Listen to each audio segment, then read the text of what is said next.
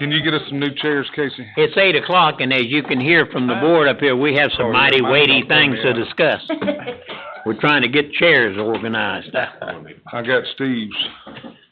But we'll call it to order. We'll have the invocation and pledge of allegiance, and Commissioner Mizell will lead that off. If you'd like to join us in the invocation, please feel free to do so. Lord, how thankful we are to be able to wake up this morning and enjoy the gift of life that only you can bestow. And how grateful we are to be able to walk freely in this nation because you are the divine author of our liberty. We ask that you bless our time together, grant us wisdom, discernment, and empathy during our deliberations, and let us seek to do that which is right by you. Amen. Amen. As we stand for the pledge, if you'll face the flags behind us, we'll face the flags behind you. I pledge allegiance to the flag of the United States of America and to the republic for which it stands, one nation, under God, indivisible, with liberty and justice for all.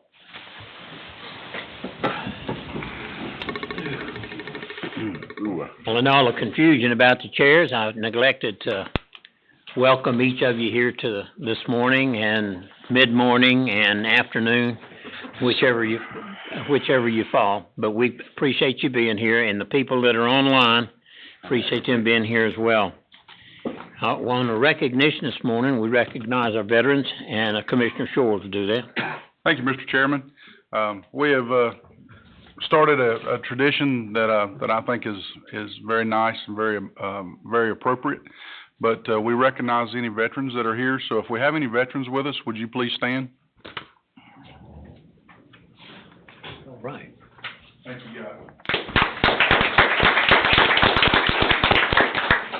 I think both of y'all have a veteran's pin already, but if you don't, I'll be glad to give you one.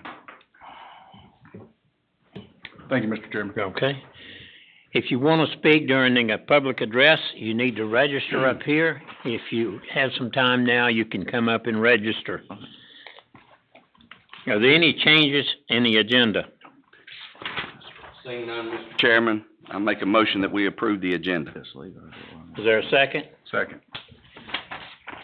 We're going to do a voice vote on the things instead of clickers, right? Mm-hmm. So, all in favor signify by saying aye. Aye. Any opposed? All right, carried. At least one thing, Debbie, I can't jump on you that thing. We have anybody registered to speak? No, sir. All right, we have on our items for decision and information, our deliberation is our budget workshop, and our manager will lead that off, Mr. Smith. Thank you, Mr. Chairman. It's that time of the year where we start to get serious about what we're going to do next fiscal year, and as many of you all know, what we're going to do for the next few years. Let me do a little couple housekeeping items with what you have before you, because you've got a lot of paper. It's the most paper I'll use in 2 years here in one day. You've got a rather large slide deck in front of you that we'll go through that's got everybody. You've got a variety of folks that'll be here today. Some of it will be me speaking, and you've got some guest speakers.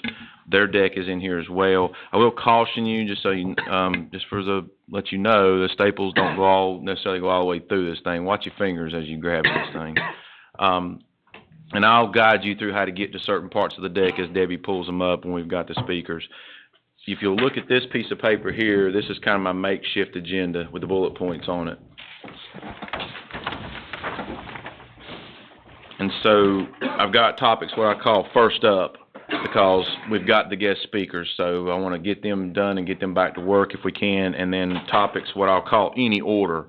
So when we get past the first part, if you will indulge me, the second part, I would like to, it's almost like a game show, pick a topic that you want to do and we'll go talk. So it's not, these things are not in any particular order is what I'm trying to say, because as you can see, it's a long agenda, and I don't know that we'll get all the way through it if we don't pace ourselves. So you pick the topics and tell me what you want to talk about, and we'll maneuver from there if that makes sense. So first up, I want to get Matt Dolge from PTRC up inside your deck. And some of these are page numbered, but you'll have to maneuver through. If you move toward about, a quarter of the way through it, you'll see a large section there that says Piedmont Triad Regional Council of Government, Debbie number 24. Keep going past that. Just keep scrolling down. All of them's got headers. Every topic's got a header in your deck that says kind of what the topic is before we get into it. And so you're looking for the one that says Piedmont Triad Regional Council of Governments. Matt Dolge is here. He's got a quick update. I think many of you know already about the transition plan for workforce development that was approved by the state at their meeting a couple of weeks ago. But Matt's also got a program he wants to talk to the board about. It's called the Home Consortium Program for Low-Income Housing. So I'll turn it over to him. Casey, do you have a page for that? It's number 24. Some slides are not. It's actually number 45. 24, Not. 24 is the audit. Right, but some of them are not labeled with the page numbers, only my slides, because people inserted things, but you're looking for this one, Commissioner Shale. We have a flyer on the home consortium thing, separate from that. Inside your packet of paper here, you've got a letter from PTRC and a memo sample resolution that he wants to talk about with the home program.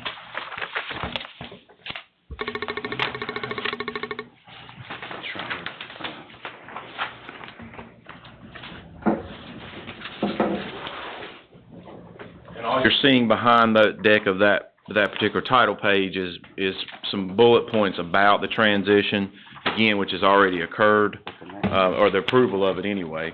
As you all know, we're working toward this summer for a complete transition.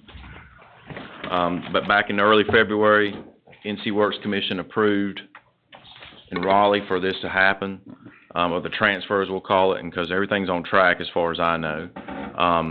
And then if you flip over the next page, you'll see the Home Consortium, some bullet points about that as well. So Matt, I'll let you have at it. Casey, thank you. I appreciate you folks having me. Looks like you have a big agenda. I'll be brief, but want to answer any questions that you have. You can tell I'm still a rookie here because I didn't get the flag thing. I turned around for the Pledge of Allegiance and everybody was looking at me back here. It's great that you have two flags, and I'm sorry that I missed that on you this morning. First, about the transition, I think things are going well. The Workforce Commission approved that the new consortium, and the governor's office signed that. I think as you were aware, because you passed or approved a contract, because of some staffing issues with your current workforce program in the county and the fact that you've absorbed some folks in the county and that some other folks have moved on, we have started with administration for your current customers, just casework on those things. I'll tell you right now, our contractor is Goodwill, and so we went to them. They're staffing that for us. Or mainly having folks still make contact here in the county, and then they'll get in contact with somebody from Goodwill by phone. They'll be offered either an in-person interview or do a Zoom meeting based on their choice, and then we're moving them forward through that process. So we'll make sure that we don't drop the ball on any of those folks as we move forward. And then we'll just start, basically we've already been meeting with your youth folks, the community college and other partners in this, and so we'll start getting serious about the transition, which will happen July 1st.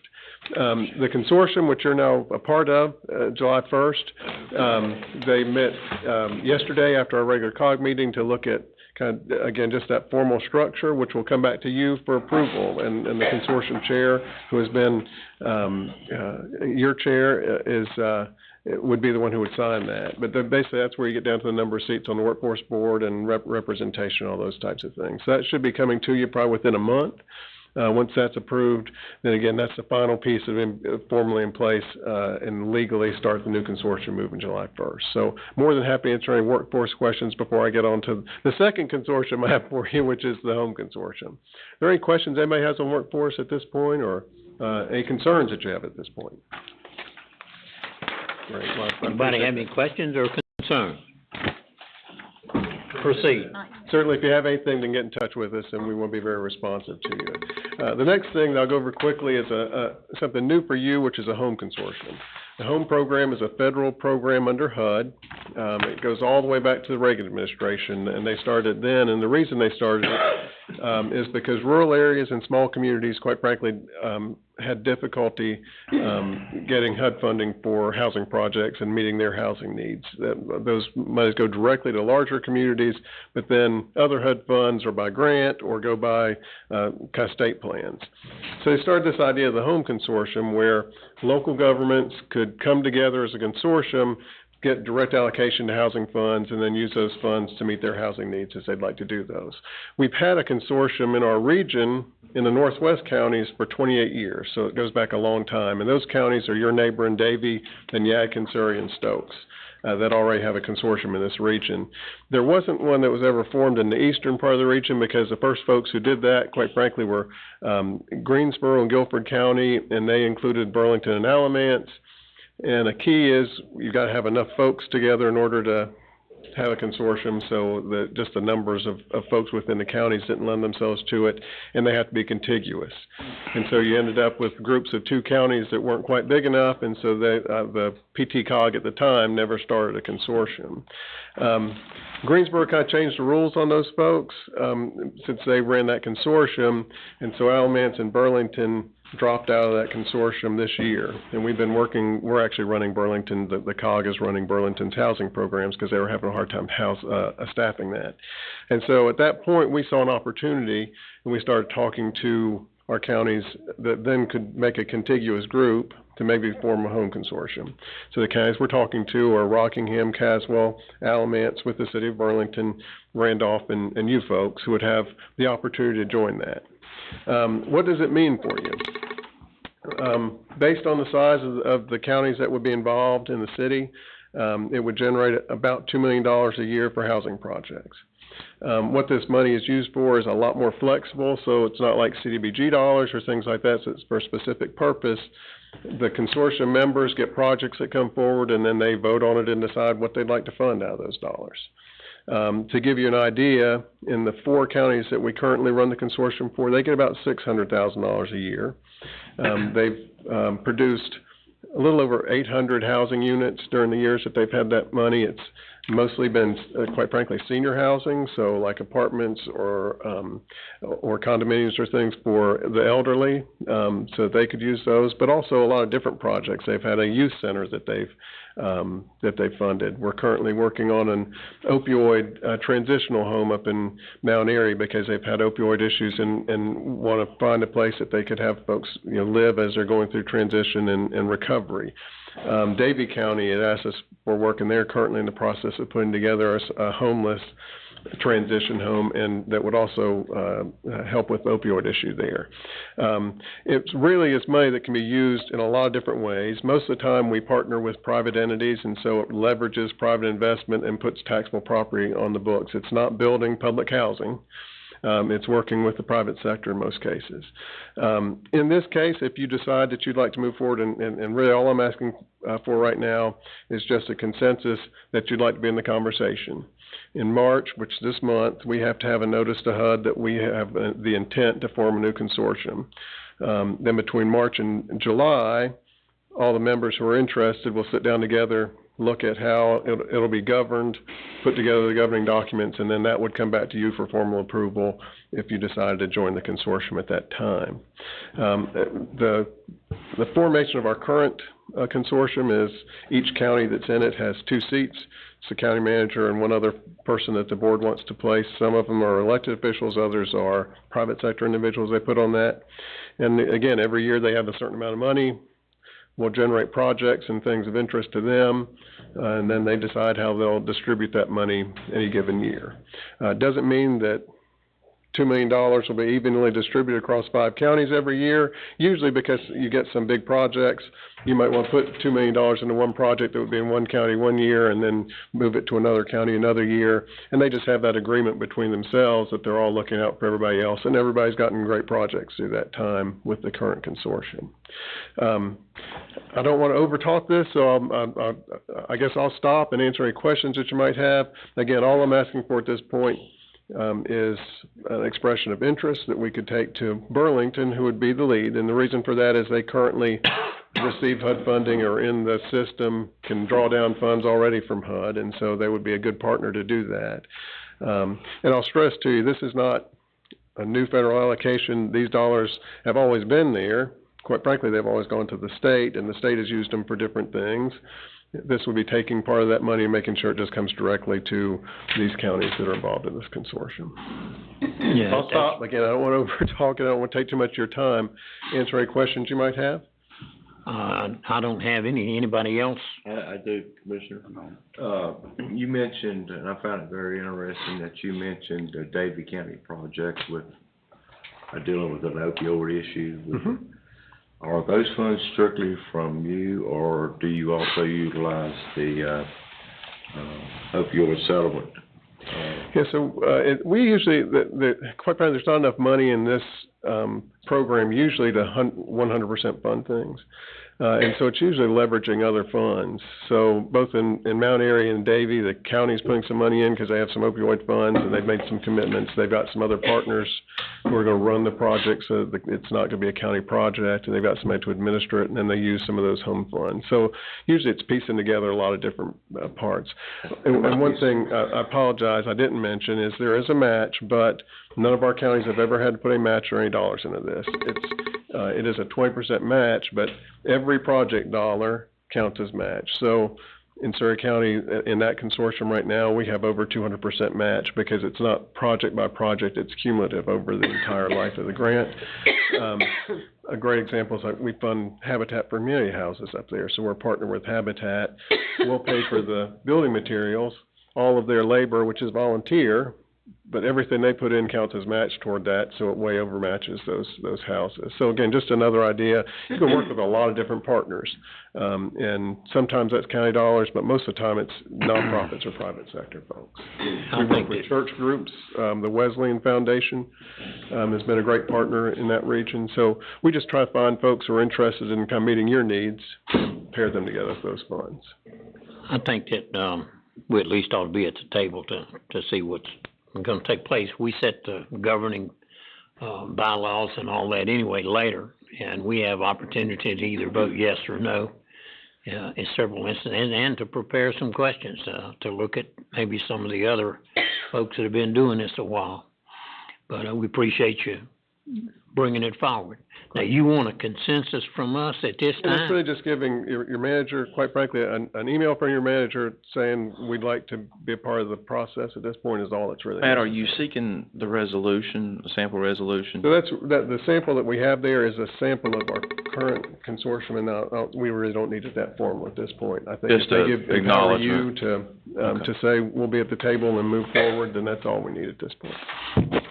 Does anybody have any objection to giving them our intent to at least be at the table and talk about this? Okay, Mr. Manager.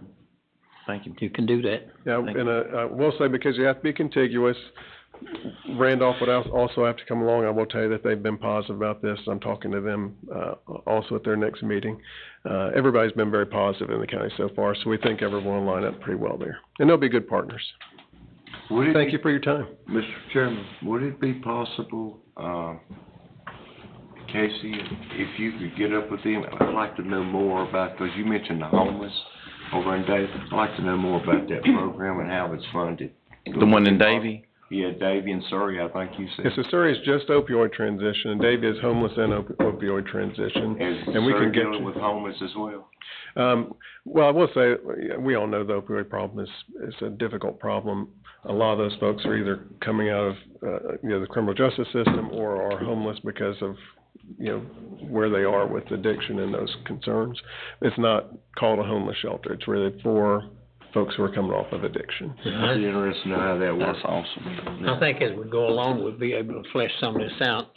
Now, I'm sure that you could bring us some examples. Yeah, we'll get you a summary of those projects, and we can get them to you, so you can all just see those and see some of the things that have been done. Very good. Well, thank you very much. Appreciate your time. Thank you. Mr. Chairman, well, the good news is you only got to flip one more page for this one. So, next one up, I've got the folks from Daymark here. Give us a little update on our, community and reinvestment funds that we received from Sandhills. And they've got their own slide deck, and I just talked to Billy a minute ago. I don't know that Heather plans on maybe going through every slide, but give you kind of the highlights of what we've done in the program thus far. Or do you want me to run? You can run the clicker. Just tell me when to go.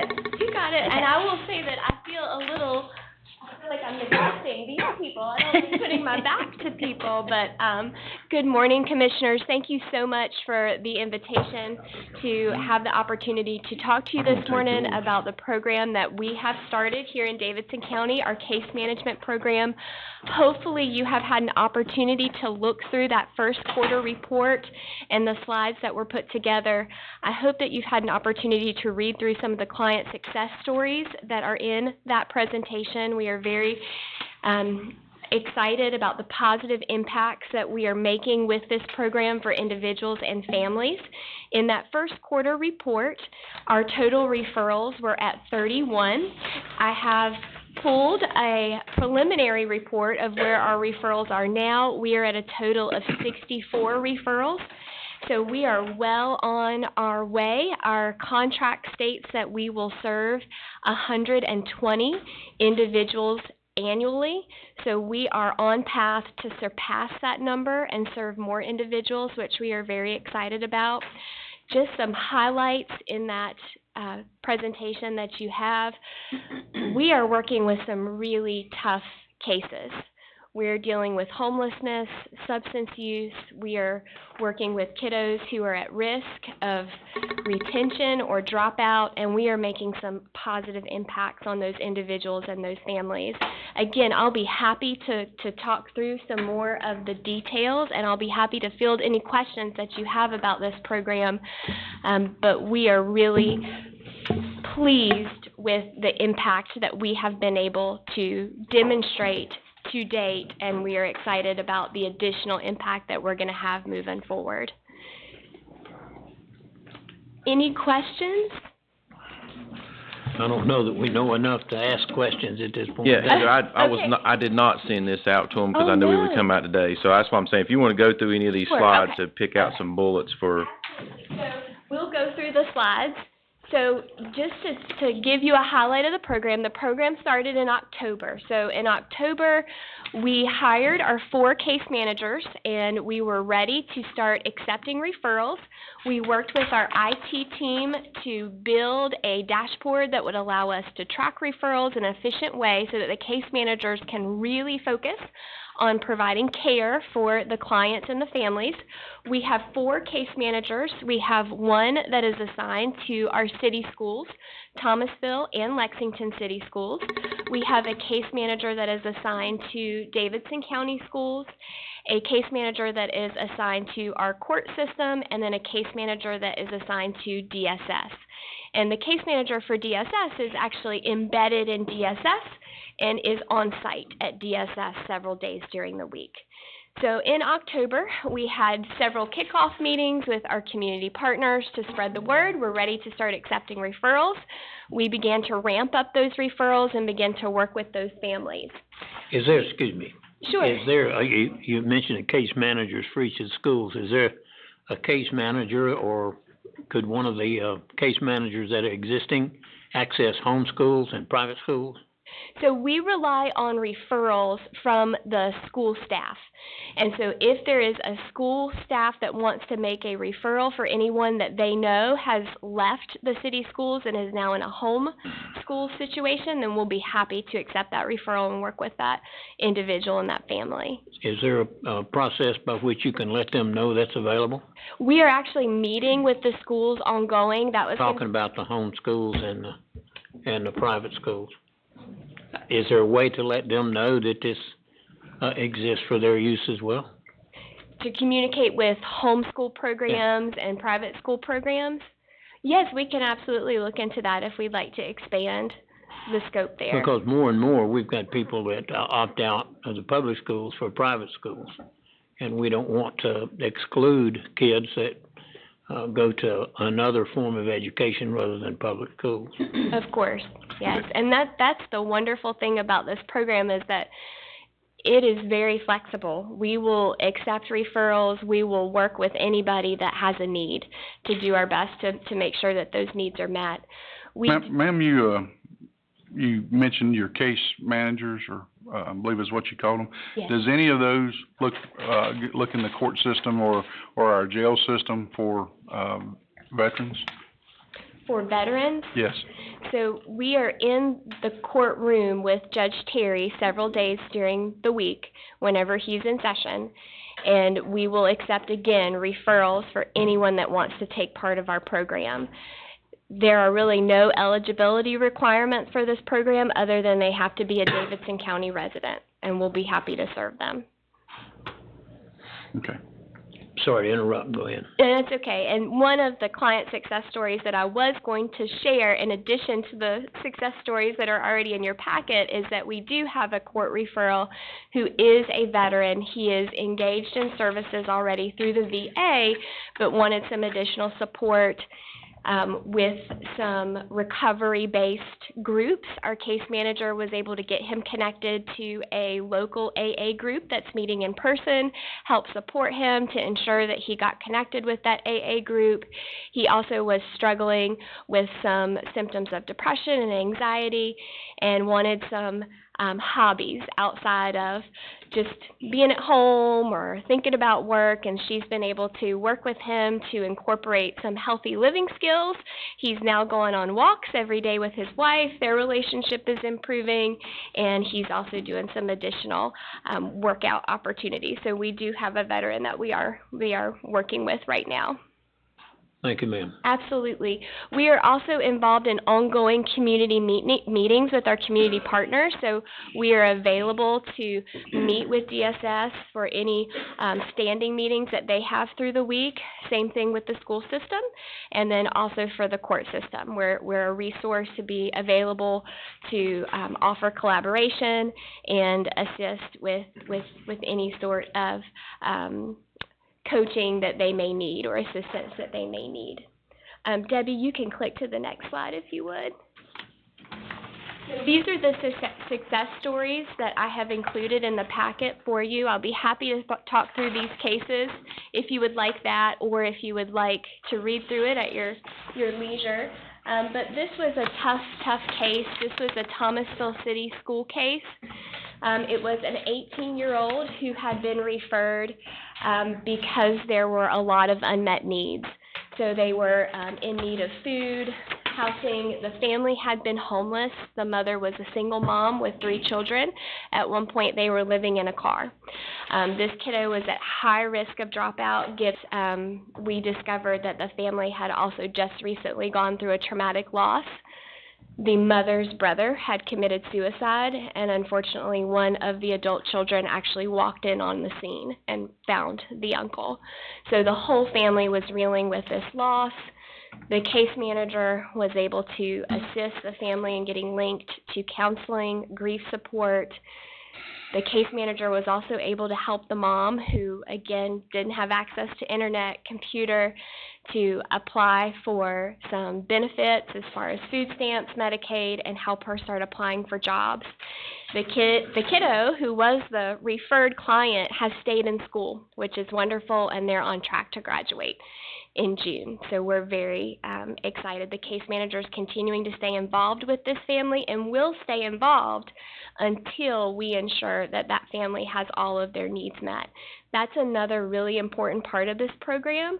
We stay involved until we know that this family has had all of their needs met and they are in a good place to be able to move forward independently. So that case manager continues to stay in contact. Do you have any dropouts from the time that y'all start to complete? And actually I have another success story that is not in your deck, but is a more recent success story. We have another kiddo. This is from Davidson County Schools. He had actually dropped out, and we were able to get him back in school, and we were able to get him connected to some additional programs and services, and I just got an update from the case manager. He has gone to school the past 2 weeks with no missed days, and for him, this is huge. So 2 weeks with no missed days, so we're excited about that. Go ahead. You can go ahead. Another success story. I could share success stories all day, but you guys can read through those if you want to keep clicking, or if you want me to share them, I will. You tell me, Commissioner. Anyone have any other questions about what she's doing through? It sounds like a good program. If you're gonna exceed the 120, are there any provisions for enlarging the program, making it bigger so you can affect more people? We would absolutely be open to that. One of the things that I will share in talking to the case managers, some of the things that we are running into is there's just things that come up that we struggle with. I'll give you an example. We had a family in Thomasville who's living in Thomasville Motel. I'm sure everybody is familiar with Thomasville Motel. Well, they were at risk of being kicked out of Thomasville Motel because they had not paid their motel bill. And this was during that time in December around the holidays where it was so cold. And so this was a really sticky situation where this family, a mom, a dad, and 3 kids was going to be at risk of being kicked out to the street if we didn't get this bill paid. Our case manager worked diligently trying to call local churches to see if anybody would be willing to pay that motel bill. We were getting a lot of no's. We can't help you with that. She finally was able to locate a church who was willing to make that donation. The case manager was able to go to the motel, pay that past due bill, and the family was able to stay in the motel without being homeless on those cold evenings. So, things like that come up where we're kind of scrambling, like, if we had funding for maybe motel vouchers. Another issue that we have is some of our school referrals for our 16, 17, and 18-year-olds. They're thinking about graduation and they want to go into the workforce. They want to get jobs, which we fully support. Unfortunately, they don't have things that are required to apply for a job, like an ID, a valid ID, something simple that we probably don't even think about. They don't know where their birth certificate is. They don't know where their social security card is. It costs $30 to get a copy of your birth certificate. Our families just don't have it. And so again, we're pounding the pavement trying to see if we can get churches or other organizations to donate those funds so we can help those kids. Mr. Chairman. Why you mentioned that, I'd like to hear from Michael Horn. Does it cost $30 to get a birth certificate? How much does it cost? Certified copy in county, $10. Okay, all right. It may not have been a Davidson. Copy's only a quarter. It may not have been a Davidson County birth certificate. It still would only been $24 if you came to Davidson County to get it. 24? Yeah, 20. Yeah. Mr. Chairman, I do have a question. Ma'am, I'm probably going to put you on the spot here, and it's not my intention, but I just want to ask this question. So, I'm a police officer in Thomasville. We had a veteran there that had a dependency issue and some issues. On 2 occasions that we were there, he was on the telephone with Daymark, and it was like speakerphone. I could hear the lady telling him that she couldn't help him because he was inebriated, drunk. One, is that the case? Can y'all not help someone if they're in that situation? And 2, what is the response of law enforcement? What does it need to be there? How do we get those people that help? This individual wound up calling 3 times, and the 3rd time he killed himself. He was a U.S. Marine veteran, and I'm a patrol sergeant. I had my guys take him to the VA after Daymark told him that they couldn't help him. So again, I'm not intentionally trying to put you on the spot. I'm just asking, is that your policy that you can't help somebody if they're intoxicated like that? And if it is, how are we supposed to get people that kind of help? So there's a lot of things to unpack, and I just first want to thank you for bringing that to our attention, because if I don't know things like that are happening, then I can't address it. So I want to make sure that in your pack you have my direct information. It sounds like possibly this person had reached out to our mobile crisis team and was trying to request mobile crisis assistance. I'm not sure. I just know that she identified herself as a Daymark counselor, clinician, something. Gotcha. So if you run into situations like that, call me, let me know, and we'll do our best to make sure that this person gets the help that they need. A person being inebriated is not a reason for us not to be able to offer care. You also, in your deck, should have the direct information for our court case manager, and we'll accept referrals from anyone from this program. So if you see someone that you think would benefit from this program, we will be happy to accept that referral and work with this individual. If they call in to Daymark, as Commissioner Shore said, the personnel at Daymark know to make that referral? Because I think there's still a policy of Daymark that you have to be free of drugs and the reason is you have to go to the hospital to get medically checked before you can go to. So there may be there's a lot, again, clinically, and it's going to vary individually by person. You know, if this person has chronic medical issues and has, you know, a situation where we need to get them medically cleared before we could look at admitting them into our inpatient unit, that might be the case. But again, it doesn't mean that we can't help them. We're going to help walk them through that process. So we'll assist.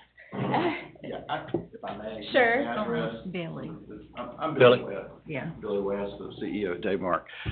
That is a lot to unpack. And one of the things I'm hearing Commissioner Shore talk about, and obviously we haven't given you this and we need to. I was just in Mecklenburg County the other day and we were handing out for law enforcement an index card. When to call Daymark, when to go to EMS, when to call mobile crisis. And we found, because we have a lot of doors, which is a good thing. You can get into a lot of ways to Daymark. The problem with that is you can get into a lot of ways. Mm-hmm. Like we're talking about a care management program, which is really defined to the school system, to the courts, but we're really talking about life-saving stuff here too, which is our facility-based crisis. And I'll give you an example of how complex it is. So last night I was up till about 10 o'clock with 4 different referrals getting into our crisis center. We have 111 beds, 16 of them are here. I had someone in Davidson County in the city of Lexington unable to go anywhere because they didn't have transportation. Our only open bed for them was in Iredell County. We had just put 2 people, the last 2 beds in, and we had worked with them all day.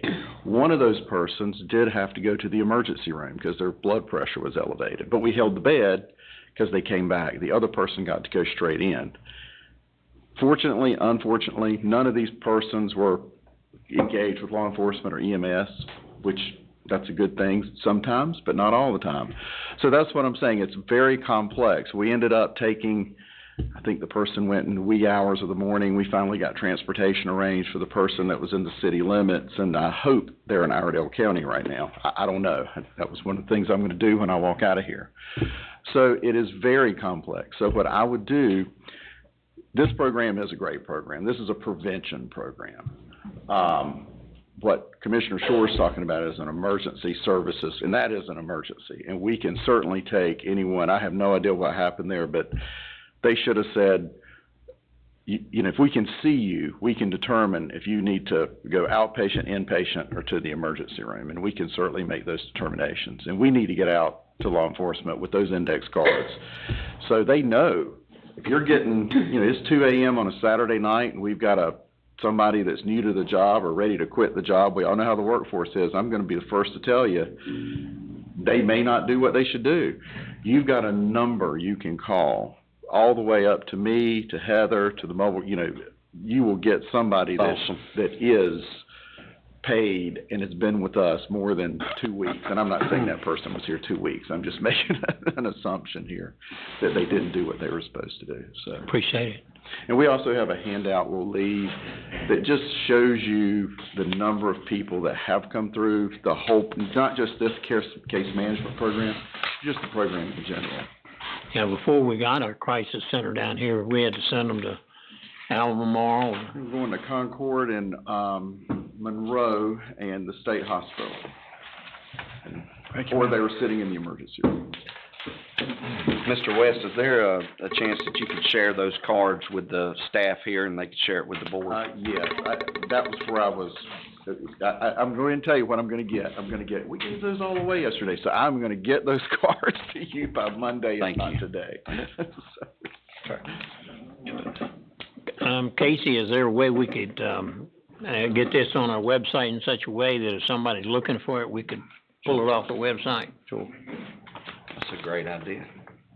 Either through veterans or health or something. Yeah, this just isn't about us. We see a lot of people that don't go to us, that go to, maybe we're full, maybe they are a veteran and they prefer to go to the VA. And the other thing about veterans is interesting, since we have Sandhills as a payer now, it's so much different. Veterans, it was very difficult to get the veteran insurance to pay us. I used to say, well, it has to be Wednesday on a full moon, and everything, a certain temperature for the VA to pay. But it got down to, and we had a lot of veterans come in, and not just our clinic here, but all the surrounding clinics. And what we had was Cardinal saying, well, you have to deal with veterans insurance. Well, veterans would come in after 3 p.m., and you can't get authorizations after 3 p.m. And the VA doesn't accept anyone after 3 p.m. in some cases, but not all cases. So it was always confusing. With Sandhills now, it doesn't matter. Are you a citizen of the county? And they work all the other stuff out later. So that is a big change for us, which is a good thing, because we don't have to worry about what your payer source is. We just have to worry about, do you need help? Are you willing to get help? And are you a citizen of this county or a surrounding county? So. Appreciate it. Mr. Chairman? We got a veteran officer here. You want to clear that up or add to that? Very simple. Thank you for you. Very recently, the VA has changed the rules and regulations about veterans in emergency crisis. So if you're a veteran and you're having suicidal thoughts, things of that nature, you can go to any emergency room or medical facility, and they will, obviously you need to notify the VA within 72 hours, but they'll cover all the cost. As long as you have an honorable, anything other than a dishonorable discharge, straight to an emergency room, and they'll take care of it. Okay, thank you. Thank you, sir. Can I ask him a question real quick? And Casey, you may remember this. A while back, we had a situation where our EMS could not transport to the VA hospital for whatever reasons. Might have been because of the benefits had been approved. And was that not changed now? As long as they can transport to the VA, Alton may be able to answer to this too, as long as they file within 72 hours. The 72 hours is only going to cover the cost of the emergency care.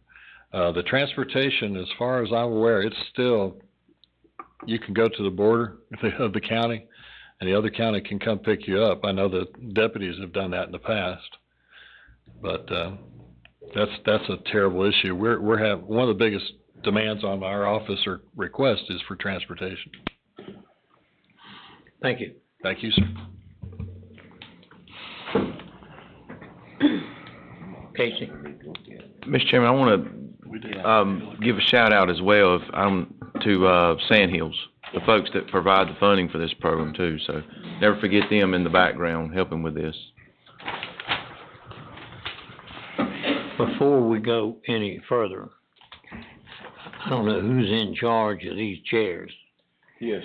But we have to do something with these chairs. I suggest we all pile them out up front and throw gas on them. This chair here's not. But every time you lean back, it pops and, it squeaks and everything else. Surely we can afford some chairs.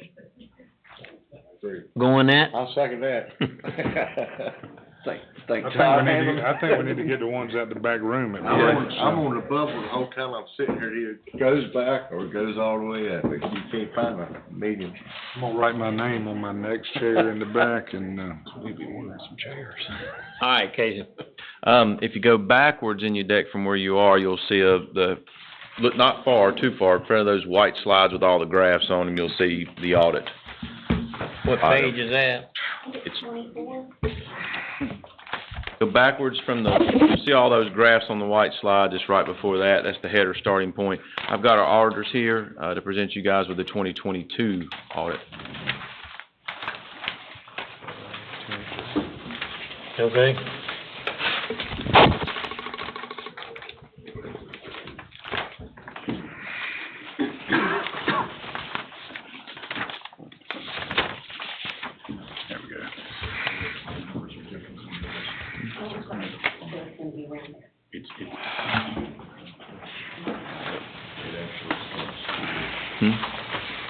Man, that's just, hard to maneuver. Wasn't it? Yeah. Oh, I It is. Need it on the computer, that's what we need is. Yeah. We can read it, yeah. I need help with that. As I tell my husband, yes, come back.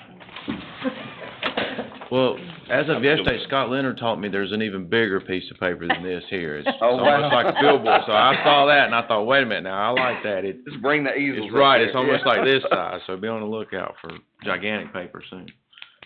Thank you, Coach I don't Anthony. know where it's I'll turn it over to our auditors. Thank you. 23. 25, Good morning.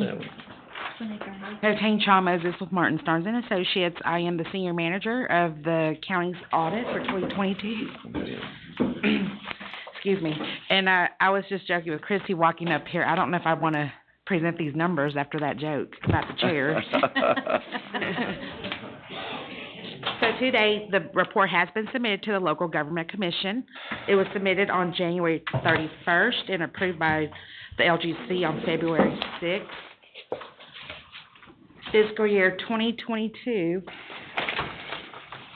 excuse me.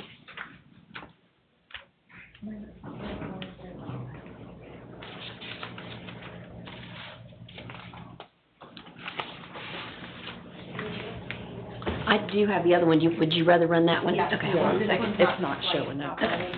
I apologize. We have a new template for the slides this year, and during one of our previous meetings, the data wasn't showing up, so I sent her a PDF version. So let's get, she'll have to get that uploaded, and I can continue. That would, which, Yes. okay. Thank you. Fiscal year 2022, we issued an unmodified opinion on the county's audit report. It is the best opinion that we can give in an audit. Basically, the financial statement numbers are not materially misstated. We'd like to thank the finance staff for all their hard work, Chrissy, and the folks from DSS and the health department this year. We had a couple grants that we tested with them, so we always appreciate it when they cooperate with us. We can get in and out and get our stuff done. So looking at the general fund at the end of June 30th, 2022, we saw revenues increase by $18.9 million, 11.72%. Expenditures also increased by about $13 million. The biggest increases in expenditures we saw were going to be in public safety of almost $6 million and economic and physical development of almost $3.5 million. The total fund balance in the general fund, and this does not include the reval fund, at the end of the year was $109 million. That was almost a $5.2 million increase from the previous year. Would you state that one more time, how much? How much of an increase? $5,174,539. Almost 5% increase. Would you all like these slides? Is it up here? I have them right There here. it is. Okay, okay, there it is. Great.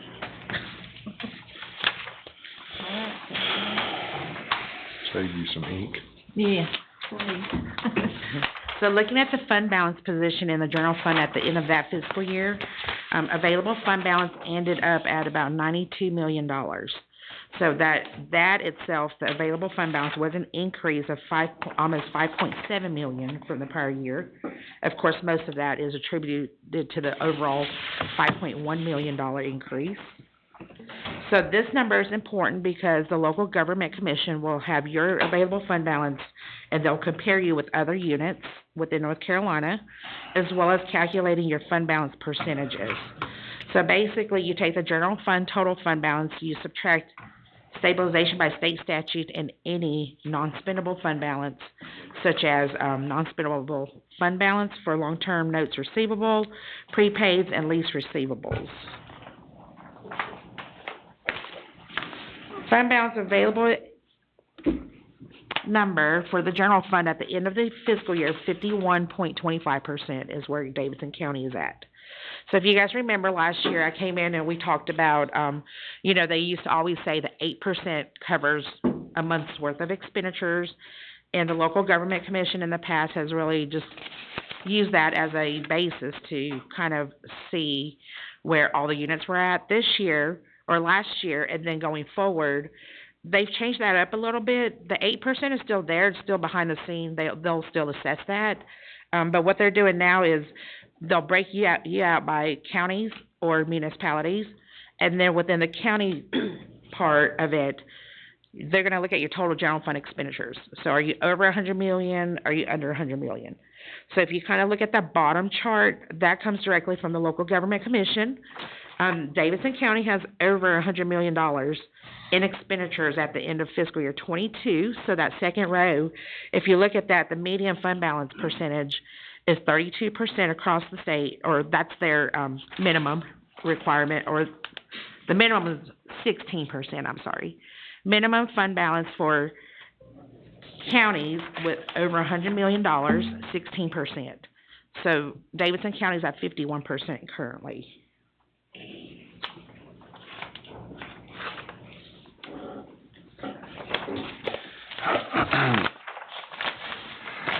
Okay, and then just a comparative average for North Carolina counties with population of over 100,000 and above.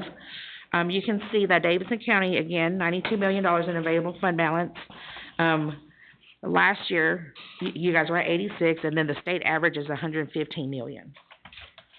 The percentage, state average is 44.89%. The county's at 51.25%.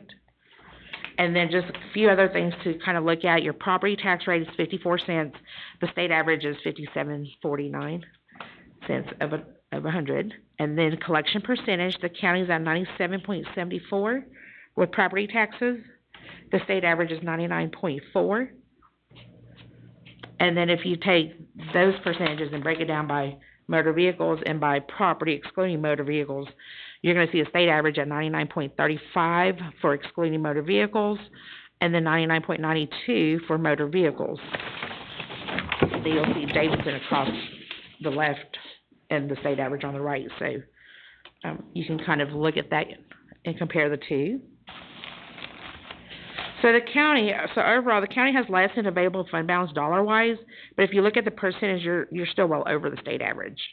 And then your tax rate is less than the state average, but the overall collection percentage is about 1.66% behind the state average only at the end of 6/30/22.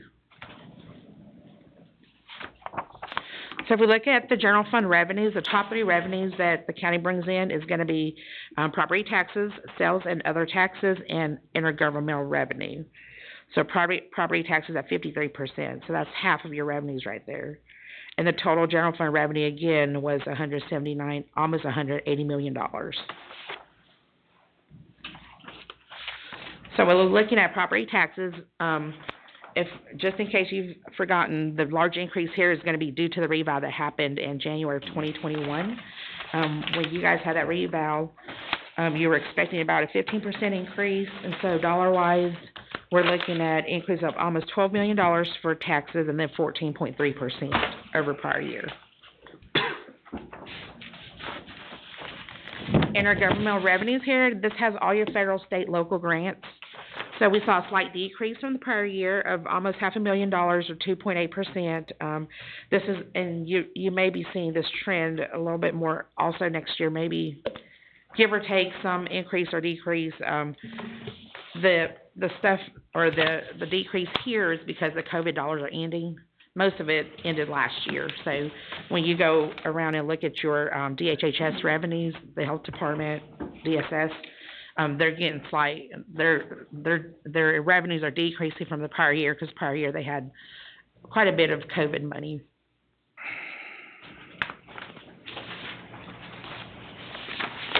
And then if we look at your sales taxes, increase of $5.6 million overall. The quarter cent tax was an increase of $500,000, and then the rest of the sales taxes is where the $5 million increase is in.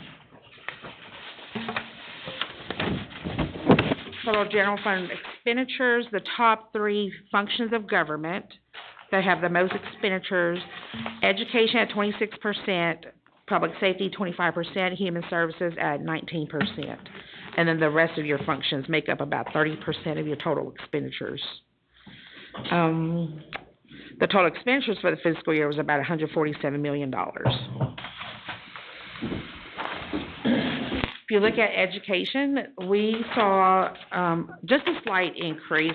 It was less than 1%, or about $319,000 from the prior year. When we look at public safety, again, increase of almost $6 million there, or 19.5%. The largest increase were in the sheriff and ambulance lines. We saw increases with salaries and benefits within those departments due to the pay study in the current year for those departments. And then in human services, increase of $500,000 or 2%. The majority of these funding, again, for these expenditures are gonna be in your intergovernmental revenue that we just spoke about. So you're gonna have federal state grants that funds the majority of these expenditures in these departments. And so it's gonna correlate with revenues. Although we still saw an increase this year, and that probably right there is also due to salaries and benefits, public assistance lines on the general ledger. The overall revenue decreased, the overall expenditures increased, but it only increased about 1.8%. The debt position of your debt, or the debt position of the county at the end of 6/30/22, the county had outstanding debt of about $160 million. The debt margin allowed at the end of the fiscal year was $1.152 billion. And then the annual debt service at the end of the year, what you're gonna pay every year going forward, is gonna be about $15.5 million. So if you look at debt per capita, the county is at 85, which was an increase from prior year. The population group also had an increase. It's at 187, and then statewide actually decreased at 169.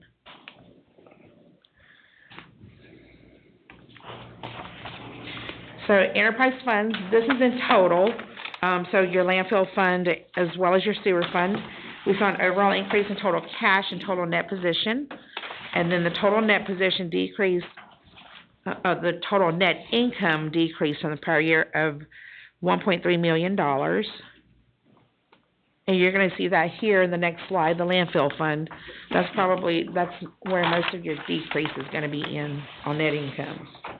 The net position increased in the landfill fund due to less expenditures, mainly in the capital outlay.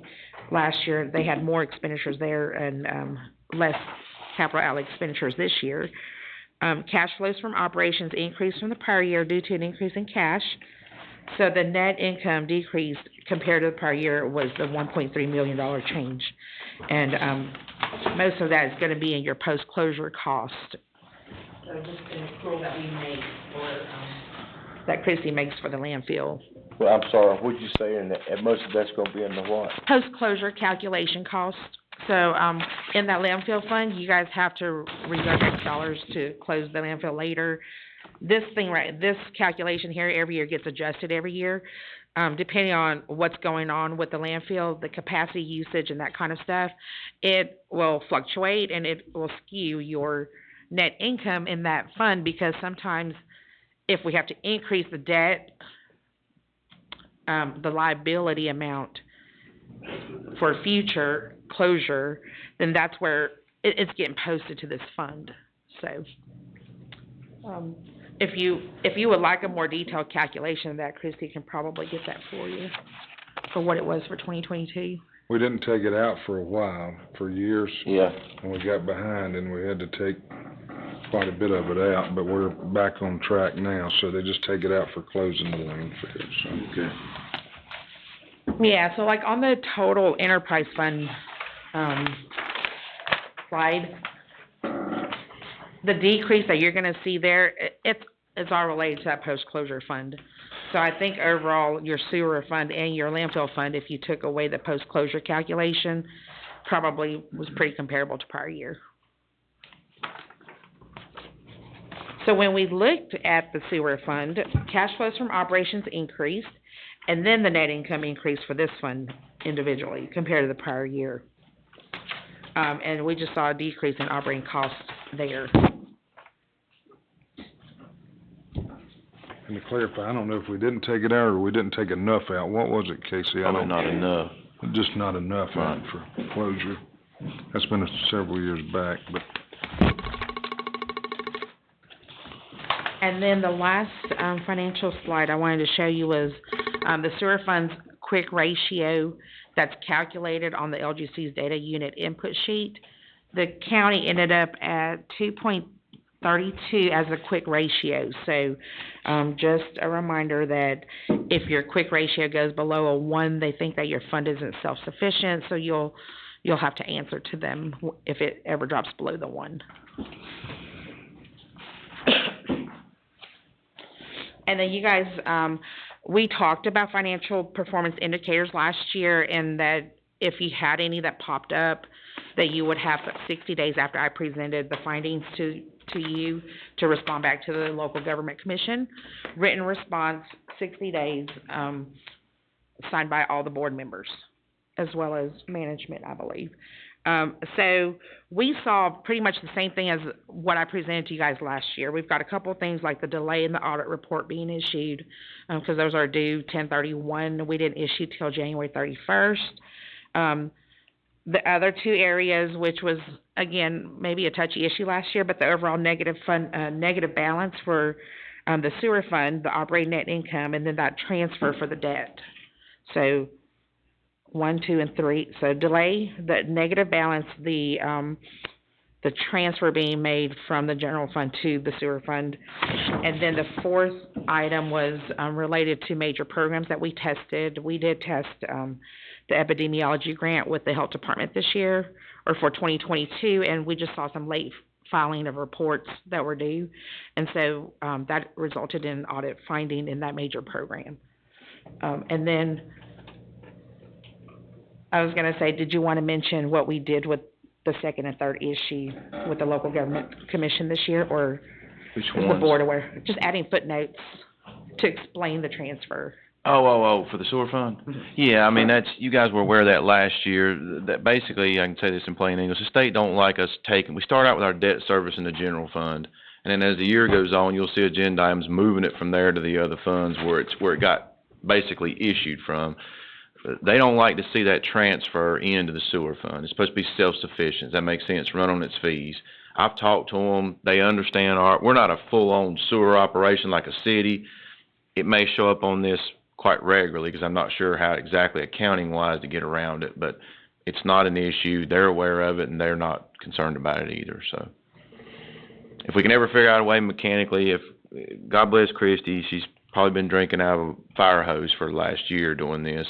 If she can take 5 minutes and sit down and think through it, maybe we can come up with an accounting way to get around it so it doesn't show up on their notes list. But it's not a financial issue, if that makes sense. Right. It pops up to the local government commission as a financial performance indicators, but after last year, Casey and us and Christy was in touch with the local government commission to explain why, and then basically what they told us this year and going forward is, yes, unfortunately, on their data input sheet, that's going to pop up every year. As long as you're making that transfer out, it's going to show that every year. And so they did tell us that when we submit that data input sheet to them, just make a comment out to the right to explain to them that we have added a footnote to the county's audit report to explain the reasoning for that transfer and to indicate that it's not for operations. It's old school sewer debt, so you wouldn't want to start it in the beginning of the year in the sewer fund and have the fees those people pay for that debt. It got issued in general obligation for the counties. That makes sense. All taxpayers are paying for it. So that was my argument to them. It starts in the general fund, then we transfer it. So you don't want to start it over in the sewer fund and have the fees that the sewer fund generates try to pay for that debt. Right. That's just a limited group of people that pay those fees. This debt was issued broadly. So they understand that. It's just a note thing and a kind of a mechanical thing. Yeah, I was going to say because it did pop up and we don't, they have several staff members at the local government commission, and I don't know who reviewed your report to approve it versus who's gonna review, the written response to these financial performance indicators. So I would say when you respond back to them, if you'll just remind them that we've added a footnote into the audit report to explain that. That way they're not going around and around in circles. Yeah, I wouldn't say completely take it off your response, I would still Right. include it. Right. Yeah. Right. The state's been a little bit more restrictive with everything, including increasing our finance director's bond $1 million, like they have all through the state, so they've really ramped down. That's a great point. You're right, because one of the things they're doing behind the scenes is actually making it more cumbersome on local. We're reporting on things that they used to do. That's right. Because they don't have staff, now local governments are doing it. That's So right. Right. it's yeah. a lot more into it now is. than it ever has been. It's one of the reasons why the filings has been late. You know, we've changed, we lost Jane after 30-some years. God bless Chrissy for hanging in there with us and going through this, because That's right. it's hard. It's But we're hard. here now, and she's done a good job. But that's just kind of the way things have gone in Raleigh, so. Thank you, Christie, you've done an excellent job. Thank you. Absolutely. And I ask you one question, I'm sure you covered it in here and I just missed it. But what is the percent of fund balance to run local government, and how does that compare to counties our size and to Yeah. the state? I don't have specific counties this year. I think in the past I've printed something for you guys showing the specific four other counties. Mhm. I do have this right here. So yes, the county's at 51%, and then, again, the way that the local government commission is doing, they wanna make sure you have at least 16%. So I don't think you'll have any issues there, but the comparative slide, which is slide 7, you're gonna see the state averages, or the state average of fund balance available is 44.89. 44%, 45%.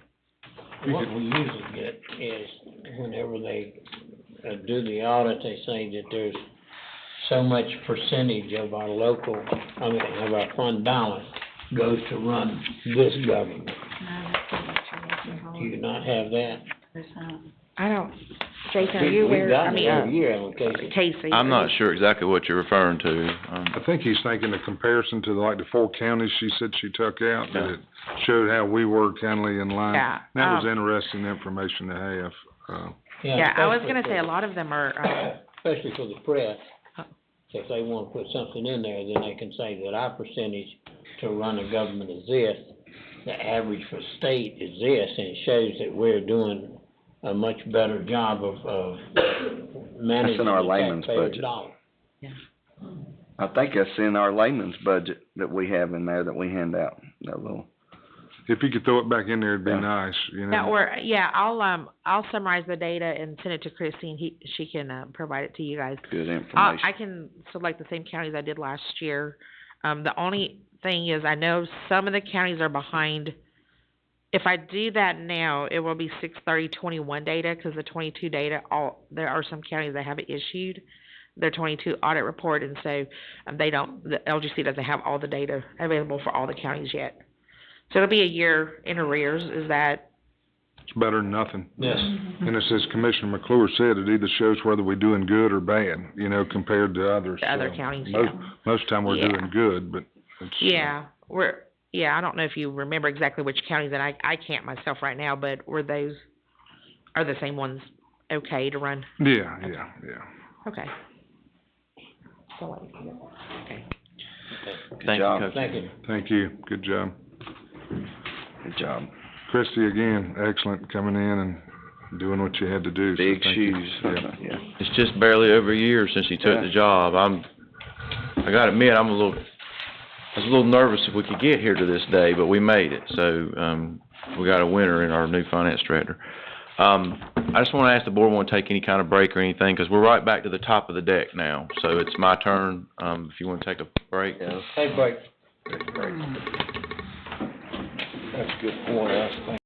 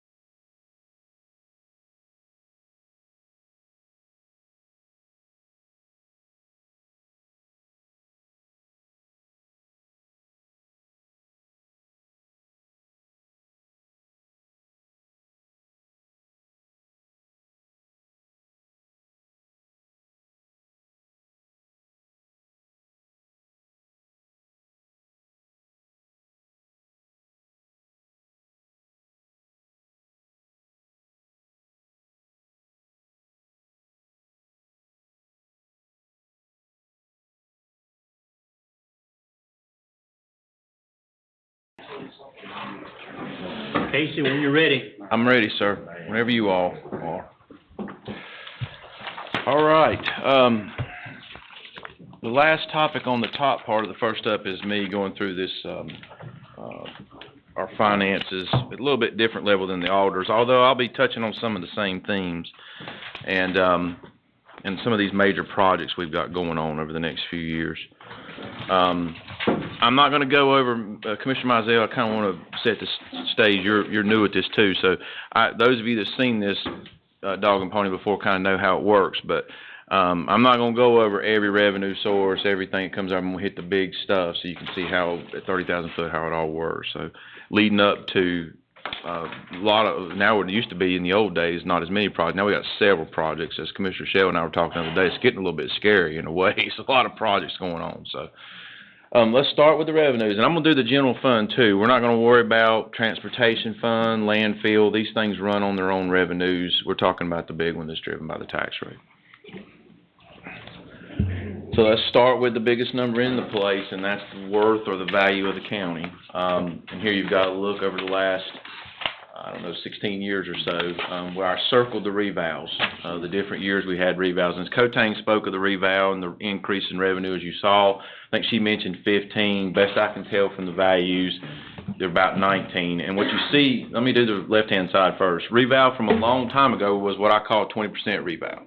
It was back right before, it was done right before things got bad, before 2008. By the time I got here in the middle of the screen, 2015-16, we had basically a flat reval. Didn't have much growth. We didn't lose. I think we thought we may have shook out some other things, but we kind of just flattened out. As you move over to the right, we basically had the same type of reval we just went through that we did in 2008, timed at a market when it's on its more or less ascension. And we'll talk about revals later on in this little bit of a deck here. The green is the budget, and so you see you do have gap, and I put Edgar on top of that. You can see the orange little pieces on top of those blue bars. I mean, that's Edgar's piece of the total value of the county. And we'll talk about the difference in the gap between the budget and the actual as we move toward this thing, because there are funds available and there's funds that are earmarked to be used for things as well.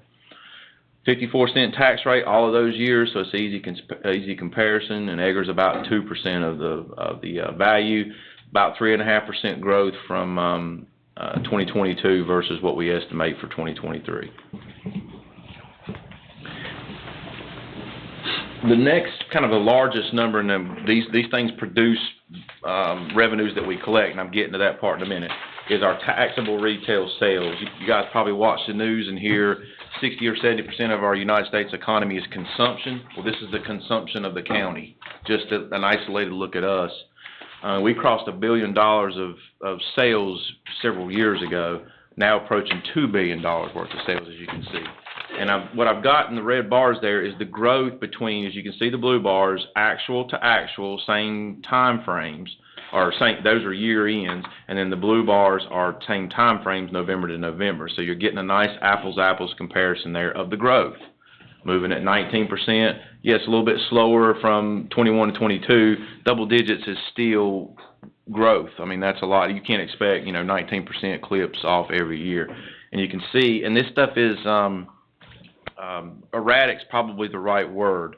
Sales tax is based on human behavior, people going out and spending things, and that behavior changes.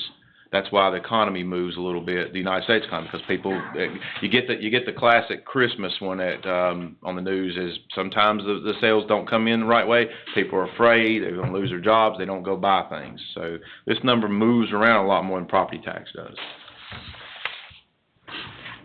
Another kind of a gauge of our local economy, and that's kind of what these teed up slides are, is our building permits. And this slide is almost utterly amazing. I mean, you can see from 2008 where we had dropping down right at the crash in 2009, and look where we're doing in permits today. So that growth is outstanding. And then you see just in the last recent years, 32% increase in permits. So just a tremendous growth. And Edgar is a piece of that as well, as you see in the footnote in the middle.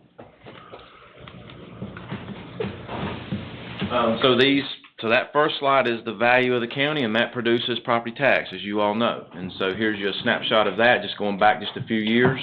Because you got revals mixed in there, it's not much sense to go back to 2008 and take a look at it because it moves around based on that.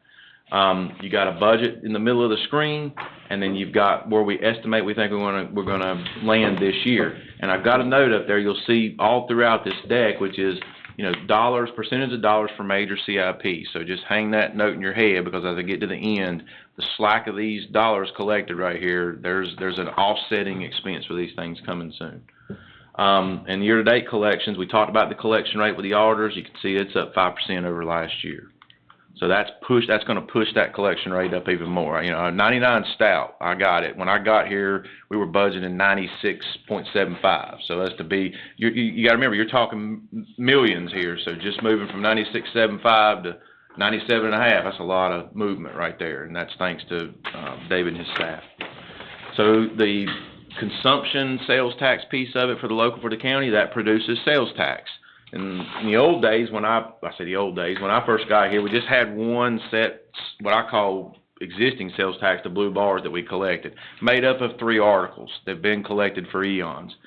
Since I've been here, we've added on a local option sales tax, Article 46, and the state gave us what's referred to as an Article 44 sales tax.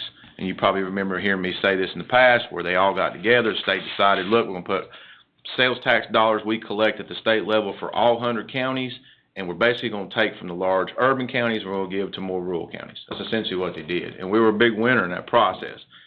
What they said was, we'll give these funds to the rurals, but we're going to have some stipulations. Economic development and education is all they can use it for. So you'll see that theme as well. Those are the smaller colors. The orange is the 44 and the gray is the 46. And so we try to take all the 46 funds and apply it to the schools and the community college, because that's when we went to the voters and told them, look, we'd like to have this tax to build Oak Grove. What we also said was, as we pay off that debt and increase if you pay debt, it goes down, but you're still collecting at the same rate. If there's slack, we will provide that into capital. That's what we do. We take any slack, we try to move it over to the school system. You may have something come, but you may remember this. Several of you were still here at this time. About a year or so ago, we had community college come up here about a roof project that we ended up giving them. At that time, what we thought we was going to overcollect in that year in Article 46. So you see what I'm saying? If we've got slack, we just try to move it over to them. In the 44, we have a choice: economic development or school systems. And so sometimes you'll see me move those funds into economic development reserve. Edgar's starting to come forward with some of their larger incentive payments kick in now. These are big dollar amounts. In other words, they're paying big taxes and they're getting some of it back. So, you know, we have to have funds in reserve. Essentially, if you don't, you're going to your fund balance to pay it, because there's no budget for it. So we take it from here. And you can see the estimated slack again, percentage of dollars for major CIP. Just keep this in tally in your mind. From the property tax part, I'll go back just a second. You see 19.9, you might as well say 20. And over here, let's just say 14.5. So $35.5 million, a lot of money, but again, I'm going to show you where it's going to go here in just a few minutes. In our office, and I learned this in 2008 when I worked in Wake County, we were flat-footed when the economy fell off. Of course, I think probably most people were.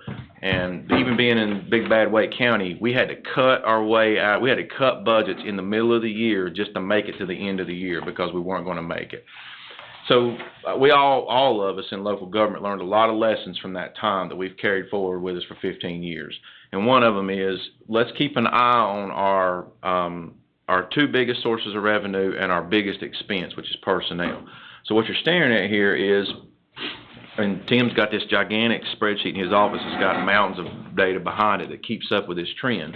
We take the previous year, every year you stop at June 30th and you land on an actual. You actually collected this much property tax, you actually collect this much sales tax, and you actually spent this much on your personnel. And we take that number and previous years that we've had, we can see backwards, 3, 4, 5, 6 years. And we start to build, the blue bars are the budget, the spread. We take the next year's budget and say, historically, this is the way this money comes in, or this is the way it's spent. The green line is what actually gets booked month to month to month. So on these revenue sources, you want the green line above the blue bars. That means you're over collecting. That's a good thing in this case, because if you're under collecting, as you probably well aware, you got a problem. You'll see the opposite of that on the personnel slide in just a second. So you see a dip in the sales tax, that's refunds for nonprofits, collection's still up, and then as you can see, the big blip over here to the left-hand side on property tax, we collect majority of our money before December due to the early paying process. That's revenues in a nutshell. Now the flip side of that, where does the money go? Well, back to this concept again. Biggest expense we have in the county is on our personnel. So in this slide, you want the opposite. You want the green line to go below the blue bars. In other words, we say this a lot in this room, lapsed salaries. That's how you generate it. If the green line's going above the blue bars, we're still paying out personnel to work here, but we don't have any money. So we're going broke slowly but surely, month by month. And again, you can see why we build these slides, because if we do, or we have this in our office, we can see problems coming. We don't want to be flat-footed and go, we got a problem, we can't make it to the end of the year, and realize that in April. We'd rather know that in October or September. You can see the year-to-date actuals, the budget, what it was last year, what it is now, and what the estimated vacancy savings is, or lapse salaries at this point. The two circle pieces are the 3 check months. That's why they're higher bars. I'm just answering stuff I'm pretty sure you may be thinking. On the bottom left-hand side note there, you see every year, and we talked about this as well, when we build this budget, we start in the fall. We start our process usually around September, October. We go through our office and load all the personnel into some places where the departments can get their hands on it in January. So we're working up to January. And we're already leveling out line items and trying to put budgets back to where we do now is build the personnel, what we call zero base it. In other words, we build it. We put everybody's salary in there. We matched authorized positions because only you guys can approve positions, so we know exactly how many's in there. And then we put everybody's salary at that moment in there. And then we do what we call a vacancy rate. Our bigger departments, DSS, Sheriff, EMS, Public Health, they don't stay full, as you guys are aware. So we've got positions in there budgeted, but we take what we call a hedge bet, not being aggressive, because again, once you fill them positions, then you got to back out of that number. So we just pull the number down a little bit. Budget full, but pull it down and say, we think we're going to have, as you can see, I pulled out $1.8 million, or estimated about 40 positions, and that would be vacant for a whole year, right? Some of these positions are coming and going. Somebody's coming in, works a month, leaves, 6 months. It generates a little bit of money. I'm estimating 1.8 for 40 positions for the whole year. On the right-hand side, there's a glimpse in your general fund of how many vacant positions there are against them authorized positions. So we're at about 15%. In the old days, when the economy when you have this labor market problem, we probably hovered around 7 or 8%. So it's essentially doubled. I can go ahead and tell you from looking at some of my neighboring counties, and Tim has it, we didn't bother to put on the screen, this 15 is about normal. And we've got some at 12, some at 15, some at 18, so somewhere between 10 and 20 is where most everybody else is right around us. Nobody, well, there might be a couple counties maybe below 10, but most everybody's in double digits these days. Struggling to find help, just like everybody else. The second big expense, and the key driver of decision-making for these projects, is the debt service. Just like your house, I'm sure you have a mortgage, you've got things you got to pay, that's your debt service, this is ours. Blue bars are debt we've already got to pay. Some board eons ago already approved it, it's already on the books to pay, you can't do anything about it. Oak Grove is the orange piece, that's already on the books as well, but I just color it orange so you can see it. And then the green piece is the new things that we are, at this point in our lives, we can control. We haven't made a decision about the detention center yet. I'm not saying we're not going to. I'm saying it's not formally been approved, budgeted, sold to debt, and moved on. So you can see what the green piece adds up to. Right now, the way we've got this thing spread is, and we'll talk about this in just a minute, we're planning on putting a substantial amount of that cash you just saw from them first 2 slides onto the detention center later this fall. As essentially a down payment, like you would on a house. So you don't have to borrow so much. Commissioner McClure loves to point this out in those audit slides. Our debt position is really low. We don't take out a lot of debt in this county. And so to keep that trend going, I think it's served us well financially, because I know some counties who over-leverage And once you over leverage, this eats up your general fund budget. Your decisions of what you can do in the general fund go to zero. So to keep our decisions options open, we've always relied on a lot of cash, the cash to pay for things. And if we hadn't had the cash, we traditionally haven't made as many moves on things. And so I'm sure, again, that's just an approach we've taken philosophically. But you can see where the debt bar tops out at about the 16, and then it takes a roller coaster plunge because the blue bars are just falling off. If you remember from the audit slide, we basically got $160 million of debt we got to pay off. That's not, over the years, that's going to trickle down dramatically. And right around the 27, 28-ish, and even 29 time frame, you see how much lower, you end up in 29 essentially cutting your debt position in half.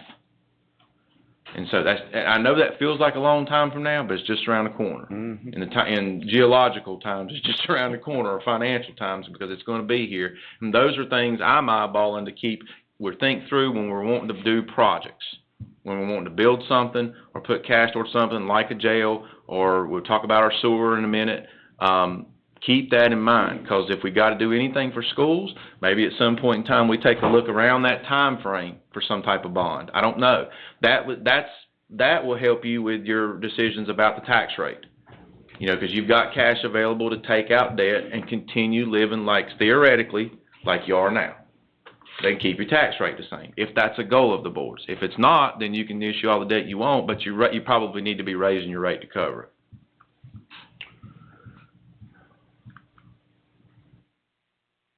So that's this year. Anybody got any questions? Let me do a quick snapshot of next year. So let's start on the revenue side. And I've got the big box circled there for the changes and the notes on the side. I'm not going to go over every note. I'm just going to touch on some of these.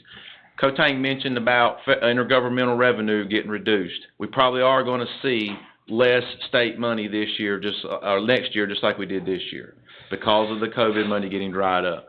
So these are estimates, by the way. These are not in stone. This is just kind of when I started in the fall, this is where I kind of landed. We're in the budget process now with the departments, and I'll go ahead and tell you, we're already $7 million upside down. That's a large number. That's before the schools even submit their budgets. So I've got to trim $7 million down by May. And it's March. But at this point in time when I made these numbers, you'll see in a minute, they balanced. So this is what I call the base budget. In other words, I'll flip to the expenses in a minute and say, these are the things I hope we can include in the budget that maybe the board is not, we're not going to argue about those things, pay raises, insurance, retirement, etc., what we're going to contribute to the schools. That doesn't count what's coming through my conversations with the departments. There'll be things be requested of me in March that I'll have to make decisions on whether or not I can do it or not, or phase it in, or a variety of things come April and May. So anyway, the intergovernmental revenue goes down. You'll see the flip side of what happens to expenses when that happens in a minute. Property tax move up 2%, $1.5 million. We're going to take that base sales tax. You remember the double-digit trends in growth? You can see I'm pushing it to 8%. Now, I've not got the double digits yet. Those of you all that know me, I'm very conservative. This was instilled in me, so this is the way I work. I'm very conservative on revenues and very aggressive on expenses. It always produces some type of hedge that leaves you the option to maneuver. So you see the Article 44 and 46, those things will push over again to the schools. I'm continuing to reduce the lottery funds. The schools contribute to us lottery proceeds to pay off some of that old blue bar debt you just saw. That's old debt. They agreed to do that years ago. But several years ago, I decided we better start pulling that down. It was about $1.6 million. When I got here, it's now down to about $1 million. Because if not, as you can see, the expenses continue to go down. But if you don't take the revenue down with it, one of these days you're going to be stuck with a hole. So I'm already getting prepared for that hole. In other words, the two numbers ought to just go away magically out of the budget together. And what's happening is the schools are picking up $150,000 or so in their lottery bucket with the state of North Carolina every year. So that helps them out as well. But it gets it off our books slower rather than me waiting 5 years from now and go, wait a minute, we got to get $1 million out of the budget because they don't need to be paying for debt for the jail. And then we don't have a way to get it out of there because we've relied on it to balance our budget. Less federal and state money, as you can see, for DSS, possibly even public health. Well, as we go through their conversations with them at the budget process, we'll see how that works. 2% growth on the PT, about 8 on the sales. Aggressive on the 46 and 44. When I say aggressive, that's the 2 sources I am going to lay into a little bit, because we know they're earmarked for things. So I don't want money sitting down falling to your fund balance, and your 51%, I don't want parts of that being Article 46 sales tax money, if that makes sense. We've said that stuff's going to go to the schools. Let's move it to the schools. Let's keep it out of our bank account, basically. We said Article 44, well, we know Article 44 can only be used for certain things, move them to them things. We know we're going to be paying incentives out, we could be, we don't know. If they come, they come. If they meet the investment, they meet the jobs, move some of that over to economic development reserves. Now you've got the ability to pay those things. Register and deeds and inspection revenue just continues to go because of the economy.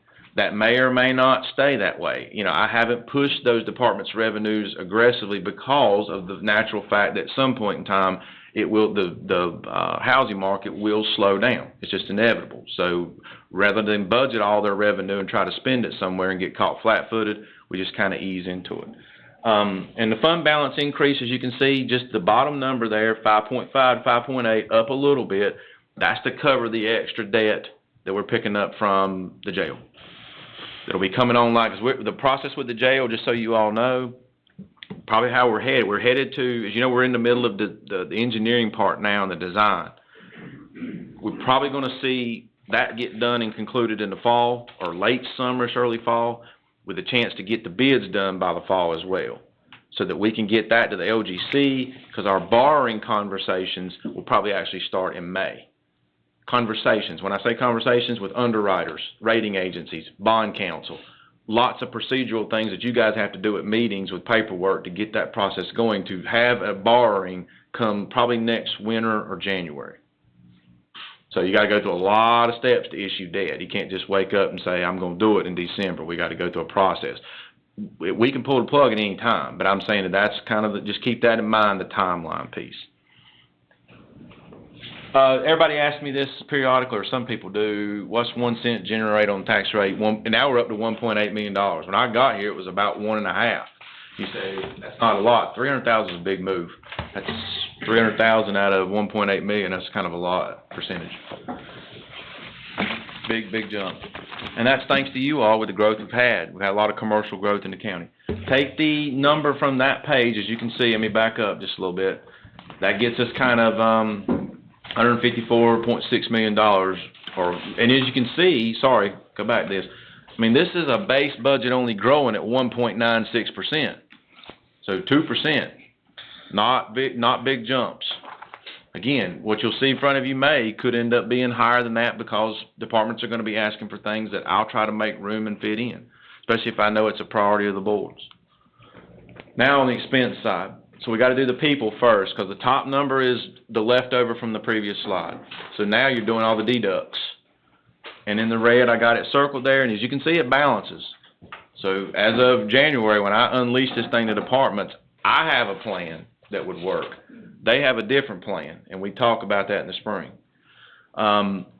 We do this with the base budget. You can see the negative number there. You may say, what is that? You got the salary calculation ability now, thanks to the pay study that was approved in July. You've got the ability to slot people in. We've got people coming in that sometimes get slotted in with experience that made a little more than the person that was in the job previously. Sometimes it's the opposite. It's a newer person and a very tenured person left, and you invert that. The result of all that moving around, basically flat on the base. $300,000 out of $52 million is flat. So you got increases in group insurance, very slight. You all know how that works. We're a self-funded plan. We're self-funded plan sponsors, so we pay for this thing ourselves. We're essentially our own insurance company. It's all driven by claims.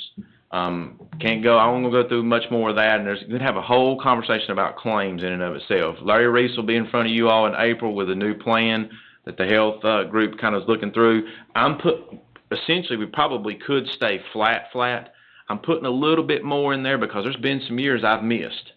I didn't go as hard as I should have gone. The claims were a little harder, and you had to go in your reserve inside that fund to pay the claims. I didn't want to do that anymore. I didn't want to run it down, so I kind of just said, all right, I'll keep putting a little bit to it.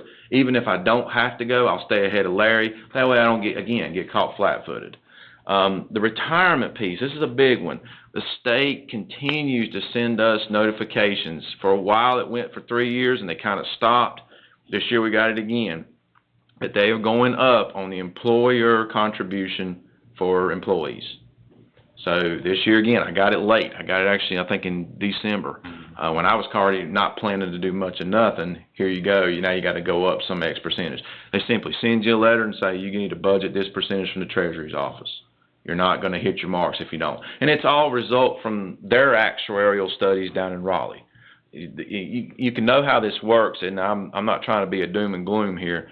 The retirement system, which is one of the most solvent in the United States, in North Carolina, but it's driven by the employees and their contributions.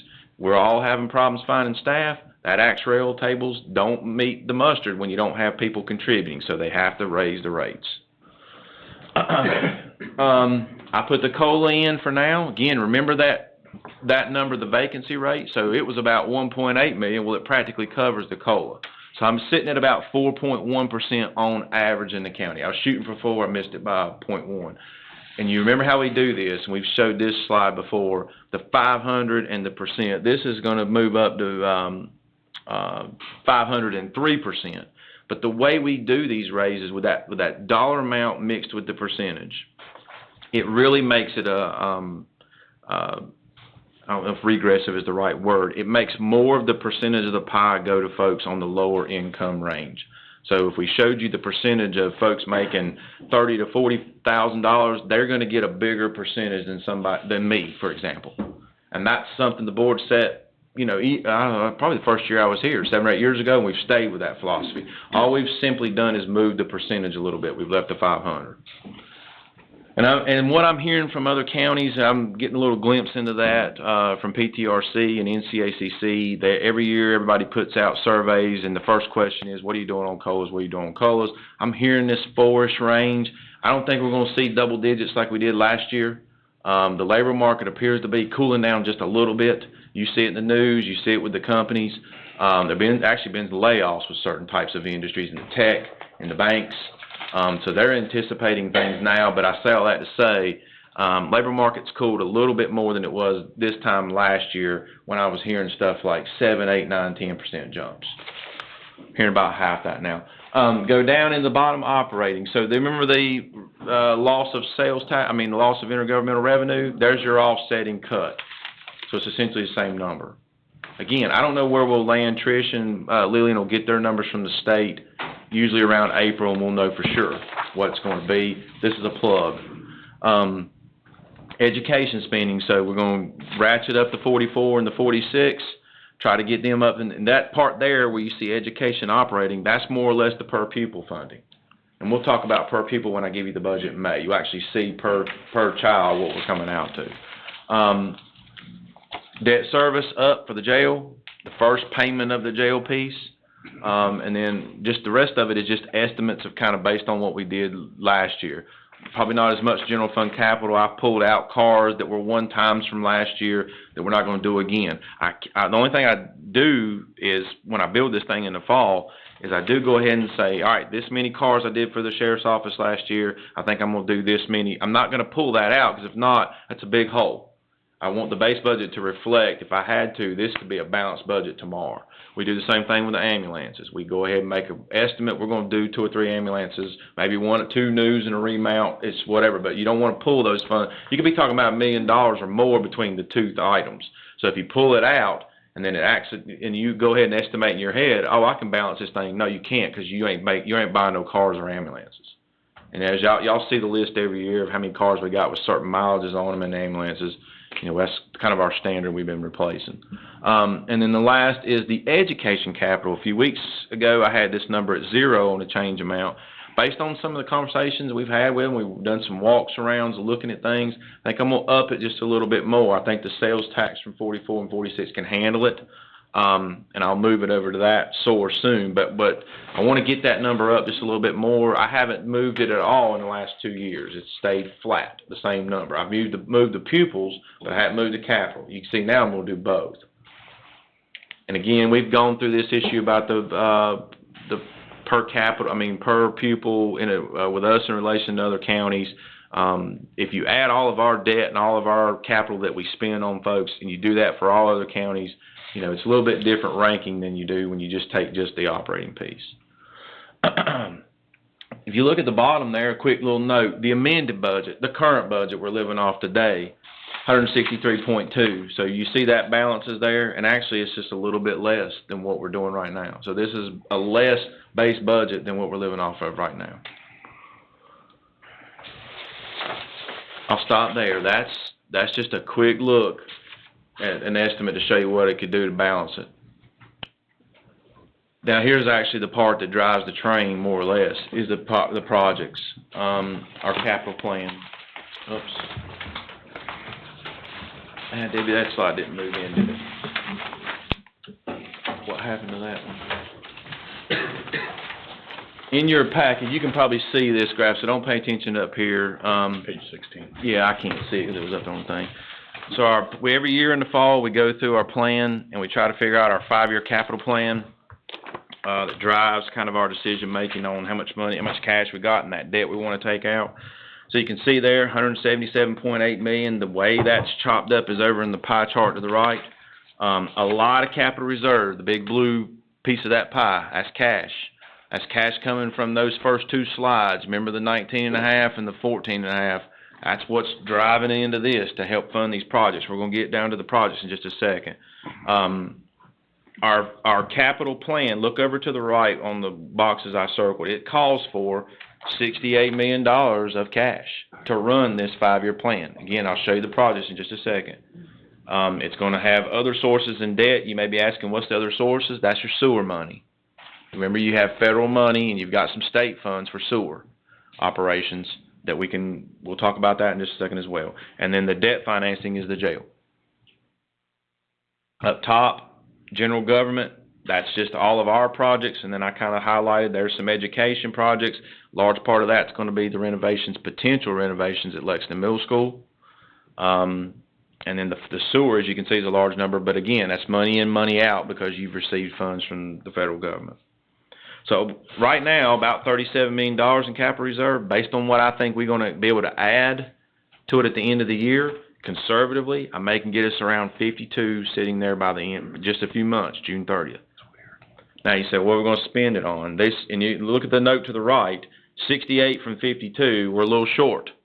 We're a little short right now. This plan's 5 years long, so you've got time to cancel out June 30th for 2024, 2025, 26, 27, 28 to add to that. So it's short, yes. It's not what I call a fully funded plan in year one, if that makes sense. Flip over to the next page.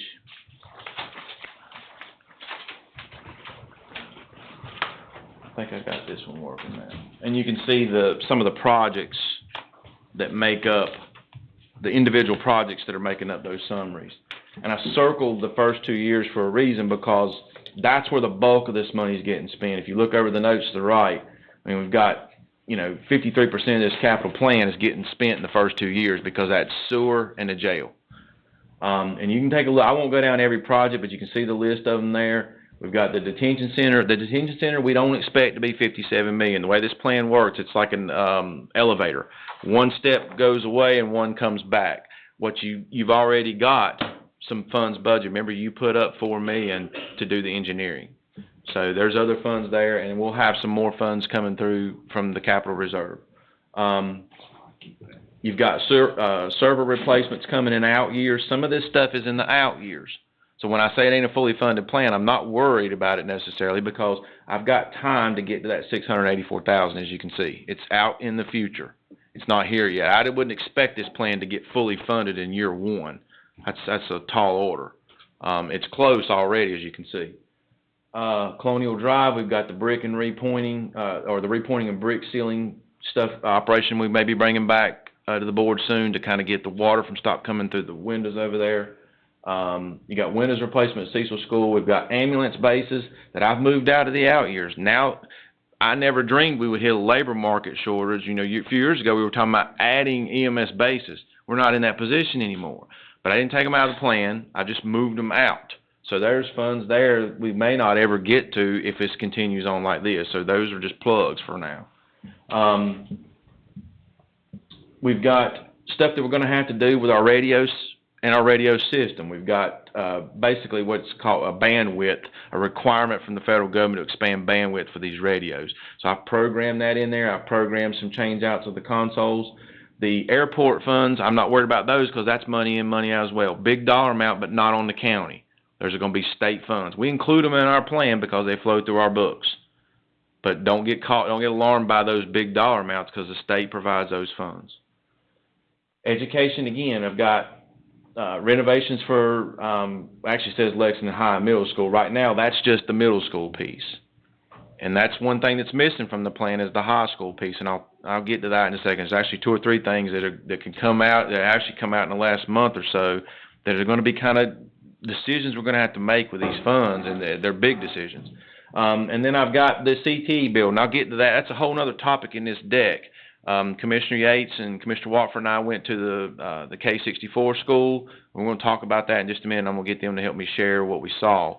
But if I went ahead and programmed this into this plan, if this was something the board wanted to pursue, you need to see what it does to you in terms of your cash position. You didn't need to wait to make that decision later. You need to know now. And then, of course, the sewer, money in, money out. And remember the sewer, I want to touch on that just for a second. It's so important, so important.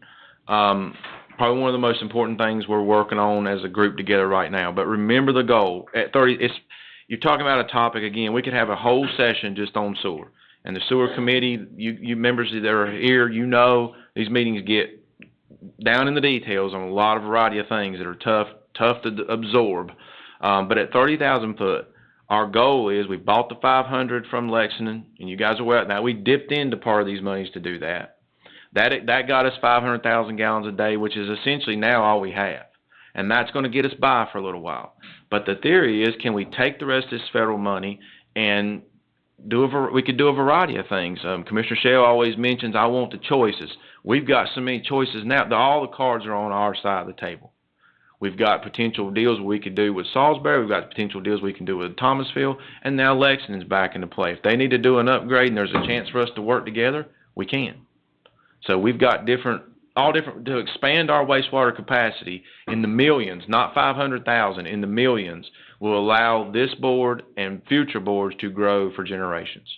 And that's the best you can ask for in any community. So here's the stuff that's not in the projects list. I wanted you to see this slide because the plan's not even fully funded, but there are other things being requested of us. And just look over to the right. Our plan's $177 million. There's $75 million of future county projects from that table to the left. There's $196 million more of school requests. You add it all together, it's a $450 million request line for projects, of which right now, as you can see from the previous slide, we got $52 million. So the two numbers will not go into each other correctly and won't work. So at some point in time, we're going to have to have conversations about a bond or something of that nature. But I like you to see that debt bars because you see now your window of opportunity if the tax rate is a goal for you to keep at 54. If it's not, if it's something you say, we're going to have to issue that debt sooner, Casey, rather than later, no matter what, that's a conversation we'll have. But you know your options now. You know where you're sitting. When you take everything that we do, you take all of that I just told you, paying for debt, paying for people, paying for schools, saving money for projects, everything that comes your way, getting letters from the Treasury's office to put away for retirement, and you add it all up, and you know the revenues you're collecting, and you say, I'm going to put it all basically like one big stew. Where does that leave me, Casey? What does my tax rate look like? What does it do to my fund balance? This is essentially my best guess of what it'll do. Cotain spoke of the 8%. I'm starting from the top left-hand side. 8% from the state, that's their recommendation. I'm going to call it a recommendation now. They're backing off the whole concept of it was a mandate, but now it's a recommendation. So our local policy is 18. And if you remember from her slide, the recommendation for 100,000 population above was 16, so our local policy is essentially the same thing. We're at the 51 1/4. The only thing this does not include is saving, it's a whole separate fund with a separate conversation, is opioid funds. You can see the note at the top. We got notified of some more settlement money. We're gonna talk about that in the deck as well. So now we're upwards of $22 million to be spent over the next 18 years. Completely separate fund, completely separate rules. We're not gonna intermingle that in this conversation, but I do want you to be aware of it. My unknowns and what's driving everything financially is what is the economy gonna do, which none of us have a crystal ball, but we do have tools, as you can see. Hopefully we can see things coming. If we see a bad time coming, it'll reflect in some of our charts that, hey, this don't look right. We ain't collecting as much money as we used to in this. Why? It could be the economy starting to go down. I mean, Joe Silver used to always tell me, you want to get a glimpse of the economy going down, watch the cars that we collect in taxes. People buy less cars, the economy's starting to get bad because people don't want to buy things. So I just always took that to heart, and we keep a watch on those numbers. Federal and state money, that's another one. I don't know what Raleigh's going to do, particularly when it comes to Trish's office and Lillian's office. I don't know. We won't know. We never know till April, basically. If I continue to save, I put that note over there, a conservative estimate. If I can save another $22 million over that 24, 25, 26, 27, 28 range, I think I can keep the fund balance at 50% or above, which is kind of my personal goal. But if not, the chart reflects if you can't save any more money and we only do those projects that are listed on the page, we probably are going to start eating in the fund balance, because remember, we got to staff the jail, which is going to be a big dollar amount. And so we'd have to clear the debt bar roller coaster hill, plus staff the jail and do it in our existing 54 cents and probably weather in some reserves to get over that hump. So that's what the chart reflects, is sitting at where I think you're going to end this year, 53.5.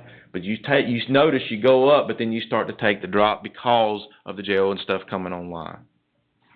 Let me ask you a question. Do any of these numbers include projected earnings from Nucor or Project Gemini? No, not Gemini. And Nucor, as we've talked about before, I don't expect a lot of tax money coming from them, because they're going to get tax breaks to the federal government for being green energy or green steel. So no, future stuff that's coming, no, it doesn't. There will be some growth. And again, I always use this as maybe doom and gloom's not the way to say it, but I always want you to see what I think is maybe the worst scenario on the planet. So, yes, I think it'll be better than this, Mr. Chairman. But I wanted you to see, and look over to the right, by the way, 37.5% fund balance to weather all that is not the worst place to be. It's not like it's, yes, you're eating into your bank account, but it's not like it's an unhealthy fund balance. I want to show you that I think there's a pathway to make it at 54 cents and get these things done with a caveat, and I'll get that in 1 second. At the bottom, you see what I assume. I assume personnel is going to go up in cost over the next few years. I don't just leave it flat, because that's not going to happen. We're going to add pay raises. We may do pay studies. You got to assume that stuff's going to move. You got to assume you're going to get more letters from the Treasury's office saying go up on the percentage. We're going to assume we're going to continue to do more per pupil funding. We're not going to hold it at zero, I don't think. So, we're going to assume we're going to do more. We're going to assume we got to build that jail and staff it. And then we got the Egger effect. For right now, it's Egger, but you're right, Mr. Chairman. Here comes Nucor. Here comes some other ones. So the Egger effect's going to grow to several of them soon. They're all contributing to raise those property values up.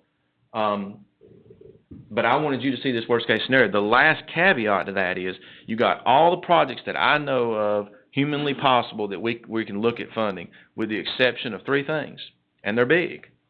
The county schools have an admin building over here that they're asking us to take a look at. The facilities committee will be over there next Tuesday.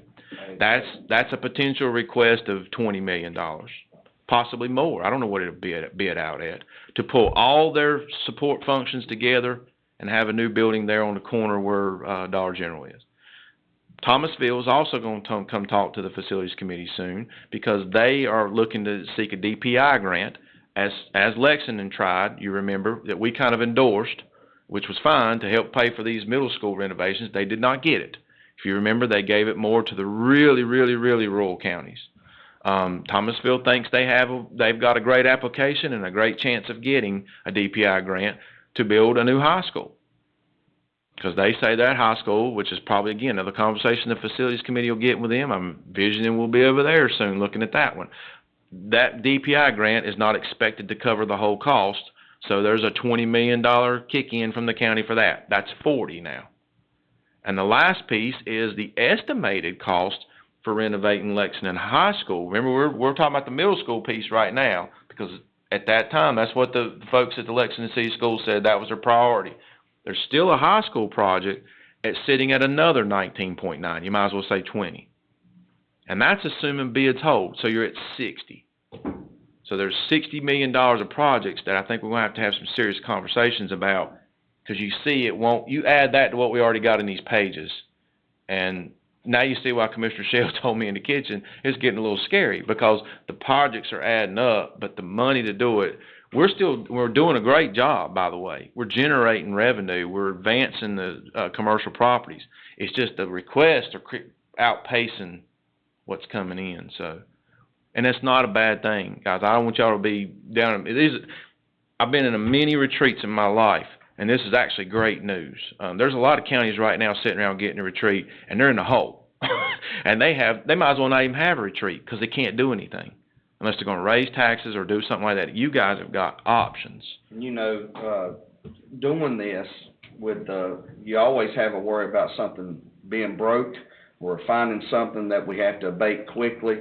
But then that, on top of all of that, is our priority as a board to take care of our employees and not just give them a raise, but make sure that our pay plan's growing and it's continuing to move. Not that we just made one change, but it's a continual process to take care of them, and that's a big burden, you know, on the board to continue to try to do that with a rate that we've had for how many years now? At least 16. 20. 20 plus years. So, yeah.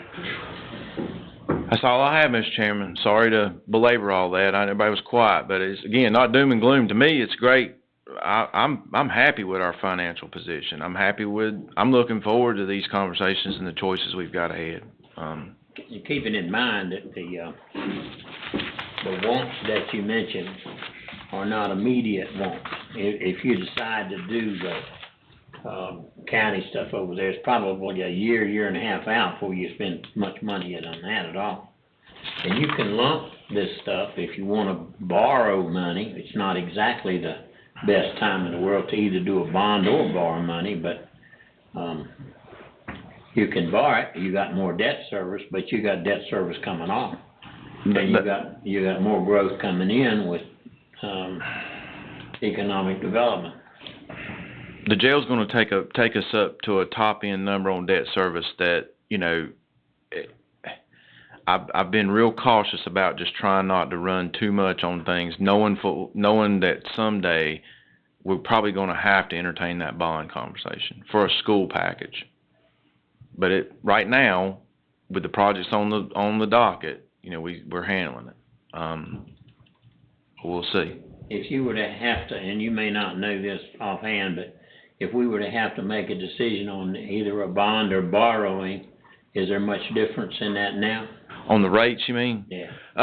Probably a GO bond would get you a better rate because it's the full faith and credit of the taxpayers. And a lot of times I've worked in jurisdictions, what we've done is announced, when you want to do a bond, you want to get way out ahead of it. And you want to start telling the citizens then, we're going to move on this. And sometimes I've worked in jurisdictions where we basically gave citizens a choice.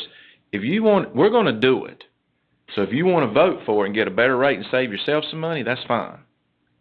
Vote for it. But if you don't, we're still going to do it.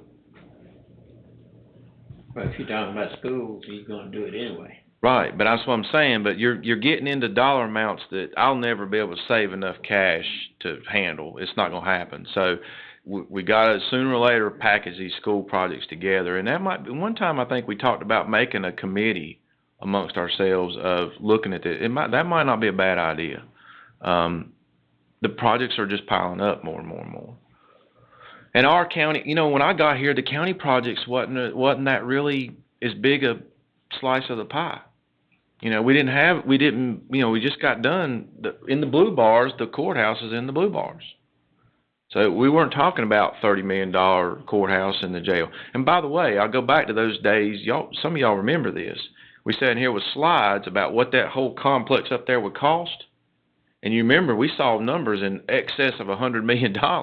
Some of y'all remember that? It ain't gonna cost that now. Now, if the bid climate hadn't got so outrageous, it wouldn't even been nowhere near that.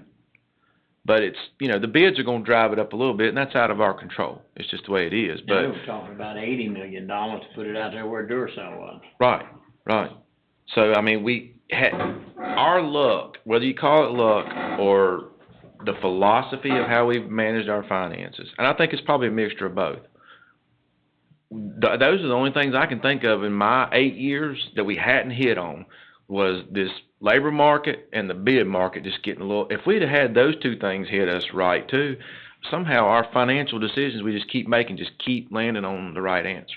Mr. Manager, I'll tell you one thing that I learned from NC State University. Dwayne Children learned the same thing, is that, maintenance in itself, and that's why they're so important. Engineering is so important in Davidson County because it's accumulative. Now, we can spend a little bit every year. We can well maintain every facility that we got. We can maintain our departments, our pay structures. We can maintain all of this stuff and keep it up every year and take that cost, and that's scary because that means we really got to make a move to do it. Or we can sit back and rest on our laurels. And then when things start to, have mold and degrade and start to catch up, now we've got all these projects to where we have to sit there and go, wow, now we got to pay for them all up front because we might not have done the maintenance like we have now. It's popping up and we got to do this. I'm not saying that we haven't done that, but I'm saying that, it's important for us to look at it in that same formation when we're looking at that budget, and that's what you've done. But now we're at a system where necessarily this board's probably inherited things that, 30 years ago started, and now we're looking at old buildings and processes and things that need to be done, like a new jail, and we don't have a choice in the matter, So it is a scary situation, like Commissioner Shell said, for us to do what's best for our department heads, support them, stand by them. But then in the end, we're here to provide a service to the citizens. So if we're going to provide a good service, they need good facilities and good, things to go by. It's not an easy job being a commissioner. It's not an easy job being a director, and I appreciate everything that y'all do. What was it we called luck the other day, Casey? You remember when we was having that conversation? Of preparation and Opportunity meet? yeah, it meets preparation, I think. Yeah. Anyhow, one of these things is luck Say because that again. I like that. if we didn't have $48 million from the federal government to expand our sewer, this county would either stop in growth or we'd have to come up with $48 million. And Casey mentioned the 500,000 gallons we got from the city. We've got one company now wanting the biggest majority of that, Majority of Mhm. That's big. And so I'm saying all that to say we're pretty lucky we ain't got to come up with an additional 50 million because this sewer's got to be done if the growth is going to continue in the county.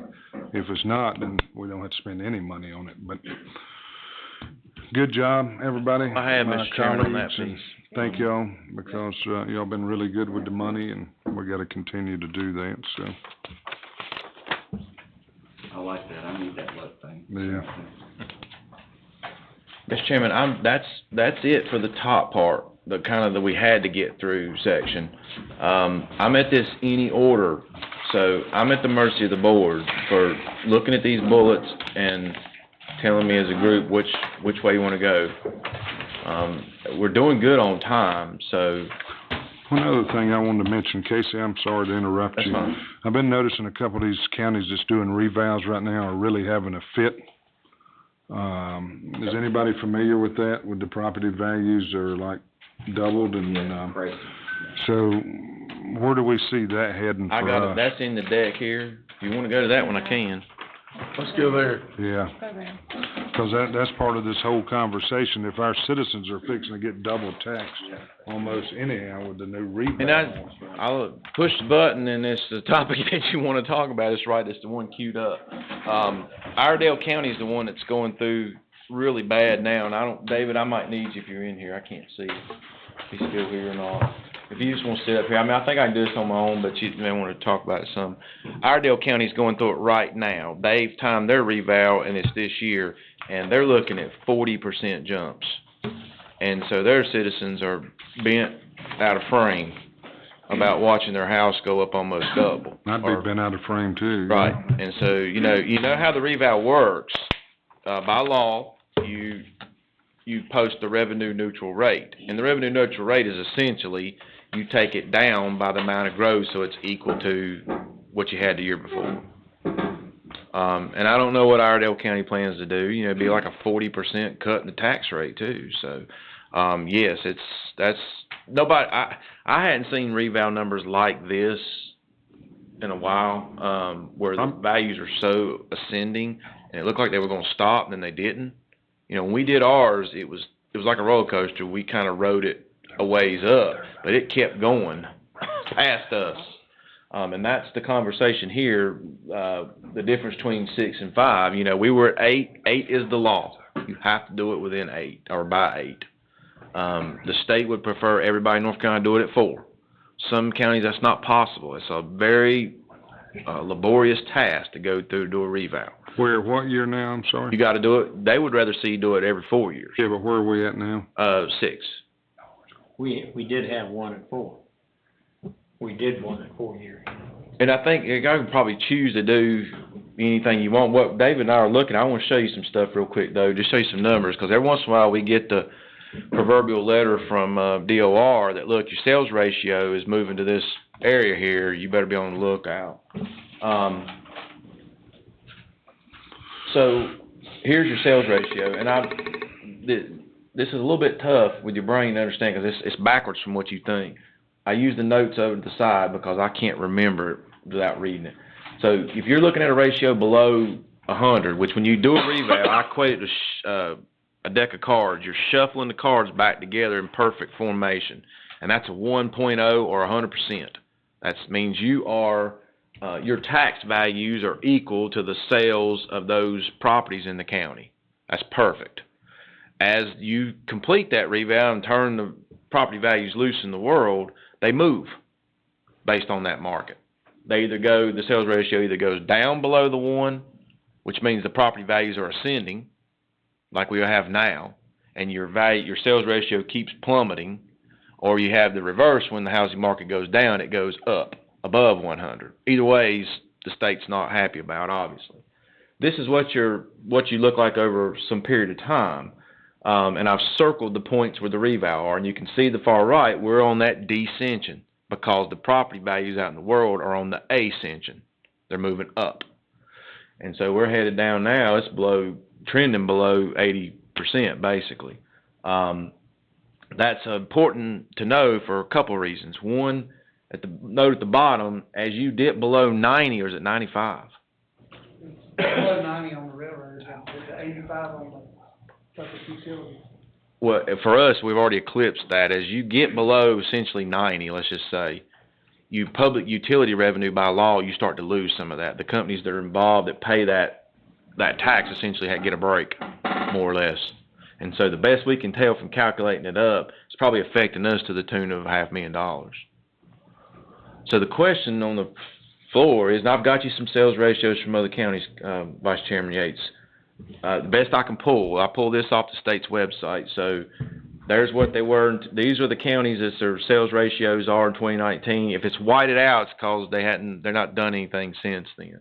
Looks like the ones that are moving in 2021, in other words, they just did their revow, kind of like us.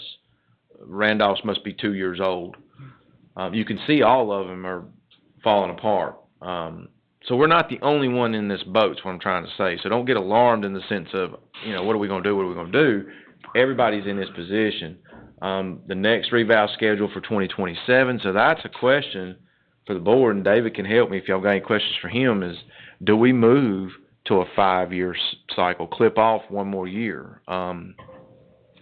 We've always done a good job of timing this thing, as you can see from my chart with the 3 revals.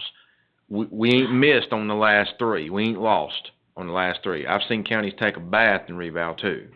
So we've done good. We've had 2 winners and 1 flat one. I don't have a clue what this housing market's gonna do in the next 3 or 4 years. I have no idea.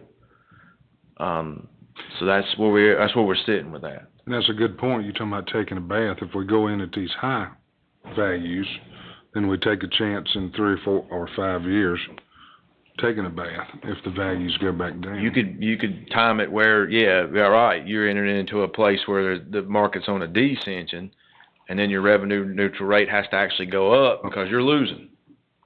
In theory, you don't have to move that rate, by the way. That's your choice, but by law, you got to tell the citizens what it is.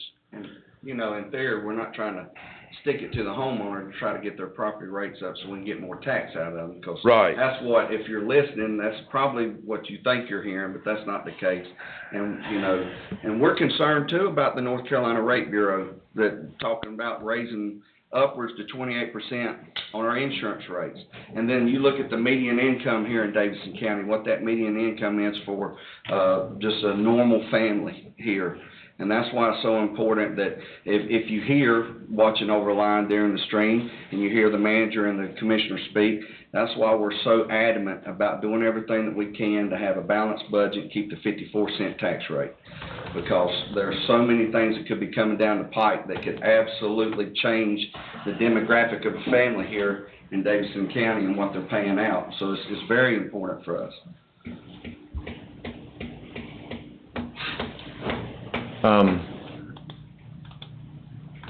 This one's tough. David, you got any opinion on this? I'm sure you do. I just add that we still have a housing shortage because of what happened back in 2008 and 2009. People stopped building houses. That's impacted prices. That's driven prices up, supply and demand. The second thing's inflation. As y'all know, if you bought anything at all, it's gone up. It doesn't matter what it is. Everything's going up. So that's compounded the problem. We're seeing stuff sell at twice tax value in some cases. Saw one house in a northern subdivision, big house, sold for $300,000 more than any of the rest of the ones in the subdivision. $240 a square foot, which is just, we can't, you know, we're scratching our head. We can't take our data and get it up much over $500,000, and it sold for $732,000. So that's kind of what we're up against. I would probably I don't think we could do a 4-year reval right now if we try. I mean, we couldn't do it correctly. It'd be rushing it. 5 years, I think, is doable if y'all decide to go to 5.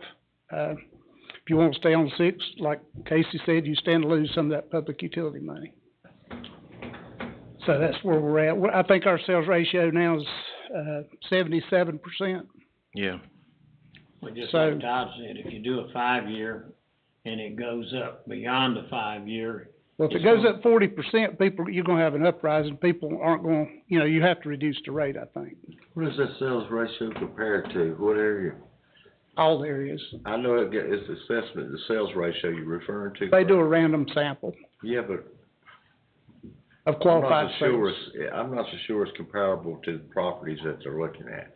Well, it's happening everywhere. It's not just in Davidson County. I know. I'm not picking on Davidson, but I'm just. But it's the market.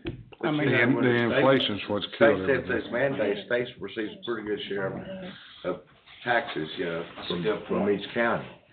And I'm not so sure that some of those figures are accurate, but I can't stand here and say they aren't. I think they're pretty accurate. I mean, the numbers don't lie. Whenever you got a qualified sale, arm's length transaction where there's no undue pressure on either party, that's what we try to filter out, all the ones that are like between family members and stuff like that's non-qualified. So we're talking about pretty much all you're left with, though.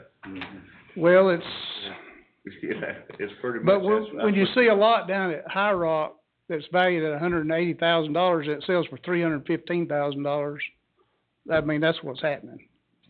Well, what it is, a $150,000 house is selling for $300,000 now. You know, inflation.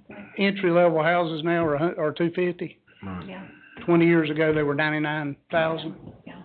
So it's just the market. So you think 2 years?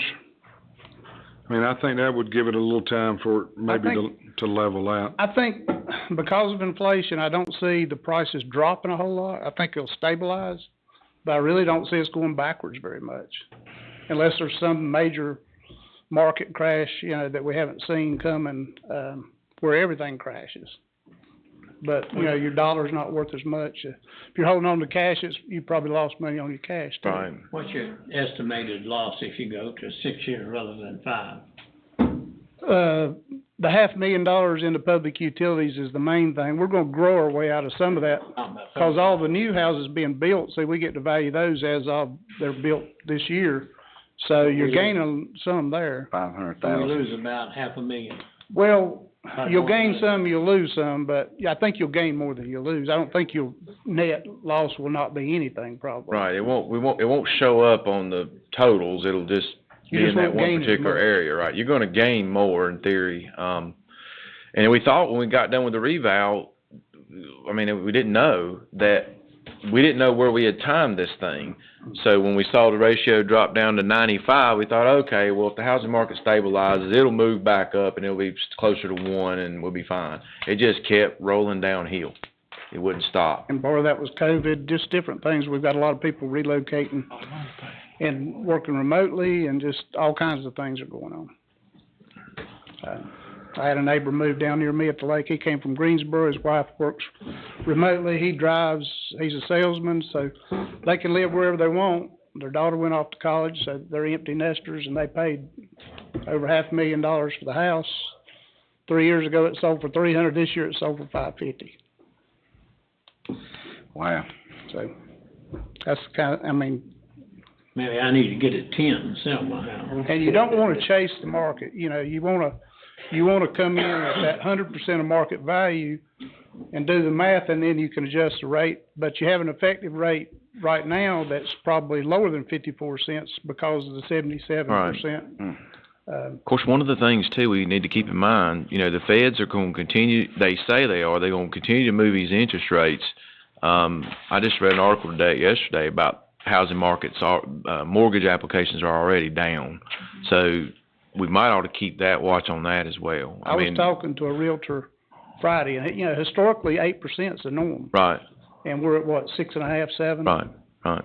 So that's not really hurting the sales, I don't think. It's not hurting the sales right now. It's cutting people out of the market. It's cutting people out of the market, but it's not making the houses go back down to normal value. Supply and demand thing. Right. They've laid off a bunch of mortgage.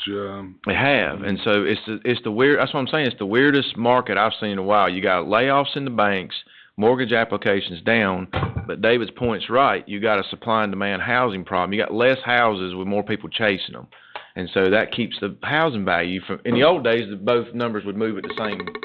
They're not. One's up and the other one's moving down. But what I am seeing now, though, I notice when I ride through, the for sale signs are staying on the houses now. A little longer, right. A little longer, but they still don't have much inventory. The houses that are being built now aren't ready to sell yet. They're not probably listed even. Some of them are pre-sale. But they're mushrooming up down near me at that new subdivision. The tract builders have found us, and they're finally here, and they're making a big impact. There were about 1,000 new houses built last year in the county, I think. Out of that 12,000 number you saw for permits, about 1,000 of those were just new construction residential properties. So what would y'all think would be fair right now, looking at it 2 years down the road to do one? I think this is something we probably need to stew on a little bit. I don't know we need to make a rash decision. But I'm just saying, I don't want to hit everybody when the market's high. Yeah, right. I want to give it time to cool off and do what it's going to do. And probably 2 years from now be a good direction to know. That would put us at 5, because like David's right, 4 is tough. That's asking a lot. It'd be hard to do it. What we want to do is bring in a guy to help us with a schedule of values. It needs to be gone through and updated, and there's new construction materials that aren't in there, things like that. Then we want to get some help from him possibly on commercial, industrial, because that's the hardest thing. We've seen Chick-fil-A out here. We had it for $2.5 million. I think it's over $4.5 million. So we're missing, we want to make sure we hit those numbers as good as we can. It's going to drive up appeals. We're going to have more appeals next time probably. We didn't have many this time. Didn't have many this time, right. Because we were coming in pretty fair on value. Well, we were right at the time, but it just continued to, nobody's ever seen anything like this. That's the luck piece. We hit it right at an ascension point, but not at a point where a homeowner looked at it. They got their tax bill and looked at their house value and went, you know, the government didn't get all this. I can still sell this house more than this thing's worth. That is luck somewhat. I mean, it's just random, so. And you gotta look at the percent, you know, the percentage you're taxing people. You know, tax bills have gone up even though the rate stayed the same over the past 15, 20 years. You can look at all your bills have gone up. Not just tax too, but everything. We more just wanted y'all to have some information on this, think about this. We'll be back with this topic, if that's amenable to you all. It's something we all need to ponder on a little bit, but, we're really talking about 1 year clipping off, or stay where we are, stay the course. Good deal. Thanks, David. Now I'm down to that bottom part. Sorry, I forgot that was stuck to that last piece. We've got about an hour here for lunch. I mean, I guess it's lunch is 12, so we can, hour and 15 minutes, we can take breaks. Y'all, I'm at y'all's mercy. Or we can clip off as many of these at the bottom as y'all feel comfortable with before we break. A few. When's the food gonna be? 12 o'clock, so we got an hour and 15 minutes. They should 12 be here, o'clock. I think between 12 and 12:30 is what I told them, that they're normally here to set up early. They're here early, but I'm assuming we'll eat in about an hour. Yeah. We can take a 10-minute break. Yeah. We don't have no good watching, our 10 minutes from this point.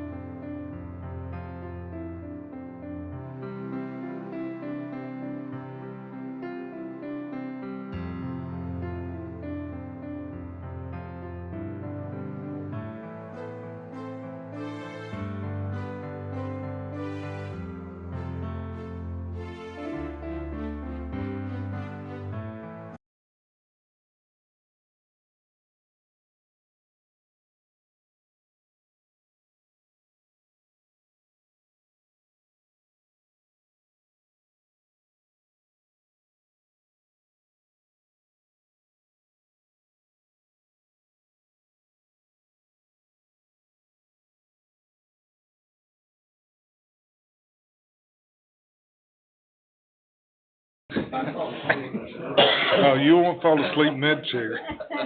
You might fall back out of it. Yeah, but the good news is he can't go back but so far.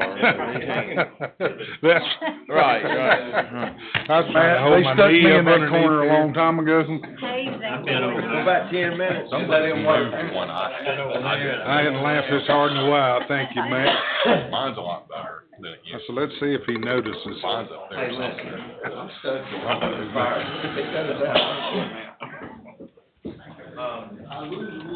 Mr. Chairman, I appreciate it, affording us the time for them topics there. Sorry stuff you gotta cover, so. We're gonna start.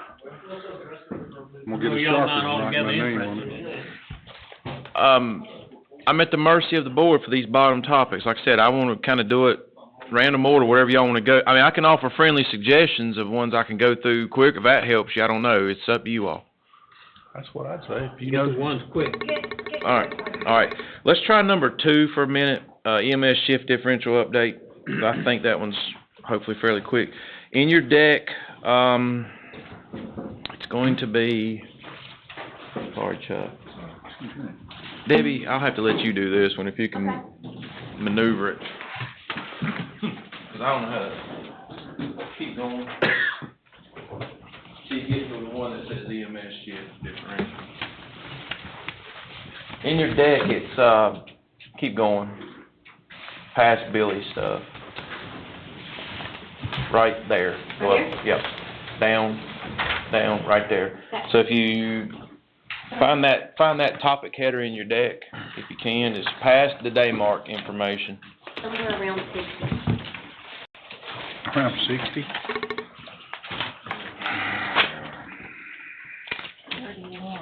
3153. I don't know that it would be easier for you or harder, but if you could separate these things into different packets, where we wouldn't have to thumb through the pages, and then when we come to something for EMS, we'd have a packet for EMS. I agree. You don't have to make it this big for me. No. I can show you.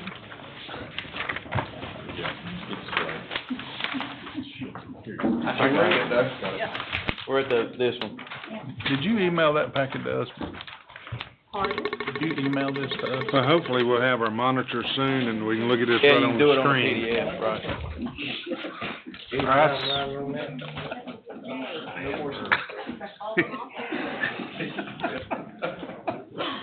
I will send it right. If you will, switch that one with Steve during the next break. I appreciate y'all working, put into this.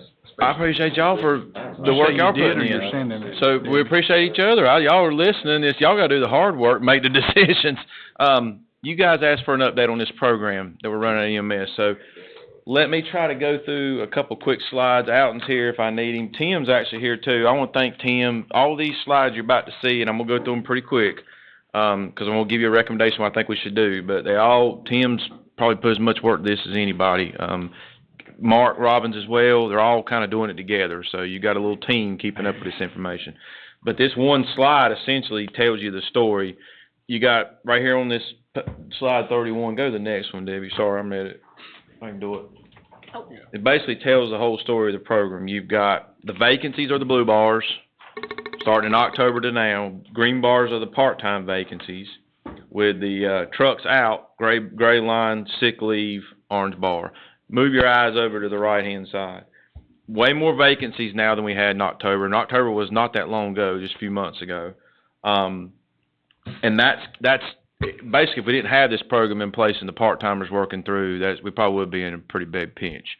So you can see the trucks are, yes, they're up above last month, but that's only because the difference in 24 vacancies. I'm convinced if we were back under 20, this gray bar would be back down to about 33 trucks. When I say trucks out, we're still trying to maintain that no more than 2 at night, basically keeping a truck apiece in each city, Thomasville and Lexington.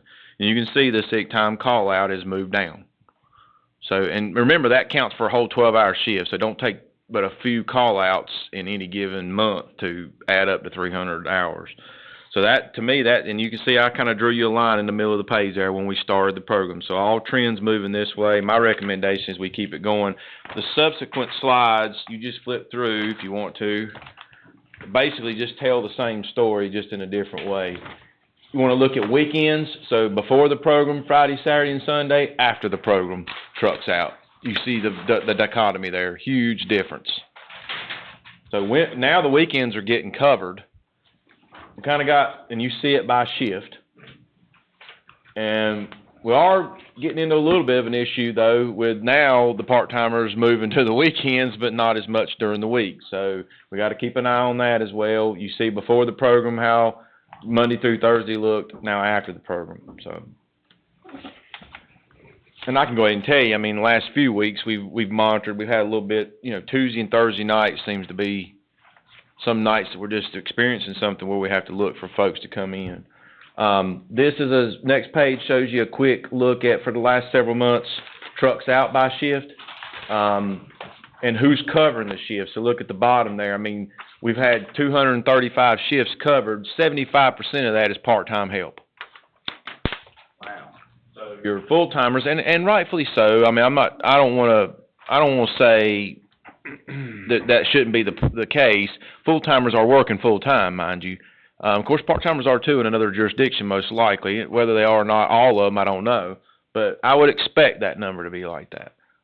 Which shift's getting covered? There you can see it by shift. So C group gets the most help, and we've spent just under $30,000 on the program for this since January. Casey, and you may be going to answer this in a second. So, have we had situations where we were 3 or 4 trucks down since we started this? No. Have we had 3? We've had it going in, and then we found somebody to ride. So we start off with, like, the beginning of the week always starts off. If you look at it on Monday and try to peer out into the weekend, you'll probably see some 3s. What about through the week? No, not that I can remember. Out do you?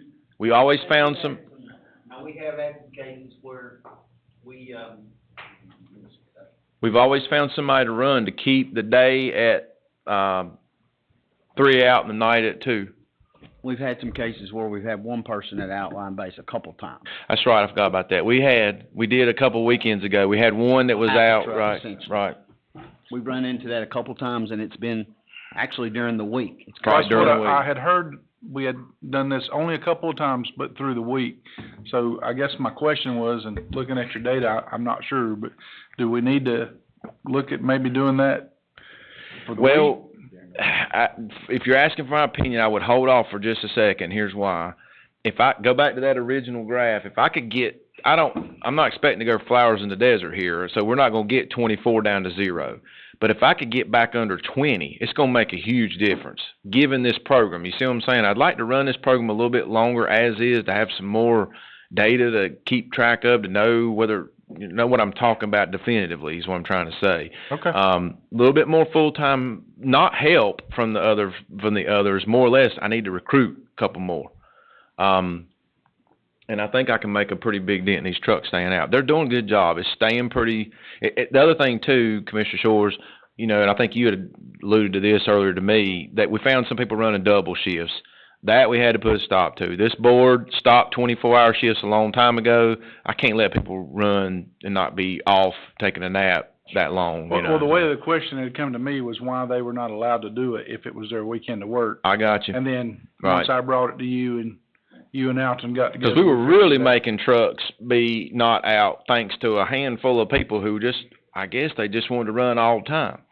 And but then I was like, that's a little bit dangerous. All that's going to do is take one slip up and something's wrong. So you really saw great numbers from the onset of this program. Like we had some nights we were out 0, had full running. See, that's what the focus of this was for, and that's what this was.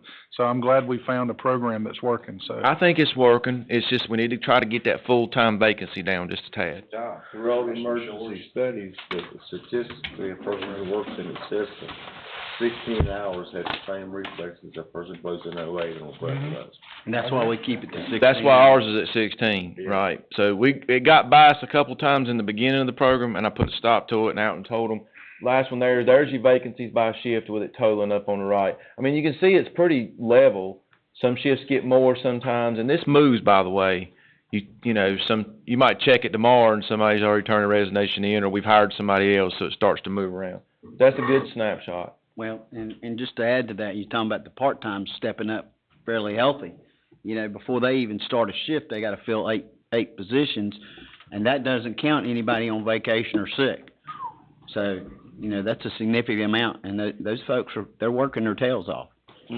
Out of how many total?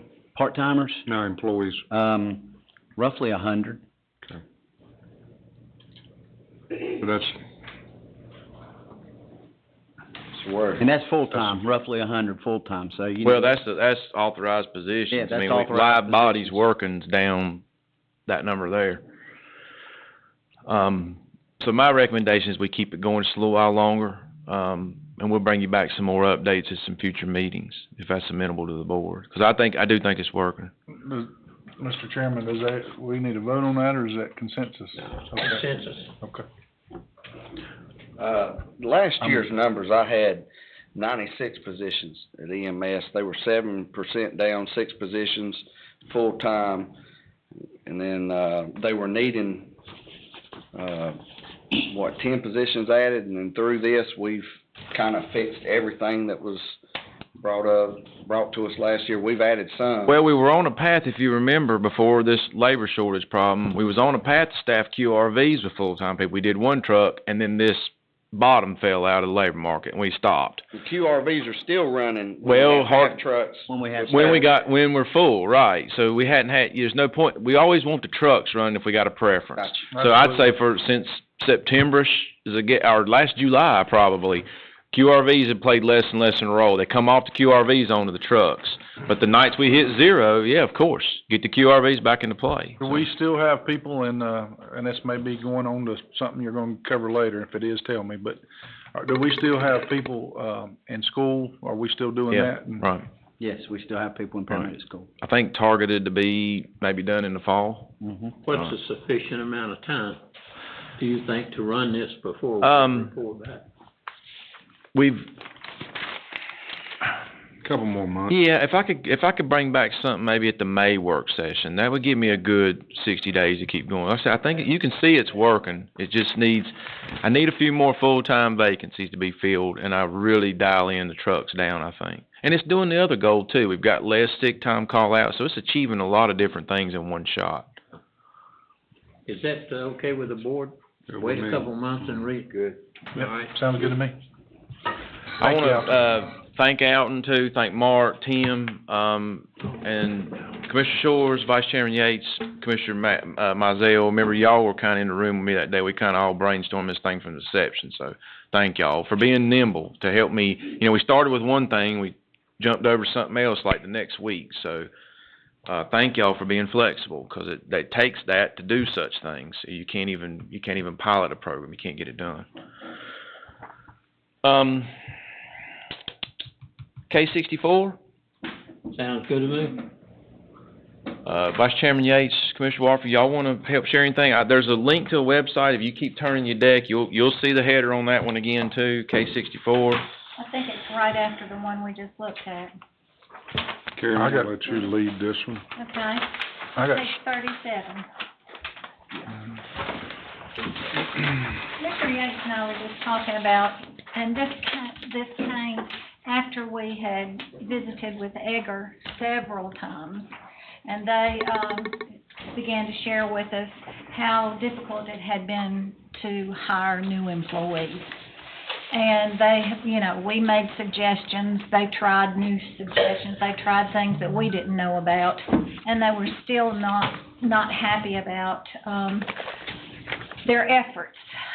Still seems to be people on that side of the county interested in those jobs, and that's it.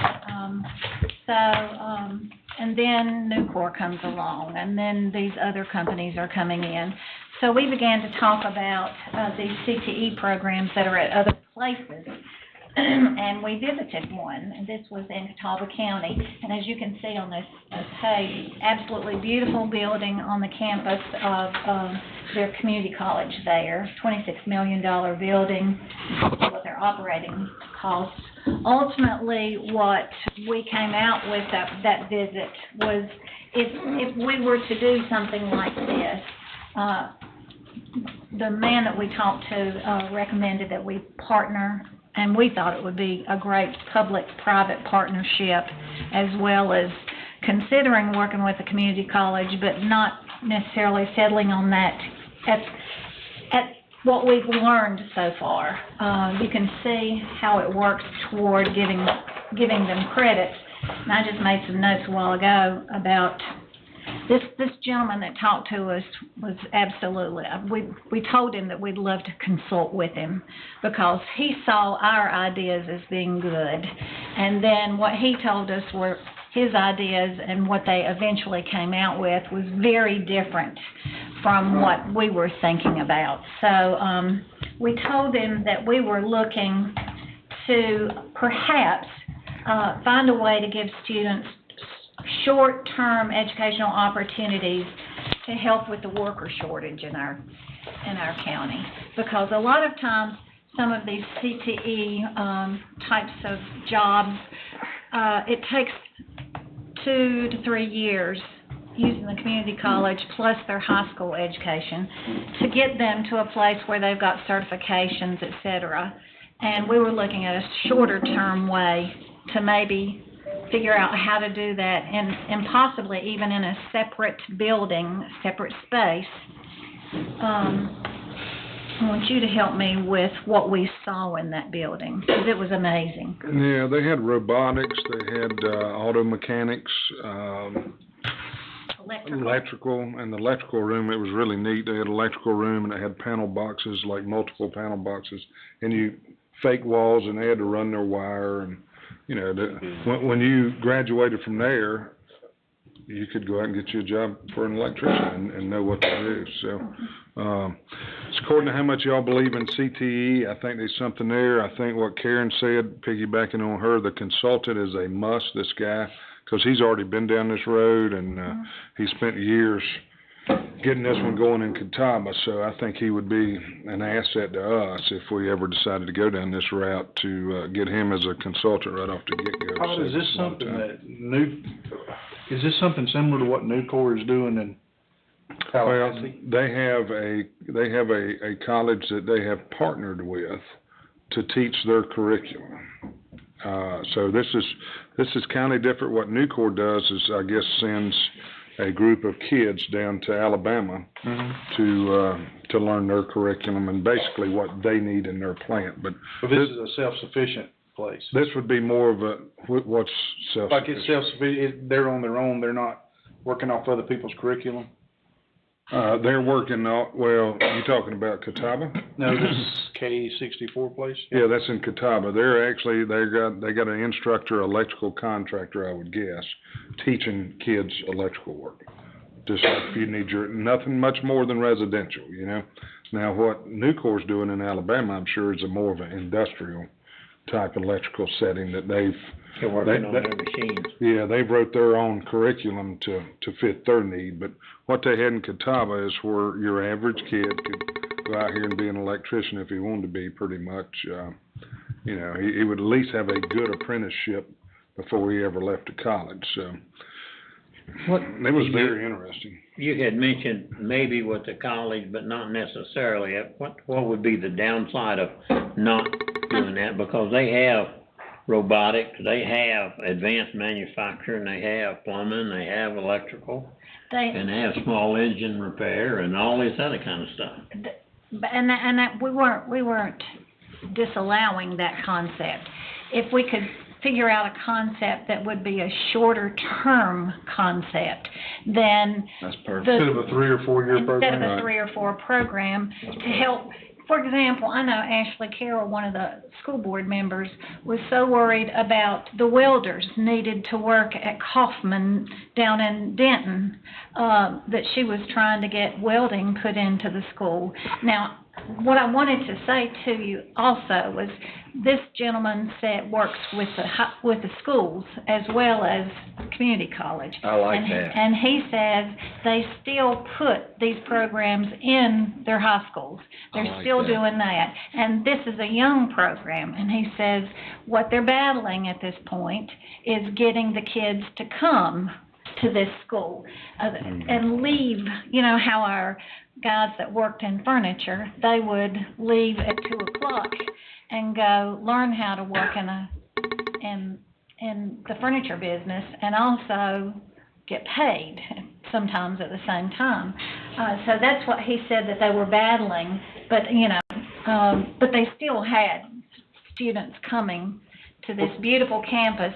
And at one point, he started talking about the public-private relationship that would work with a situation like this. That's what I was wanting to ask about the money, like the 26 million up front, reaching out to the private, agencies here in Davidson County that might, use this workforce, could cover a majority of that expense, knowing that they're going to get qualified folks out. Yeah. So, is that something they did in Catawba, or did just the county fund it all and then? Taxpayer funding. Okay. It was taxpayer funding, but they sold advertisements on the outside of the building, like for a car dealership, that gave them $50,000 to put their name on the side of the building. They used some of the local folks to help them with the auto mechanics. They had the most beautiful auto mechanics place I've ever seen, and it went bay after bay after bay after bay, and they moved from section after section after section to learn each parts of how to repair the cars and the trucks, etc. How long is their program? Theirs is long-term too. Yeah. And that's what I'm saying. He's saying he don't see the interest there for long-term. I mean, some of them finish, some of them get bored with it. Drop out. Drop out or whatever. So if it's more of a short term. That's what welding is down there at the community college. They can't fill a slot. Mm-hmm. It's interesting because Atrium, against Atrium, they had an ad, and one of the things in the ad was must know how to read a ruler. And that just floored me. I didn't think anybody graduated couldn't read a ruler. I doubt they teach them how to read a ruler anymore. But they still use them things. They don't. But like, this is an early stage of even thinking about it. I mean, Mr. Brown with college, wanted to meet and talk with us, and he's got other places that they're even pursuing, to see what they want to add to their new building facilities over there. So it's not like we wouldn't want to work together, but if we could do some short-term situation, it's, it may be a longer-term idea than a shorter-term idea, but we wanted to talk about it. One of the things y'all may not know about the community college, and I learned this a few years back, if you want to go out there to become a welder, let's say you're out of high school, let's just say you dropped out of high school and you want to become a welder, you got to get your GED first before they will teach you welding. So, and that's something we talked about up here with this guy the other day.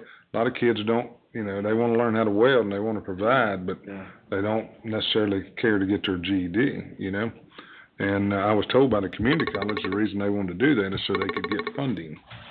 So they get funding for both. Without that, then the student would have to pay. We was on a job site, Todd, with a fellow that made over $230,000 a year.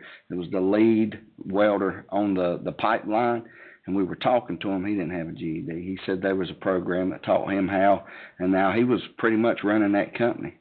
So there's no telling how many folks we could reach like that. Right. So, yeah. I'm not being, a teacher, educator. Is there a path to do? I mean, there's got to be some places out here that does this. What kind of path do you talk about? Is there a path to get one of these programs? I guess where you don't have to have an education. The only way you'd be able to do it is in your high school. If your high school offered the welding, let's just say welding. That's the only way you could get so any high schools don't do shop or any of that like they used to when I was in school. They do. But I still think they're going to have to go to community college to get certifications and, But they can't do that, is what I'm hearing y'all say, without either a high school diploma or a GED. Right. A lot of times in high school, they just have a semester. That's right. They don't have a lot of time to really dig down deep. It's just really an introduction. It's really an introduction. Okie doke. And like I say, I don't think the companies care anything about the certification anymore, as long as you can weld, and as long as you can do the job. That's really what they care about, So anyhow, but you asked something about the private sector. I don't think, the private sector's gonna tote the note for $26 million facility. No, You know, I mean, they may put some money in and try to work, and we probably need to look around at other pilot programs too, We just to do. see what's We there. do. But this was just a first step, a first idea, you know, and we needed to talk to somebody that could give us some advice. At one point in time, I thought we had discussed grant money that was for facilities like this. Do y'all remember that? No, I mean, you Staff can't get aware of grant, any kind of grant money? If not, if we could look into that. you can't get grant money to build a high school that's falling down. You ain't gonna get Terrible. one for this, you know? Yeah. That would just be my thought process, but, Well, we can continue to look at it, and I would like to see if they did a semester at high school, could the college start a short-term program where the high school left off? And now they wouldn't have to go to the, college long-term, they could go short-term and graduate. Cause I know a lot of their stuff out there is not more than 1 or 2 semesters. But anyway, we can look at it. tell you something, I think Matt and, Commissioner Watford here would be great to try to do some more research if you can and see what other kind of pilot programs, and I'll help in any way I can, but y'all have the education background and to see, but what we're hearing, and you haven't seen it yet, Matt, but these companies are saying, look, we just don't have the qualified help. I mean, we need something to choose from. So when we get to that point, I mean, Nucor's already told us they're willing to sit down with us, and Egger as well. Egger is willing. That's where I'd like to, you know, at least ask the question if they could ante up or help out. Oh, yeah, they done told us they would. That's you know? awesome. I mean, Yeah. Nucor said, hey, we right here, we'd love to be a part of it, you know? Yeah, that's perfect. We at one time, when we had companies coming in for economic development, we would set up a curriculum to train their employees to go to work. And that would, I think it was Davidson Works is one of the places that did that, but that would be great if we could partner with a firm like Eggers, and they would kick in what it would cost to train a person to enter their hiring program. And see, they've got small, apprenticeship programs. Egger does. We went to see it, and you know, it's small, and it's very, it was very basic, wasn't it, Tom? Yeah, and what they're trying to do is just teach them the basics. I mean, these kids are coming out of school, That's and right. they don't know how to run an iPad to do whatever, I forget what they call it, but they gotta actually run an iPad to run these machines, or a small computer, and they even gotta teach them that. Oh, yeah. If they could make it like a game, there wouldn't be no problem. Right. Put a joystick on it. Well, thanks for listening, because Good job, y'all. we're thinking this could be a helpful idea for our businesses. The link at the bottom there, and Debbie, I don't know if you click on it, it's the link to their website. If you want to see pictures of the inside, I didn't really grab any of those, but probably even videos that show, I mean, it is a nice place, so, we don't have to belabor that, but that's the link, so you have it. And the guy that was there, he is very helpful. And that was one of the things he reiterated to 3 of us, was if you start to pursue something like this, you've got to have a champion of the project. We start getting serious, so sooner or later we have to probably consider somebody that has gone through this before.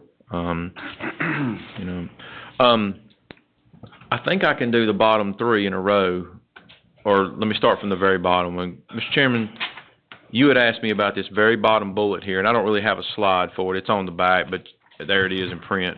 I think you wanted to talk about options going forward at future work sessions about changes, maybe format and location, so I added that to the list. What I was thinking about is at least get away from this facility and go someplace and have a retreat. I'll tell you what, even churches, boards, whenever they have a retreat, they go off to have a retreat. And we used to. It's just been the last, I don't know how many years, that we've been meeting in this office. But I thought I'd bring it up and see what y'all thought about, maybe going out to the community college or getting another kind of facility and meeting out there. This is not very conducive to conversation between us and the folks out there. If we had, tables and we was all sitting at the same level, we wouldn't have to talk down, they wouldn't have to talk up. I agree. What do y'all think? I'm fine with that, Mr. I Chair. agree. 'Cause we're so separated here. We talk when we go in to grab a biscuit together, that's about it. And I don't care, I mean, I'm okay with this right here, I mean, everybody can get up and speak at the podium and, if we just had new chairs, I'd be happy. I second the new chairs. Would there be any additional costs that would come from that? Sure. It would be a cost for the facility that get the other cars and food and all that would be basically the same. But you'd be paying for whatever facility unless you could get one donated. The community college would be free. They let us use the facility. But I noticed some of the staff are working while they're here and they're in and out, they wouldn't be able to do that at, the community college. Logistically, one of the reasons that we moved it back here was trying to get everything moved to that location, to make sure we've got snacks and everything else, and there's no mechanism to record the meeting in case we need that. But I know that when they've been off-site, they've led to more camaraderie. Is there any reason we can't formulate the table so that we could sit down there with everybody else? We could do that. I mean, We surely could do that. like he said, I see several of them working, which is perfectly fine, because they've got stuff to do. But Maybe they don't wanna sit with us. well, they may not want to. But, you know, I agree, I think a more social bit, you know, than us sitting up here, everybody else sitting down there, and if we could maybe, I mean, we could I'm fine with doing it put here. tables across this way and let you all face them, but everyone would be on ground level. Yeah, if we could all just sit together so we could mingle and talk and do whatever we need to do. Are you saying that the community college wouldn't charge us or would? They don't charge us to use their facility now. I didn't think they would, we gotta stream it and all from there too, though, correct? If we Stream. can, I don't think that would be, I mean, that is one thing too, we wouldn't be able to stream. Stream our meetings. Just so- provide the See, this audio, here, I guess. To Can me, provide we're only audio? here for a half a day or a little more, For AV, so. but I don't know how we would stream the meeting. But you did provide audio of it? We keep getting shorter and shorter and shorter. We can probably, Zoom it. that's a Joel question. Mr. Holmes. Go ahead, Mr. Hall. Has an idea.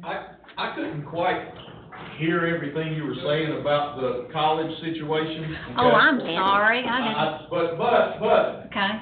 what my question is if we have someone that wants to go that route, are they already looking at a particular, workplace that they're going to be going to focus them? In other words, is it gonna be like an apprenticeship they'd be trained in, or is it just freely open for them to get certified in something and then turn around and not use it? Are they gonna be dedicated to what they're being taught?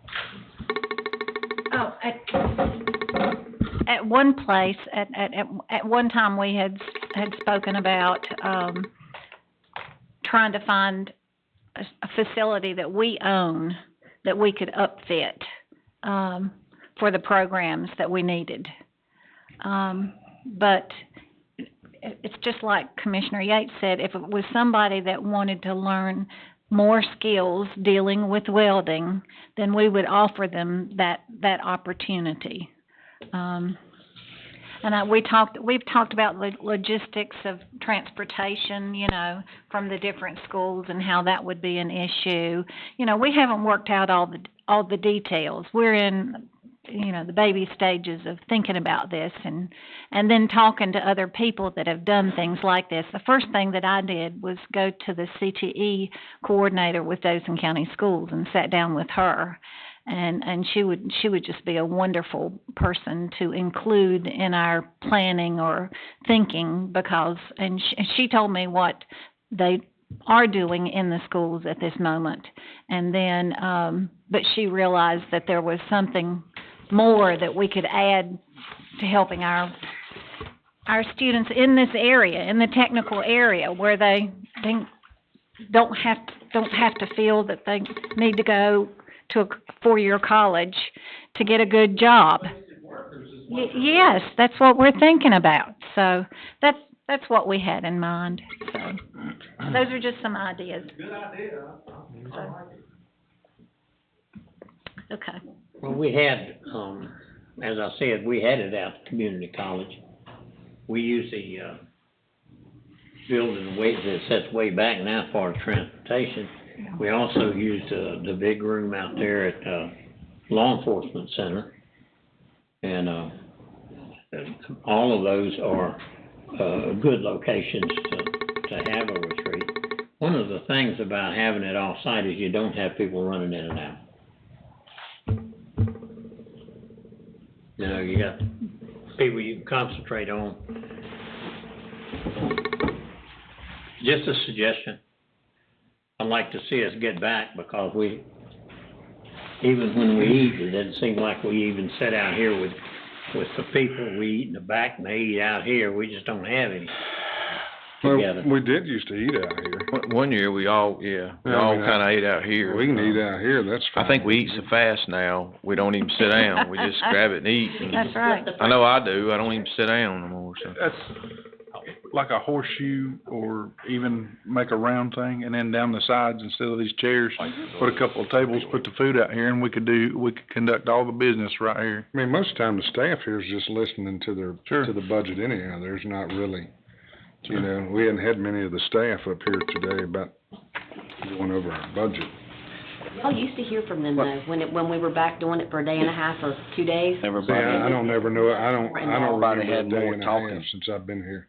And they used to laugh. That was over 12 years ago, Oh, I because know. it's not been a day and a half.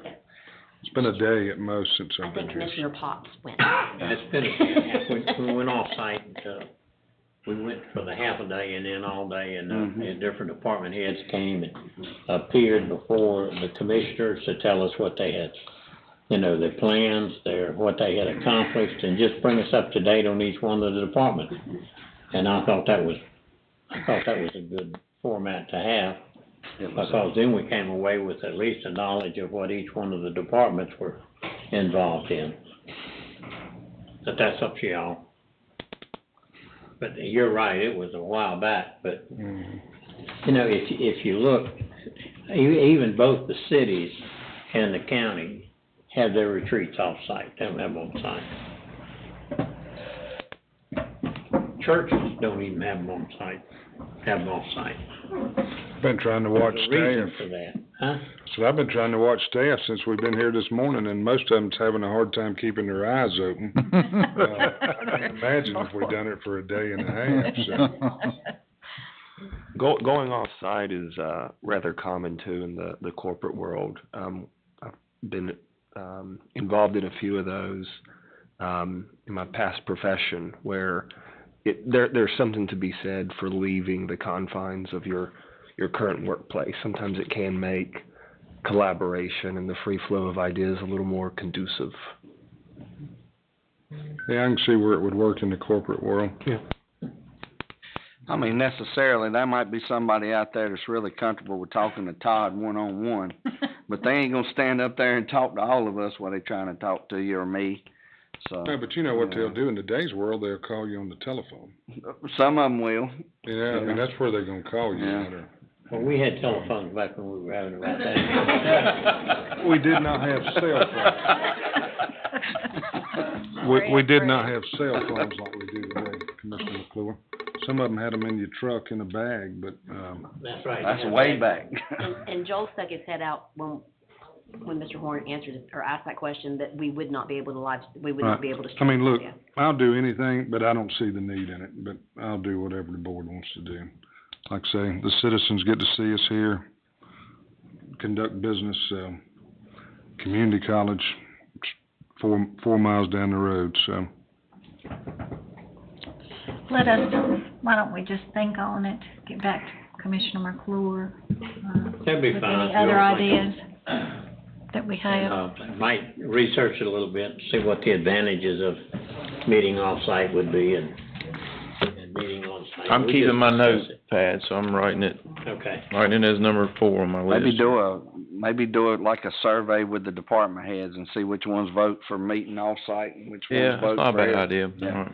Survey Like I say, if y'all want to, we'll have lunch down here today, and anybody that wants to speak to us, they can come up and ask us any questions they want. I don't like talking to people with gravy on my face.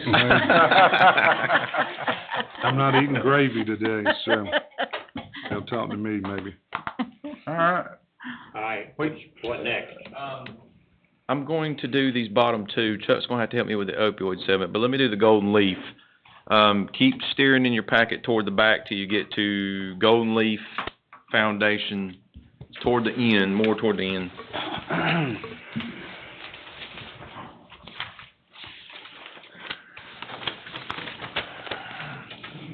I think we can accomplish these last 2 probably right before we break for lunch. And that will leave us with the longer topics. Maybe there's only 4 more left at that point for after lunch. So actually, Say Golden doing Leaf? time. Is that what you said? Yeah. Got it. There you got it, you got it. I do have another point there. Going up, Debbie, We right need there. to think about if we go to these monitors, all this stuff will be here on our monitor then, not dragging this stuff somewhere else. Debbie I sent y'all sent the us all slide the deck. slides, so if you've got your tablets, you can pull it out. Got monitors. They're still waiting on a few pieces that haven't come together yet, so. And while we on this subject, I know y'all got a problem with the chairs, but I got a problem with that doing, whatever that sound is driving me crazy. It's these I don't know what it- microphones jiggling Okay. a little bit. Yeah, the little doing, I can't stand it. I thought it was a phone ring. I mean, it's just like, it keeps on. It's like ADHD, y'all killing me. I did, I thought it was a phone ring. Okay. I knew I'd never heard it before, and I thought somebody's phone is ringing off. Chuck's over the here hook doing it today. on purpose now to see if it'll, and his is not making the noise. Never. Thank you for There sharing you that, go. Commissioner. Yeah, don't let them know what your Appreciate goat that. is, okay? Don't let them get your goat. Dad, thank you a lot, 'cause I'll hear it now. I hear it I'll over be here. driving me crazy. Right, Turn thank that you. loose. Many of you may remember we got a Golden Leaf grant several years ago from this community-based grants initiative to help fund that pump station at Belmont Road Pump Station out at the business park. This grant opportunity is back again. And if you remember back when we did it, then the way it works, it's sequestered within the county, so it isn't just us, even though we're kind of the arbiter at the end of the day. The county is expected to receive some applications. And we've got to select some projects to submit to the Golden Leaf that we think will work. And we'll probably be getting ready to be asked to confirm that sometime in April. All this is for information, just so you know, unless you can, and also be thinking of some projects. There's $11 million available, and they do it within the prosperity zones. You remember that term, talking to Matt, when we joined the workforce development prosperity zones. With 1.5 available for us, it's competitive funding. And remember, when we went through that process with the pump station, of course, Dan was there at the time. They've got different leadership. I mean, they're really keen on projects that make jobs and make investment. It's really economic development driven. Even though you'll get projects from schools, programs, and all different kinds of things, that's the ones they like. Because their focus is on jobs, investment, agriculture, and workforce preparedness. So this is all this is information. That's why I told you I can do it fast. Just be thinking about projects. We went through a list of ours, and maybe we could pull something out of that we think's workforce development or economic development oriented, and see if we could submit that as a project. But we will get others, is what I'm letting you know. We will get them from the school systems. We will get them from a variety of places at some point in time, just like we did with the pump station. I'll bring it back to the board, and we will submit a package to Golden Leaf and say, there's our representation from Davidson County. Sounds good. Right after that is opioid. Let me tee up on my slides, and we'll turn it over to Chuck, because I don't know if I can answer some of the stuff he may have brought up. I only got the one slide. We mentioned this at the beginning. We've received extra funding, settlement number 2, now takes us to a total of $22.5 million. There'll be different timing for spending that money, essentially the same rules, but maybe the funds come in at a different pace. I think it's more front-loaded than even settlement number 1. You've got different folks, basically, that were involved in this lawsuit. $600 million coming to the state, and you can see there how it's kind of shaking out for us. and we're gonna end up being asked, and Chuck's gonna, I think, elaborate on this in a second, we're gonna be asked to do essentially another resolution in support of joining the process, again around April. So, that's already been sent out to us, you all, managers, county attorneys, et cetera. But Chuck, I'll turn it over to you. Thank you. Casey has really hit the high points with this. I just wanted to, real quickly, part of the PowerPoint that we received from our national, council back in December, and I wanted to reach behind this a little bit to show where these monies are coming from our second round of settlements. And Sherry is giving you a page that is showing where the monies that are coming in from North Carolina, where they're going and how they're being distributed. Sherry, I'm gonna need to get one of those copies from you if I might. Okay, let me show you, got one earlier. Perfect amount of copies, look at that. And let me say, what I'm about to say is separate and apart from the work that the Opioid Settlement Committee is doing, the committee that is being chaired by Mr. McClure and Mr. Shell, and that has been meeting on a regular basis, because they have been focusing on how the monies that are coming into the county are going to be used for treatment and remediation purposes. What I'm doing is just going behind a little bit of what Casey said to talk about the monies that are going in. I know that this is small print, but I thought it might be helpful if we were to see the total monies that are coming from both the Wave 1 and the Wave 2 settlements.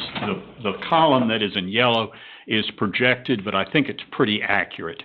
And the significant thing about this is it shows what's coming to Davidson County in comparison to what's going to the other counties and the 17 municipalities in the state that are part of the opioid settlement. You may recall from the time that we signed on to the Memorandum of Agreement several years ago, there was a formula by which it was determined how much each county and each municipality would get. It was very elaborate, and it looked in large part not just to population, but to the significance of the opioid issue within that county. We anticipate that same formula will be used in Wave 2, and if you drop down nearly to the bottom of page 1, you'll see this is where Casey was picking up the number of 12 million in Wave 1, 10 million in Wave 2. So a total of $22.5 million over the period of the settlement term. Perfect. If we look at the PowerPoint presentation, let me throw out two things. On the bottom of first page, where the information reside, and it's got the website nationalopioidsettlement.com, and that is sort of a clearinghouse of information about the settlement. It's really more helpful, though, if you go to the North Carolina Opioid Settlement website, and that's ncopioidsettlement.org, because that speaks to all of the information that is specific to our state, ncopioidsettlement.org.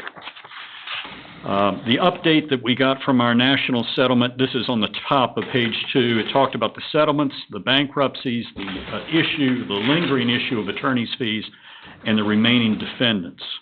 You may recall on the bottom, slide 4 on the bottom of page 2, that the first settlement of $26 billion nationally was between the big three distributors and Johnson & Johnson. And on the top of page 3, it shows that how we anticipate receiving about $12.5 million from that settlement. On the bottom of page 4, you may recall that these settlements are to be paid out over a period of 18 years, with those monies being front-loaded, and we've already received the monies for years 1 and 2. Now, the part that I wanted to focus on really starts on the top of page 5, and that is with regard to the new settlements with Allergan, Teva, CVS, Walmart, and Walgreens. And these settlements come down to both manufacturers and pharmacies. Pharmacies is something new in our discussion about this.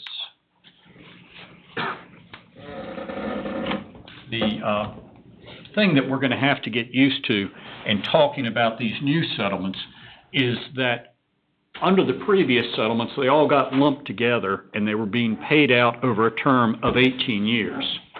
With regard to these new settlements, for each of those 5 defendants, the term in which the monies are going to be paid out is different because we're dealing with 5 different settlements. So if you look at the bottom of page 5, the manufacturer slide, the Allergen is $2.37 billion, and that will be paid over 6 years, and Teva is to be paid over 13 years. And then if we look at the pharmacies, the Walgreens is paid over 15 years, CVS is paid over 10 years, and Walmart is paid over 5 years. The total settlements on a national basis is about $50 billion. And you may recall the last time when we were asked to sign the memorandum of agreement with the other counties, the money we get in the second wave is contingent upon the counties once again with these new defendants agreeing to participate in this settlement. Because the more counties that participate, the higher the payout to each of the counties, because otherwise these distributors and pharmacies are going to have to hold back monies in the pending litigation that continues with those counties that are still out there. It was a good deal for us several years ago. It's a good deal for us again. I think this is something that we're going to want to do. We just need to make sure that we do it when we get the paperwork ready, that we do it before the middle of April. Amen. There are several bankruptcies that are probably most notably the Purdue Pharma bankruptcy. There should be some significant monies coming in on a national basis from that. There is an issue with regard to attorney's fees. That is an issue I think we need to discuss in closed session, and I'm going to ask for the clerk to put that on for our next regular meeting so we'll have an opportunity to talk, and I can get some direction from you about that.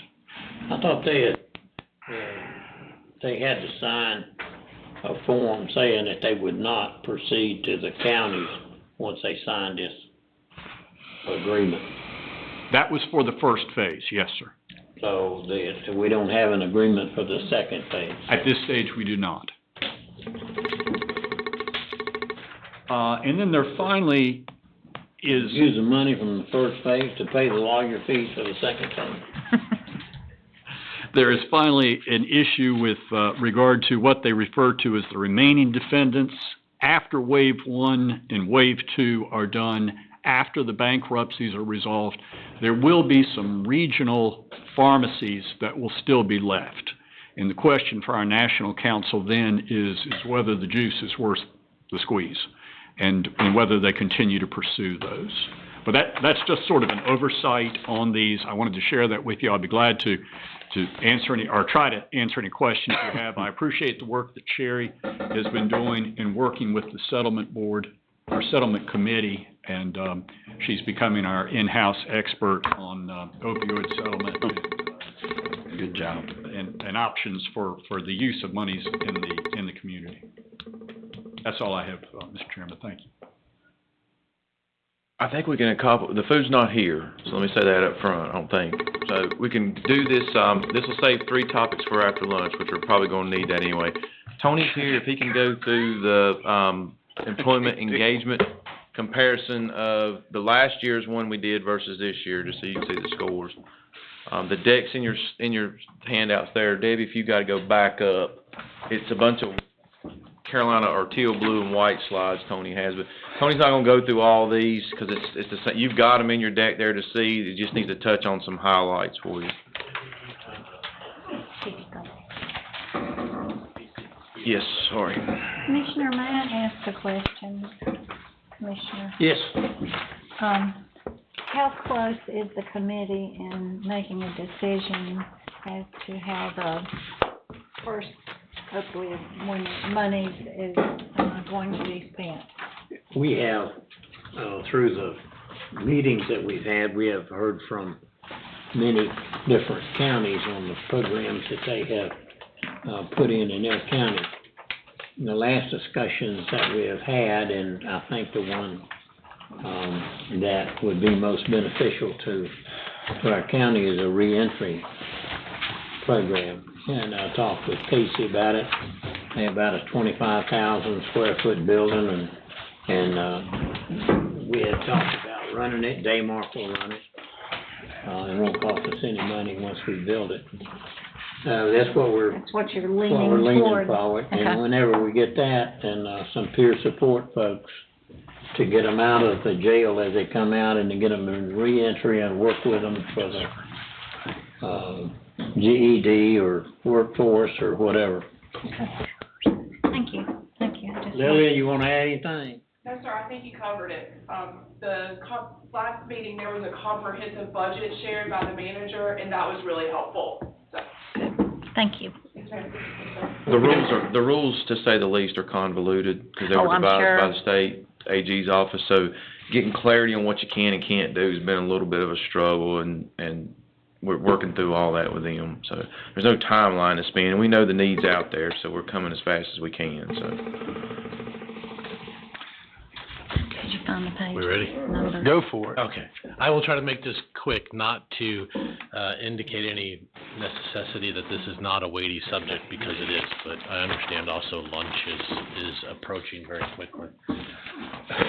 So, just to give you a little bit of information on the first couple of pages, you have the years of service broken down, the percentage, the number of respondents this year, which is 305 compared to 279, out of a pool of about 900 employees. So, 9 of the questions are what we consider to be engagement questions, and 7 are satisfaction. Engagement meaning employees and their emotional commitment to an organization. So, versus just being happy with something, which is typically a benefit. I have it set up so it's a stoplight. In the green, so green, yellow, red. Green we'd like to see in the 80 to 90% range. The higher the better. You will be able to go through your deck and see last year's versus this year. And in some instances we've dropped, in some instances we've increased, okay? And in the lower right-hand corner, you'll see whether or not it's an employee engagement question or an employee satisfaction question, okay? If you have questions, let me know. I'm just gonna kind of flip through them and then get to kind of the summary of the back couple pages, okay? I will stop at one when it comes up, which I think is important. Here, this is an employee engagement question. I feel valued by Davidson County. 43% of our employees feel valued. They're in the green. If you would combine the 43 and 34, and we're a little closer to 80%. So, okay. Tony, I'm gonna interrupt you. Sure. So my stuff on my computer here is scrunched down, but I think it's one of the first questions. Yeah. I believe my supervisor takes my feedback seriously. Yeah. If I'm reading the way my screen is showing it up, so was that 75% of the people are saying they do? Yes. Okay, yeah, I see that up there now. 75% do. Is that exactly the way that question is worded to them? Yeah, that's the exact question. Yep. Okay. Thank you. Yep.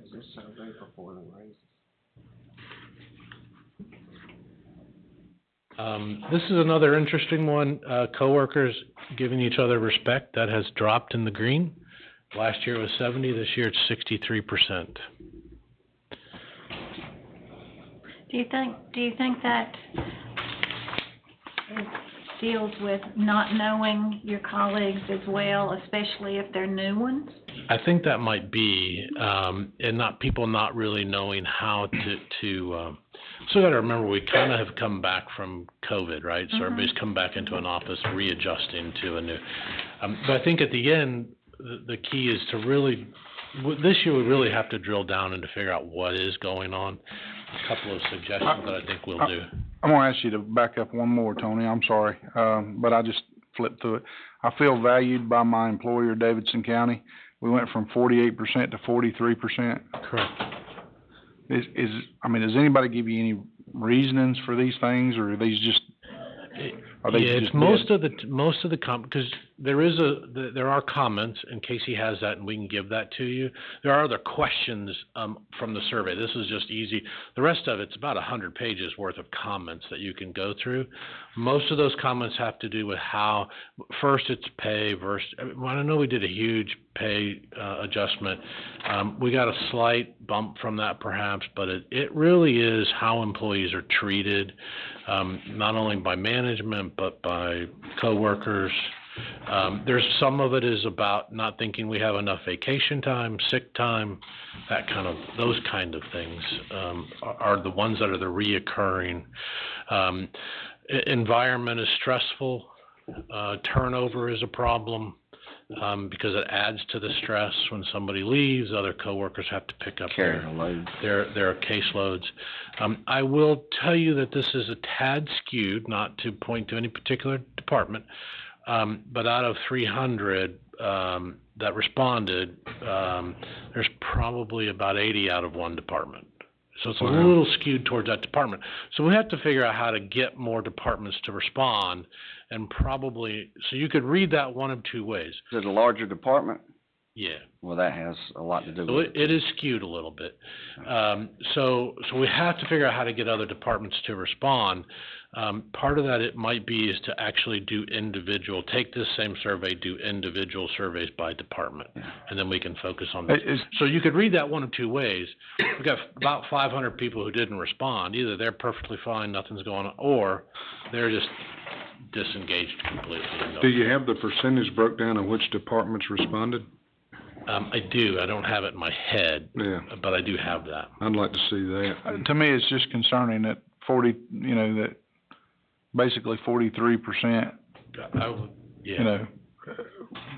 feel that they're not valued by the county, so. I would agree. Don't let your eyes miss the yellow part, too. You got a big jump in people that are. That's why I keep having to look up. I mean, there are some people in the yellow. Up there on the PowerPoint that I'm sent, it's all willy-wally. So we would like to see a lot higher number in the green. The yellow are the people that are kind of on the fence. They go back and forth. So. You know what would be interesting to see what the private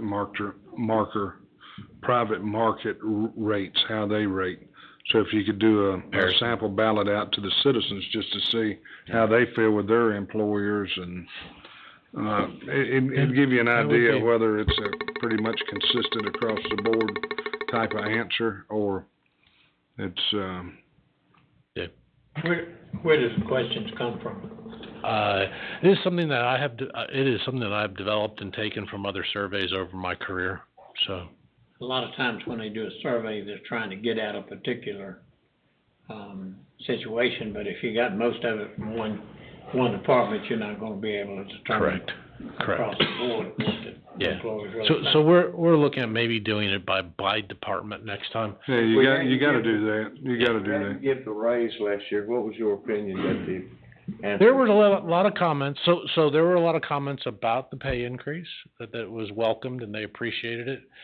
It did give us a slight bump in the sense for a little while, but then over time you start to see that kind of drop.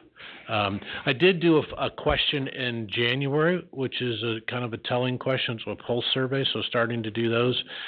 I asked if you would refer a friend, a family member to the county for employment. We're at about, last time I looked at about 75-25. 75% said yes, 25% said no, which actually is really a pretty good number. That's good. That's a good number. I mean, to have 75% of the people. That's kind of telling you a little something different in this number here. It does. These things are subjective, because you could have people that were totally happy before the raise. Let's say somebody got more money than they got, and now they're not happy because so-and-so got more. Or let's say that, everything's happened and now we've implemented something to do it, and now people coming in are making more than people that's been here. Right. So over my course of years is fairness. Right, and so that's why we're collecting the data over years, right? So this is just our second year. And it was done August in September. Yeah. So that's when the data was collected. What was the total number? 309? 305, I think. Or 305. Out of how many employees? About 900. So let me ask you this. So city of Thomasville, the city didn't, actually, a independent group just did a similar survey. They actually, if you completed the survey, you actually got a $25 gift card. Oh, I would love to do that. I'd love to go to each department and be able to do that. And so they got like a 90-some% response. I mean, even with that, they still didn't get 100%. Sure. But, it would increase our numbers significantly, yeah. And if we went department by department and did that. That's, You know, what I was about to say, we've had issues with gift cards before, not that's a bad idea, just to get into having a tax and everything else with it. If it doesn't have the county logo on it, we about can't give it away. Okay, if we go forward. Yes, sir, sorry. Okay. No, it's a great conversation, and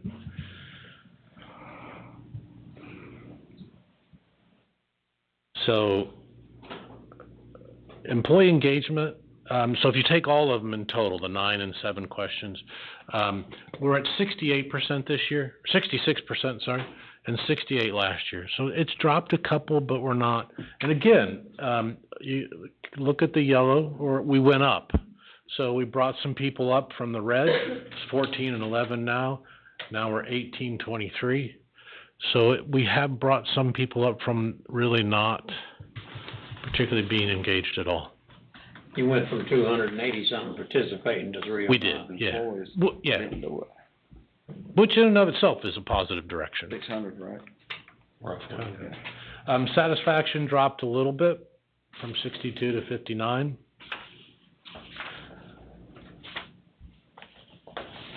Hey, Tony. Yeah. If we took the 600 employees that didn't do it and just strike that up as them saying, "Oh, well," and we put that at the bottom, that'd be kind of rough, wouldn't it? If you interpret it as those folks just didn't care and were totally disengaged. Yeah. Now, some of that has to do with people don't have the computers or whatever like that. So. Well, we sent it to, so it's totally anonymous. I sent it through the county's email. Mm-hmm. So to all employees, just with the link, so there's no way to track who did it. Yeah. And so it went to their county email, so they should have then a county computer if they had an email. So does every county employee have an email? I wouldn't think so. The part-time folks in Parks and Rec, no. So there are some of the part-time folks that don't have it, and it did not include those folks. It's really so most every employee has an email. Yeah, 900. So if you take, we have about 900 full-time. It goes 850. Some of them probably don't know it, you know. Yeah, and then you throw on part-timers, adds about another 200, maybe 3. Of course, I hear you, Chris. You're saying if everybody was at the bottom, or what if everybody's on the top? That's right, or even half and half. Yeah. Could be, but I would think, man, if I was really happy, I'd fill it out.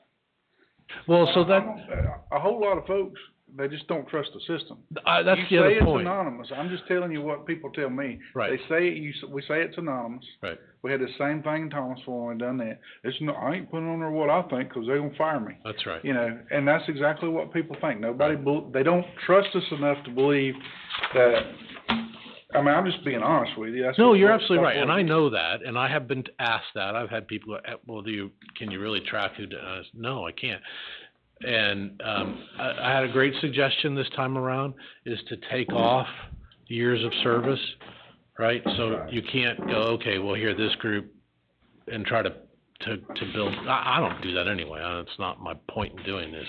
But taking away that fear that someone's going to be tracked down because they have the years of service. So. And department, but. What if we used a private company, like, again, I'm just using what I know. Thomasville used Developmental Services, I think's the name of the company. Or Developmental Associates. That's it, Developmental Associates. Out of Durham, yeah. They have nothing to do with the city of Thomasville. Do you think if somebody like that also, I think, had a lot to do with why they got as much, because sure, basically Developmental Associates sent it out to everybody. It goes to Developmental Associates. Correct. And then Developmental Associates takes these numbers, right, just numbers, and sends them to the city. Right. If we did something like that, do you think that would help our response? It might. I don't know. I mean, it's a third party. My intent was to not incur any additional expenses for And I get that, consulting firm. But unfortunately, the truth of the matter is our employees don't trust us enough to say what they think they need to say because they think that they're gonna get in trouble, and I hate that. I They do wouldn't too. trust and- another and- company either. They Trust another company either. If we're able to do this by department, send out the same questions but to each department directly, might give us an opportunity to go to those departments and talk to those folks and try to help them understand that it's really just data that we need. And I'm hoping part of what I wanna do this year is, I think it's really time that we start talking to some employees through focus groups, create a group of employees who will help manage that process. Kind of like what we do with safety. We have a safety committee that takes care of some of the safety issues. I think if we could have a group of employees. Peer group, exactly. Yeah, I think that's Novant does that. Novant has, I can't remember what they call it, but they have a peer group. Right. And that peer group meets, and it is just employees. That's exactly right. Yeah, I would not be involved in that. I would help set some of the parameters for it. I mean, you gotta have some parameters. I think the way there has to be a manager there. Well, at least somebody designed as facilitate the meeting. facilitator, yeah. But that manager has nothing to do. There's a chairman of that committee that is an employee. Yeah. And that manager has really nothing to do. They just basically sit there and twiddle their thumbs. Right. They just have to be there. Right. I thought the NCACC put out like a county manager's roundtable template for, like, the county manager just meet with 5 random employees throughout here and, like, go, what's this, what's that, what that, and then, that was a pretty good. Right. I mean, I think that would be great if Casey did that, but it has to be directors to supervisors to. I get that sometimes the problem is the director or the supervisor. Well, and when I do exit interviews, which I'm putting that information together for you, to give to Casey, to give to you from last year, I had about 80 people that went through the exit interview process. While pay was a big part of it, I mean, honestly, it was how they were treated. It was stress too, in the turnover piece, but ultimately it came down to how they were treated. We just need to see it by department. I'm sorry, yeah. We need to see it by department. We do, and so that will be what we will probably start doing moving forward, is we will send it out to each individual department. And if you got one department that's not participating, there's probably an issue there. It gives us an opportunity to go in and figure out why, right? Not unlike performance reviews or, the way we're trying to set that up, that we can identify specific things. If you do it by department, how could it be anonymous? Because let's say we have a department with only 3 or 4 people. You know which department it come from. Yeah. Whether it's anonymous or not. Right. At least we know one of those 3. Right. You could just take and put two smaller departments together, Yeah. or 3 smaller departments together. We could combine them, but, If it's 3, if you got 2 that's happy and 1 that's not, then is it the person or is it the department, I just think by us doing it and we've done it now 2 years. We've not tried to target anybody. We've not tried to we're not following up, asking questions. Why'd you do it this way? I'm hoping that we are able to build some trust, with employees as we move forward. And that is key. That is key in the whole process. Appreciate it. And if we can do it by department next time, maybe it'll Good work, lightning, maybe it not. Yeah, at least let's see. Appreciate your A lot of work. work. Thank you, Tony. Good job, Tony. Is it eating time? The manager just stepped out. They were setting it up when I went in just a few minutes ago. I've not seen anyone get off the elevator. I was starting to get in. No, they, Okay. You got enough time getting up now. I was thinking, oh, please tell me they don't have the wrong date. I think everybody's ready for a break. When that one spoke to me and I talked to them and they fired her. Matthew will be trying to get my chair back. We got about 5 minutes for her to get it's here. I don't know that the last 3 topics we can do in 5 minutes, Mr. Chairman, so we probably need to just hold tight, break, and give her just a few more minutes.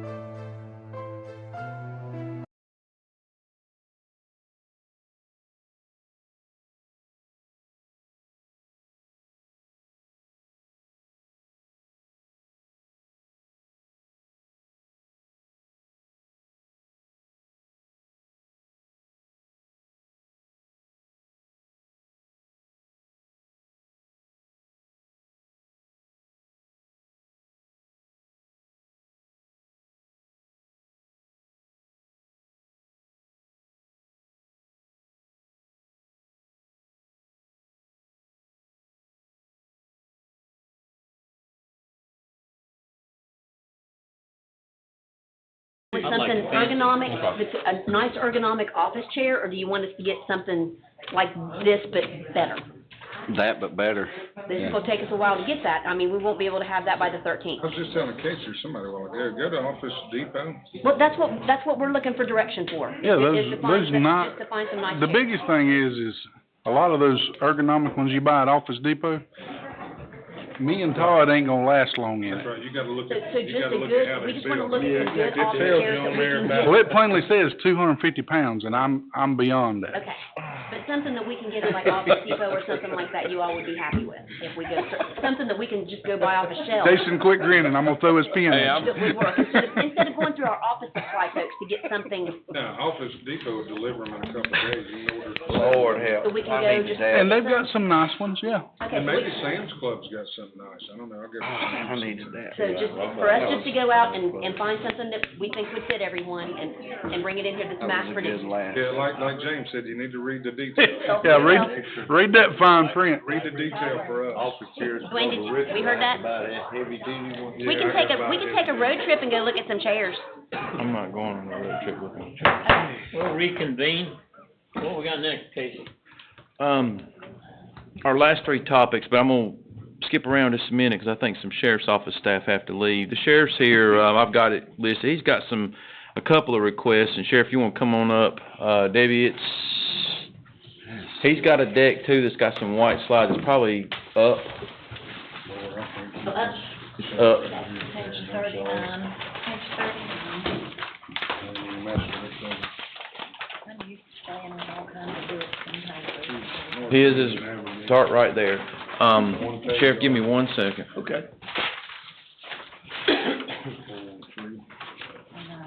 So you'll see a starting point says Sheriff's Office request for 2024. We're in, like I said earlier this morning, we're in the throes of the budget process now, so the sheriff had some peculiar things he wanted to talk about, or two requests, one of them being a large one, so I thought I'd put it on here and let him have a talk with you all this morning about staff, and then I think the one about the pays on here as well. I've got some info at the end of it I'll share with him when he's done. Sheriff, I don't know that we can go through every slide. I put every slide deck in there that he's already sent to you all, and then we'll be going through at his budget meeting, but I'll let you touch on the highlights. Go for it. And I can steer the wheel here if you want, or you can do it, sorry. The first one, or just give me,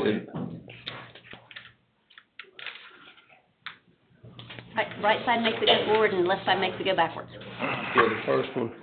First of all, thank y'all for the time, and I hate we had to go, but we got one that's gotta go to Norfolk in a federal murder charge to testify, so we gotta get out, but it's been a extraordinary year. We've got some numbers, hiring wise, it's crazy. We've done really well. We're very, very blessed, and we are full. We're full in the jail. We still got applications, but we've got we need more positions, but we want to keep the 30-year people or the experienced people that we got up to the 30 years. And we've got 30 within that fits that frame that we're talking about, that we're hiring people and able to maneuver and give them pay advances for their experience in law enforcement. But I've got 30 people there that's got experience from different ranges that's not getting that. It fell through the crack on that one, and that's what I'm asking you to do, is to adjust these 30. We don't want to go 30 down now. After we've got these younger guys and girls in here, we want to keep what we've got and not go short again. So it's a total cost. It's going to cost the county to get these 30 adjusted up for their years of experience, 1 percentage point for every year of service up to 15 years. It's going to cost $145,000 roughly, a little bit shorter than that, to make this right and keep these people and keep this experience at Davidson County. And that's the first thing we're asking for. We're also asking, I'll let y'all advance, but I'll have Captain Burns come up and talk about allocations. We're asking for more manpower. We've got to have it. We're so short, and he's going to explain that. Before we move on, this here, again, as the sheriff said, we've already lost one person to another county because of this. We've got 2 of our CID people with tenure that's been at other agencies and come to us that they're talking to. So we have the potential, real quick, of losing 3 people that have 20 years experience. So CID detectives, or is that? Yeah, Criminal Investigation Division. You gotta understand that the detective world, we don't build them right off the bat. That takes years and years of training. So if we lose another one or another 2 out of CID, that's gonna basically cut our CID, productivity in half. One we lost to Rowan County, they gave him his prior time and a little bit bonus to come over there. Sure. It's a dog-eat-dog world right now, and people are recruiting from us all the time, and we want, and it's not all money, but that helps. And what we're building here, the ship we're building, we're very blessed to have the people coming. They're coming from, we've had them come from other organizations. We're getting them straight out of BLET too. But these detectives and this experience, you can't buy. It's important. Sheriff, for these, some of the ones you're talking about, I know you worked one issue where one of the captains had left, came back, and basically is not able to get 10 years back. Correct. Worked for the county, came back to the county, was not able to get, and he has lieutenants and sergeants making more than he does. Yeah, it's upside down, and we're doing it, and we got it. It was good to get these people and get our pay up, but as we can negotiate and get folks here and stuff, for the experience they have. But when we brought it in, these 30 got caught in the trap, and they didn't get it, and it brings disgruntledness, and other agencies see that. When they see a crack, they'll come in. And we don't want to lose them. I'll give you a perfect example, if I may. I don't mean to interrupt you. So, we hired a female from Catawba County about 3.5 years ago. At the time, she had 16.5 years experience in investigations. So she agreed to come in at what we agreed to start her at, which at that time we didn't have the ability to adjust. So she accepted that. She's been a part of this family ever since. So now she's got almost 20 years in. So I'm hiring people and bringing them in, or we're hiring people and bringing them in at an investigative level, making $5,000 more than she is with half her experience. So that's not the message we want to send to these tenure people who are willing to spend the rest of their career with this county, is that they're not worth what the new people are worth. And I think if we're not careful, that's the message we want to send. This is a very, very minimal amount of money to bring everybody up to where we think they need to be. I have researched it. I can't find any flaw or any section in our salaries where we should have any additional conflicts. This should satisfy all those problems. Now, obviously, I'm not perfect, and I may have missed something, but I can't find any section where this won't fix any future problem where nobody should make more than anybody else based on the current pay grades. So she could quit, get hired back, and be making $5,000 more? I have sergeants. That's terrible. I have sergeants that can do that. No. Correct. And I have an employee, every position, every current salary, every recommended salary that's included in this, down to the penny. If you guys would like to see that, I think Casey has that as well. If you guys need that, you folks need that, we'd be glad to see it. My question is that a total amount of money? That's a total. To take care of the 30 people? Okay. Thank you. Mm-hmm. I need that clarified. And did that lady that you hired, did she get the signing bonus for coming back, coming in? She did get a signing bonus. But with that being said, when we hired her, she took a $7,000 pay cut. Now, there was some personal reasons why she changed agencies, but she's been a great asset to us since we've hired her. Not anybody you want to lose because you can't replace her. We're bringing in people now that were given that experience, and we can't give it to the people that have stayed with us all these years. I don't think it's right. So we're asking for that. So the people that you hire, if they have prior service, that's included in their pay? Now it is, yes, sir. Yeah. The white box you got up there on the left, Is that a reflection of the amount of money you're asking for on the bottom right? That's exactly. So basically, we're asking for the $145,000 number, and that will cover all the adjustments it takes to bring every current employee with prior experience up to where they hire a current employee with similar experience, so that we don't see any more compression or anybody passing anybody from this point forward. It should be consistent across the board. Casey, you're the man with the plan. What, have you looked at this? Yes, sir. Remember when we gave the pay study out, we confessed there were two things that you can't account for. That's experience from other jurisdictions. We don't have that data, and so we can't verify it for 1,000 people. And then our personnel resolution says if you've been disconnected from the county for over a year, that longevity time is no longer. So we adhered to that rule when we established the study. So to do this, it's not just 145, it's multiplied times across this whole county. So the bill won't be 145,000. It could be 1 million for all I know. I don't know how many employees that would affect. That's just for the 30-year piece.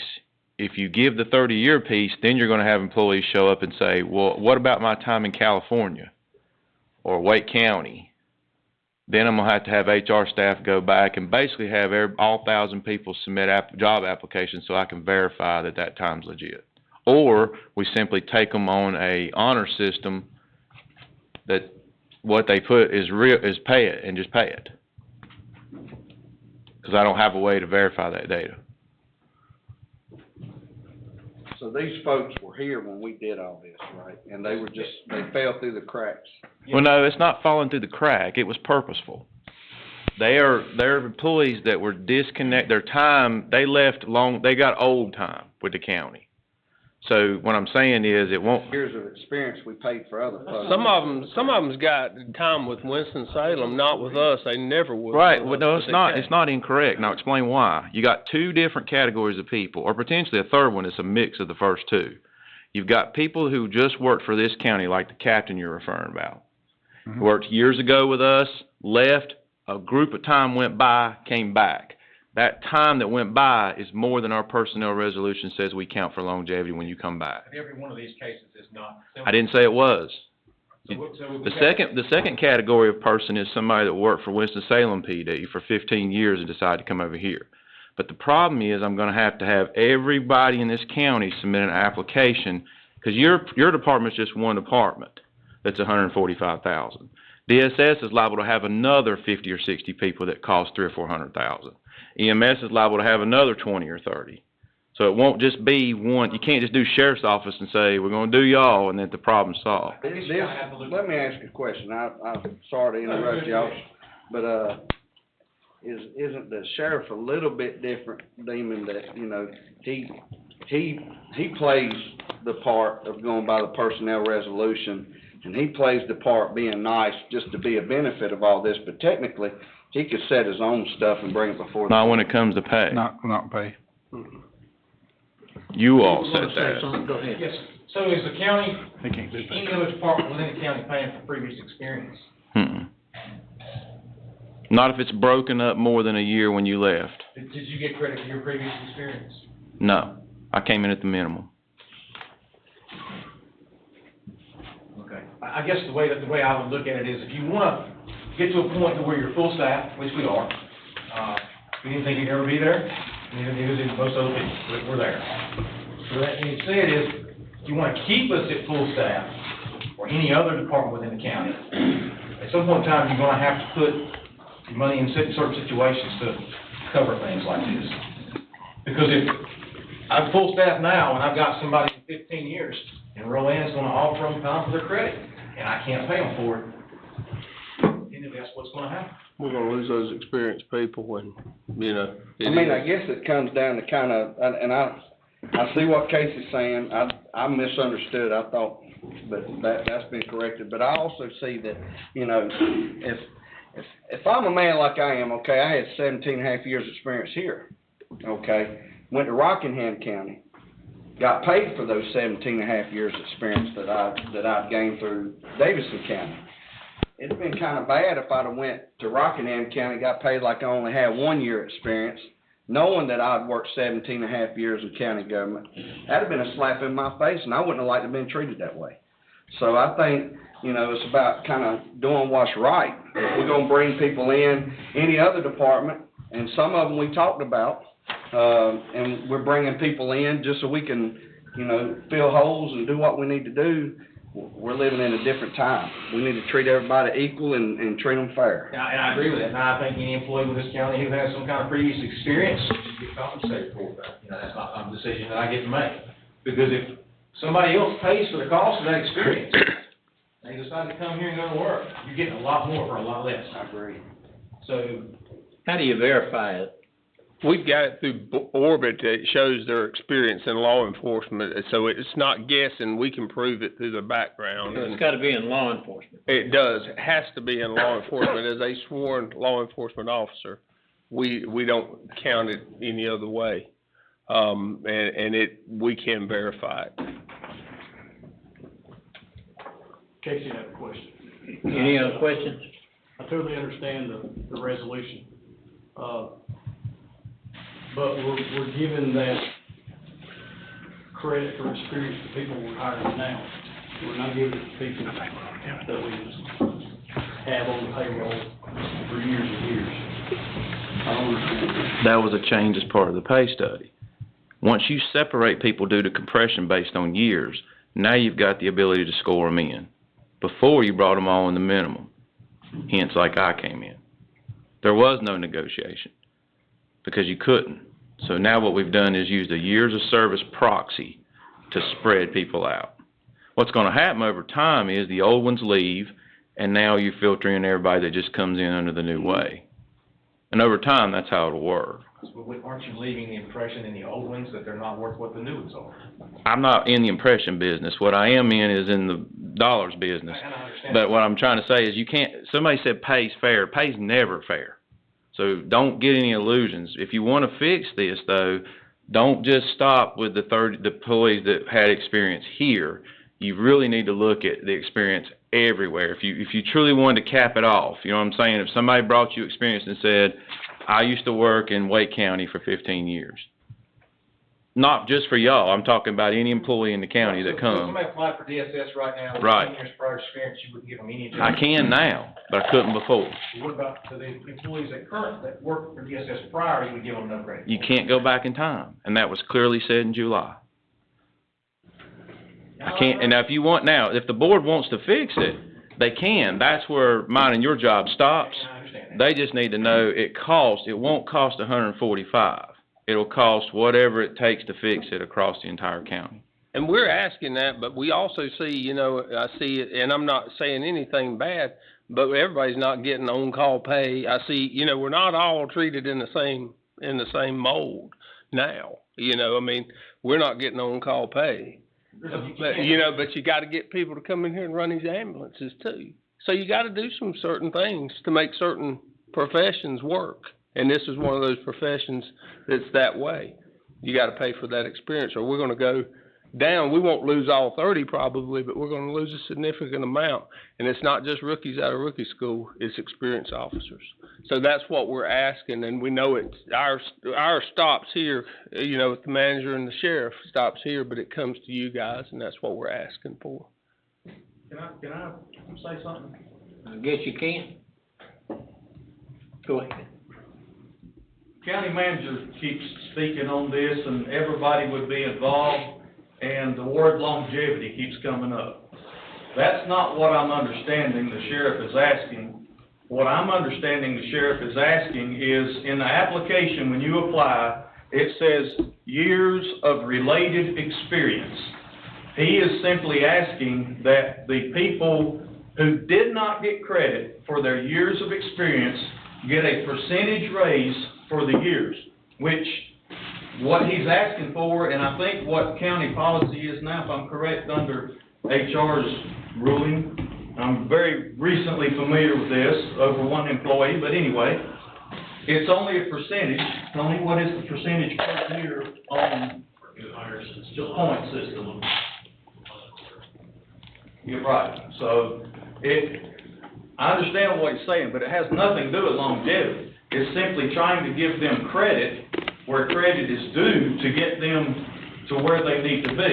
Yes, it's a long, extended way, but, you know, my situation that I had, not interrupting, is when you have $900,000 in lapsed salary, and you can't give an employee 50 cents, which is $1,040 a year, and it's already in the budget, folks, how are we gonna keep people when we keep slighting them?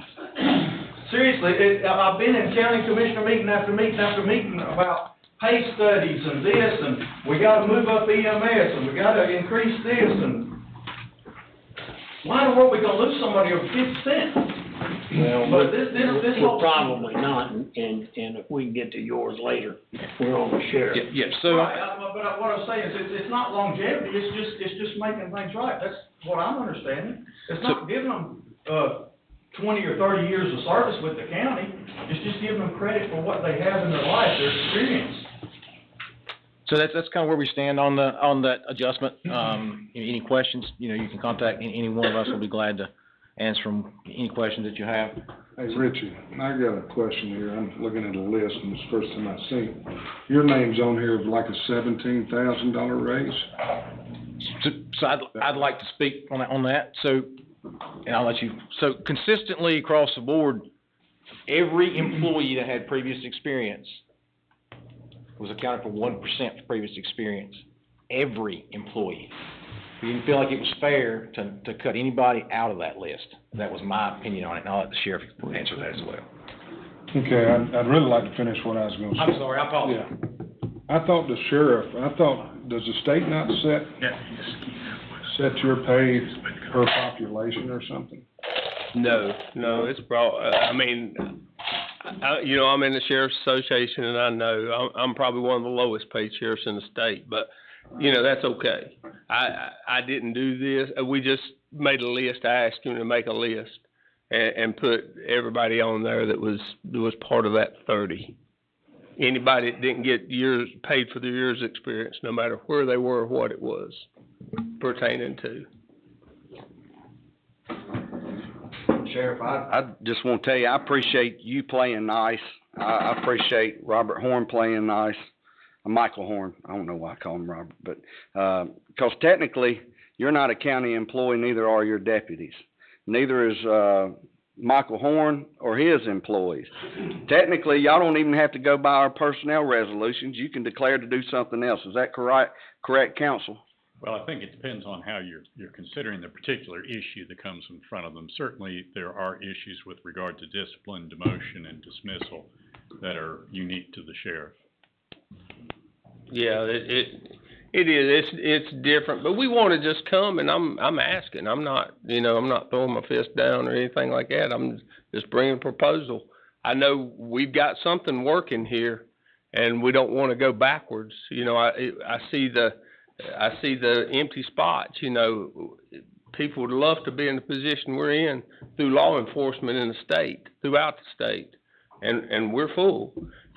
We've got to wait to those positions, those SRO positions, to be allocated Monday. I think it's going to be voted on, and then we've got position numbers for those. You know, we're running out of equipment, we're running out of cars, we're running out of everything. You know, thank goodness we got $100,000 coming from the state to help us through this situation. But we're getting there. But it's a good problem to have. It's a good problem to have, and we don't want to go backwards now. We want to keep moving forward. And keep the people we have, retain who we have, not just get them here, but keep them. So are you full with, your personnel on what I call the beat? We're about, out here on the street? We're about 3 short with the new SRO's positions, but we've got them, they're ready to go. We will have about 3 positions I'm looking for, but you've got to find a deputy too. You've got to find someone experienced to take these SRO positions. You can't just hire somebody out of a rookie school. That's the new ones we just talked about the other day. Mm-hmm. Okay. So in relation, I'm not trying to be abrasive, Sheriff, but to the comment of being full, I've talked to you and your staff. I know we might be full with what the county's allotted you, but you're not full to what you need to provide the service to Davidson County, correct? Correct, and that's what our second allocation of what we're going to bring, a second thought we want to bring to you. is the numbers where we're at. Okay. So I'd like to hear that. theoretically, obviously like the sheriff said, I personally would disagree with what's been said about the labor market, because we don't see that. We were full staff except for 3 of the 7 SRO positions that we just got. We have already filled some of those positions that fast. We have applications stacked up. We have people that want to go to work, which is phenomenal under the current situation. So what do you not see in the labor market? I'm sorry. We're not seeing any issues with hiring at all. But you have been seeing issues because you've been empty for We have. years. We've hired 65 people in the last 13 months. And we still have all 65. So the hiring problems changed when you started bringing in people, paying them more than people with 20 years experience. That's why. There's a couple different reasons for that. We have started accommodating people or compensating them for prior experience. We have a way, I will say, that we hire people, we meet with folks, we interact with folks a little differently than some folks do, and we feel like that's a big part of why we've been so successful. We've even had other agencies within the triad reach out to us and want to know what we're doing, and we can help them with their problem. We've also had some other inter-county departments ask the same thing, which we're willing to try to help. So most everything we're doing right now has been successful, extremely successful. Now, we're going to do the best we can to hang on to it and keep it going in the right direction, but we need a lot of help from the county commissioners to continue that. And that's another reason why, we're here. So the current situation with Davidson County is that we have 30, I'm sorry. Excuse me just a second. Yes, sir. I think Matt's got a question. I was just going to ask regarding if it's all right to go back to the 30 individuals Absolutely. you mentioned. Something like that, if well known, could have morale implications. Just curious if you have seen anything like that from those individuals, any kind of, I guess you could call it, a demoralization. Are you referring to like somebody we just hired making more money than somebody that's been with us? Right, and that being common knowledge among the... Fortunately, I don't want to speak for the sheriff, but our pay is public record. So anybody can access that information. And they all know, everybody knows what everybody else knows. Record, they're gonna talk, They do, you're absolutely right. Always talk. And there is disgruntledness. Right now, I'm saying, hang on, please, I'm gonna fight for you. And I think that's another reason why people come. I think it's all of us working together. Y'all have helped us tremendously. We've worked very hard recruiting. We've done videos. We do a lot of personal things, but I have people know that I'll fight for them. I've got one employee I've got to go something and there's a probable cause hearing to come up. It's already been cleared by one, but sheriff standards are tough. Mm-hmm. I'm getting ready to ride with my deputy to Kitty Hawk, go to the hearing and come back. I'm not going to lose him. I'm going to bring him, and my guys and girls know that I'll fight for him. And that means a lot. In this day and time in law enforcement, that means a ton. But I'm fighting for my guys because there is disgruntledness, and you're absolutely right. They're talking, but they're going to give me a chance, and I don't know. I'm not going to say they're going to leave if we don't get it. I don't know. They might not. But good question. Thank you. And Casey, just so I'm following, the current parameters as set out by the pay study and how we reworked it, there's currently not a way to grandfather these individuals in unless we do it consistently throughout all departments? When we devised the pay study, we knew about the break. Again, go back to if you worked here previously and you've had a year's lapse in time. The PR says we don't count the longevity. In other words, give you credit for the past. So we applied that rationale to the numbers. Didn't have to, but we said we're going to stay with the PR and we're going to use that premise when we're doing this. Not knowing, did know, you're going to compound a second factor into that. So you got these 30 folks, and you probably got another 20 or 30 in the county that have got Davidson County time previous that you could go back and count. But the problem would be, and you fix those, you think, okay, we're done. You're gonna have another set of group of folks that I don't know how large is the sample size of 1,000 people that say, well, what about me? I have time from Wake County. You didn't count that either. And so there becomes you see the conundrum. How do we, account for that? Not just in the sheriff's office. I'm talking about countywide. Do we just have 1,000 people fill out applications and self-report that they worked? Are we going to take that as the gospel? I can't answer that. Y'all would have to answer that. I'll be implementing whatever you approve. But if you tell me to have, or do you want me to verify 1,000 people's time? That's going to take a little while, because then I've got to have my HR department go call Wake County and find out, is this employee's time verifiable? And I would assume y'all would want it verifiable. You wouldn't want to do it on a self-reporting type basis. But that was left out as well because of that exact factor. Okay, that's knowing full good and well. Again, I go back to, and I think I remember saying this speech in July, I've never seen a pay system that's fair. I haven't. If there is one, somebody needs to show it to me. There is no way to eliminate, it's like a thread pulling out of a sweater. Once you pull one piece, you have a consequence of something else. So you fix one problem and you go, wait a minute, we just kind of inadvertently created another one. So I'm not saying that you shouldn't fix this. What I want you to understand is it won't just be 145. It's a bigger number. Part of it, I can't even tell you what that number is, because again, out of 1,000 people, I don't know who's got, use me. I had experience from other counties when I took the assistant manager job, but I came in at the minimum. So I didn't come in and say, well, wait a minute, now you didn't give me credit for the last 12 years or 15 years or whatever. The number was the number, and a lot of counties are like that. They simply offer the minimum. Minimum and the max. This is it, right? Well, a lot of times it's just the minimum. Yeah. And we got away from that in the pay study because I use my hands horizontally because that's the way I can describe it. You had a cluster of people guard up against the minimums, and you took them and spread them out a little bit based on years of service. And then, as Mike said, when people come in, now a person comes in with 15 years experience, you can slot them in appropriately with their like folks given that. Yeah, it does cause a little bit of havoc of, you get a lieutenant with 22 years that makes more than a captain that's got 5 years. That just happens. And over time, it wills itself out. It's you can choose, it's your choice whether or not to fix that or not. So let me ask you something, Mr. Manager. So from what I'm hearing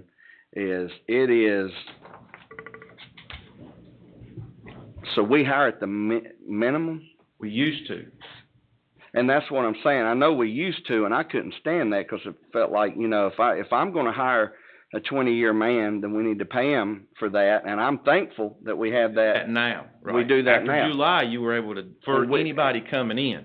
What they're talking about is the 20-year person that had time. But people were left behind. Right. Well, if they were sitting in their job here, remember that spreadsheet we had? You had 2 columns, years of service here with the county and years in the job. Mm-hmm. So if you hadn't left here, you got your credit. What they're talking about is folks that's either got time from other places that they came to the job with, or they worked here before and say it was 10 years ago and the gap is 10 years later. So in our personnel resolution, it says you got to be away from the county 1 year, right? So if we told all these people to quit and reapply and we hired them, they're not away for 1 year, could they keep their accruements and then get that raise? Because, that's what I'm hearing, and that seems Potentially, stupid. and as asinine as that sounds, again, it goes back to there's not a perfect system. If that's the way, then tell them all to do that. And let me make this easier maybe for everybody. I'm not saying you don't need to fix it. I'm not rendering philosophical judgment. What I'm telling you is the bill to fix it, I can't tell you what it is today. And we fixed EMS. Allen's not hiding that. James Shore's not hiding that. We've done things to fix EMS. We've done things to help Lillian and work on some stuff over there. The sheriff department's a different beast. The number could be as high as $1 million or more. I don't know. So if I may, the sheriff's office, if I'm not mistaken, is the largest independent employer in the county. Is that correct? I have no We have idea. more employees than anybody, any other division. Oh, in this county? Yes. No, DSS is DSS largest. is. yeah. Y'all were We second. have 220 employees, and out of 220, we got 30 that needs to be adjusted at $145,000. I think it's highly unlikely that the remainder of the employees in the county is gonna have. Yeah, it's only one piece of it though, Mike. You're And you hadn't gone back and asked a second question to your employees, which is, are any of you got any, well, you did it for you. Every employee that we have at the sheriff's office has been addressed. I understand that, but Trish hadn't asked the question of her people. And I understand that, but in a background, in law enforcement anyway, we know how many years of prior experience somebody has in. Yeah, but I don't have a clue how many Trish would bring to the table, huh? I think that, Well, then we would be taking either self-reported or Tony would have to verify it. And I think that would probably be a place that we need to be at this point to know how many years, I mean, if we're gonna hire somebody to go to work for Davidson County, at least we ought to know how many years of prior experience they got. I think. That would be commonplace. So, I mean, I don't wanna beat this to death. I mean, I would be glad to answer any more questions, but if we move on, you guys are okay, folks are okay with that. So this is in regards to a request for 41 new positions. So, and there's a reason behind that. So this is the ratio of police officers to population of 1,000 people. I'm gonna go through this quick. This is Rowan County for comparison issues. So Rowan, their average is about 1.5 is where they're at. Davidson is at 1. We have not been past 1.2 in 20 years. 20 years. This is Randolph. Exceeds Davidson by a lot. Alamance, again, exceeds Davidson by significantly. North Carolina state average is 2.3 sworn law enforcement officers per 1,000 people. That's the state average, 2.3. Davidson County is at 1. To meet the state average, we would have to hire 135 people. That's how far behind that this agency is in staffing. What does the state average take into account? What the state does is they take this number from every agency and combine it and get an average. That's, police departments, That would be, police department, sheriff's office across the state. and who else, just those two, or is correctional officers? No, this is sworn. It's, sworn or officers per population, so it would be sworn, it would be municipality, police departments, and sheriff's offices.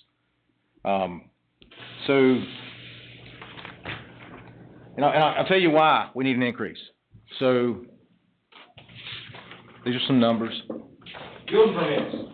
Casey touched on this earlier today. I didn't have the 2022 number, which is 11,889.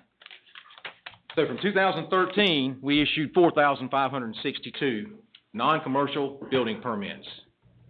In 2022, we issued 11,889. From 2013 to 2022, we have issued 70,000 plus non-commercial building permits. You know how many deputies we added? None.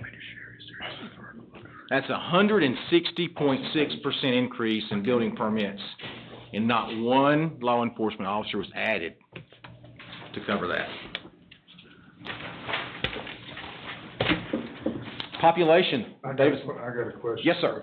Are you tying those building permits into a residential structure? I just said non-commercial. That's how the county justifies them, and that's where I got my numbers. Like, I can't really say whether they were houses or shops, or I guess could be maybe a porch adjustment. Additions or Yeah, it could be, and I don't have. Permits or. Yeah, and it could be, it's hard to kind of differentiate all that, so some of that's gonna be mixed in there. So, population from 1989 to 2022 grew 35.6%. What is that now? That's the population. We grew how much? 35.6%. From 89 to 2022.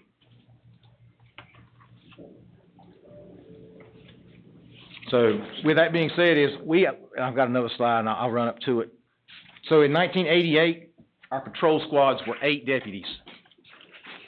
Today, our patrol squads are 9 deputies we've added one patrol deputy to a squad in 33 years. 33 years. So with that being said, this is a cause for service the Sheriff's Office responds to. In 2013, we're right at 60,000 calls a year.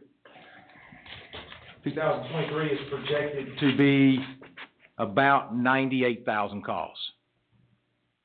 That is a 48% increase with a 0% increase in deputies. Not one deputy have we given the Sheriff's Office to allow for this call for service increase. So out of 170-some thousand, I know we've got more than that in the county. And the municipality of Lexington Police handle probably about 40 to 50,000. I have those numbers. Got that? I have that number. Yes, I'd like. Right here you go. Oh, so y'all are over 122,000. This is the elephant in the room. What nobody wants to talk about right here. And I know here Commissioner Yates often saying, apples for apples. Yeah. So unfortunately, we can't do that. It's because the only other county in the state of North Carolina that is comparable, even close to Davidson, is Guilford. Because Guilford's non-municipalized population is 133,000-ish.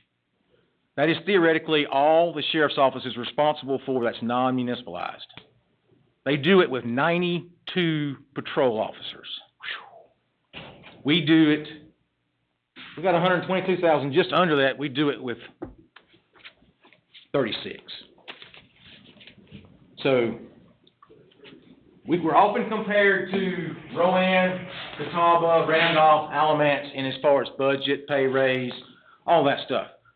Well, you can't do that. It's not even that, it's not apples for apples. Because the only population that Alamance is responsible for is 66,000 people. Davidson is responsible for 122,000 non-municipalized. That means that Denton, Lexington, and Thomasville are not included in that number. 122,000 people on a daily basis our deputies are responsible for, and we have 9 of them. 9. Here's a comparison. So, Guilford County Sheriff's Office 2023 projected calls for service is 87,000 calls.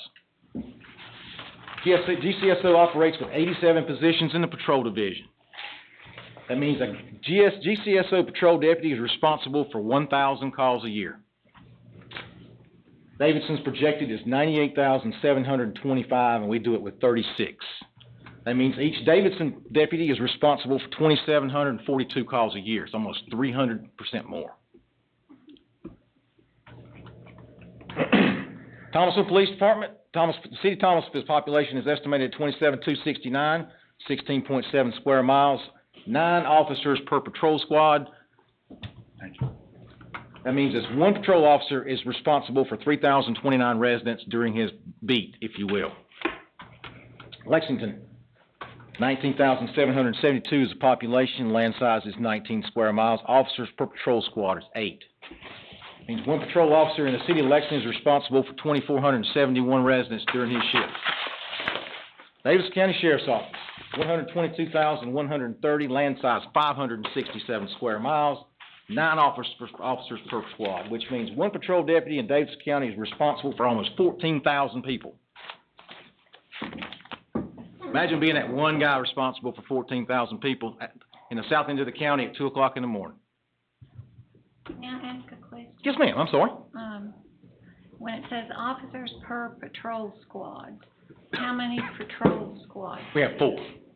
Yes, ma'am. So that's actually 4 times 9 is 36. Right, but Okay. But what you have to remember is that there's only 9 working at any given time. Okay, so that includes all the shifts? Yes, Is ma'am. that what that is? So you say, a 12-hour shift, we only have at night we'll only have 9 deputies working, and they have to separate amongst the entire county. They have to divide that 122,000 people population amongst them. Hold on a minute. So 9 patrol cars covering the whole county? Yes, sir. And that's not including when people call out sick, you can't? No, sir. We've run this whole county with 4 deputies. Is that because 5 of them called out? That's because we got 2 in training, one's out on this, one's out on that. It just varies. You can't control any of that. Oh, my God. Yes. We can I mean, we can steal from all the pay Peter, you know, and we do, we work it out better, you know, but, you know, it makes another division short. So here's the worst case scenario, and this has happened. So I got normally, say I got 8 people working on the squad tonight. Say one guy's on vacation. And then I have a homicide that involves 2 different locations. You know how many deputies I got available until my CID folks show up? I got 1. For the whole county? Because I have to secure this location, I have to secure this location, I have to do a perimeter here, I have to do a perimeter here. I got witnesses over here, witnesses over here. All my patrol guys are tied up. In the hour it takes to get my detectives on scene, I got 1 deputy, 10-8. 1. That means in service. I'm sorry, yeah, I apologize. Do we ever ask for help, like from Lexington or? All the time. We won't hesitate to ask anybody, and we're pretty good about that. Lexington will help us, Thomas will help us, Denton helps us, Montgomery, Stanley. My last night shift, just so y'all know, we answered 4 calls for the county. Yeah, so it's not unusual. We really have to rely on. Make the favor, but when we can, you know. So, and I have some more data. So. Sure. I just want to tell you right now, 1992 was when you went from, 7 deputies to 9, or was it 8 deputies to 9?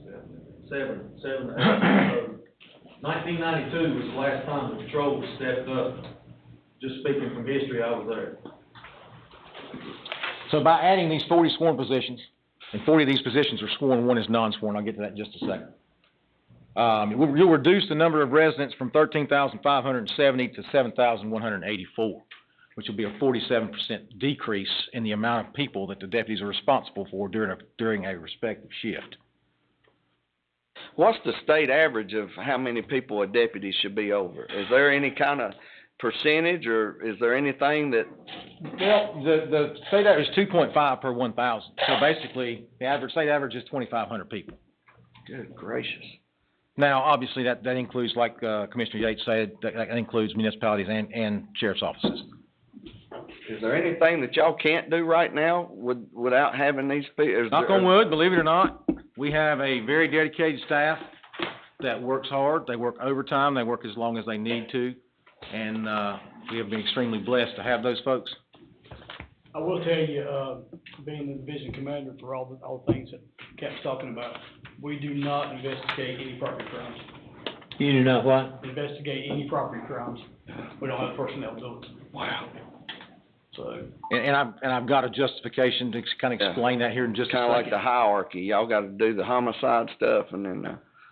So, you know, obviously, benefit more deputies, safer communities, shorter response times, improve officer safety, and we can be police proactively rather than reactively, which is a very important aspect, and that's something that we haven't had a chance to do. But I will say that as dedicated as our folks are, they're getting tired. They've worked a lot of overtime in the last couple of years, and they could really use some help. And we took it upon ourselves that we're going to try to get them some help.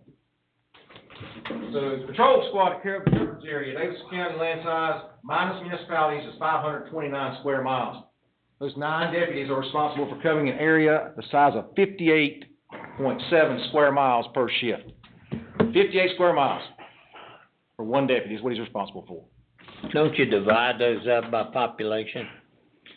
By the zones? Yeah, in other words, you wouldn't have the same patrol down in the southern part of the county that you would up in the Wahlberg or Midway. And you're accurate as the way the zones are broke up. However, you can't guarantee that officer's always going to be in the same zone. He may have to leave that zone and go to another zone because the zone officer's got somebody under arrest. I understand that. So you're gonna have to accommodate and break it down to the best average you can. So the additional deputies will reduce that area size by 27 square miles.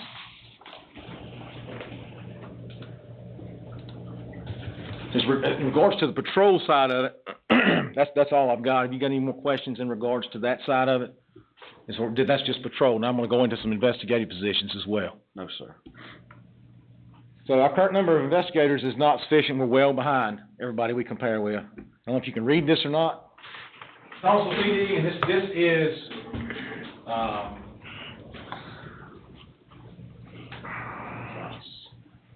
I believe this is criminal investigations by narcotics. Thomasville's got 12. Lexington's got 12. Rowan's got 22, Iredale's got 35, Randolph's got 27, Davie County's got 10, Alamansa's got 34, and Davidson County's got 18. Says 16. Sorry, 16, I'm sorry. I don't have my glasses on. 16. That's vice guys and criminal investigators. And that's for 122,000 people. Do the math on how many cases them guys got to carry. So currently, we're behind the average about 33%. This is justification for the property crime, sex offenses. In 2000, we had 8 reported to the sheriff's office. In 2022, we had 171.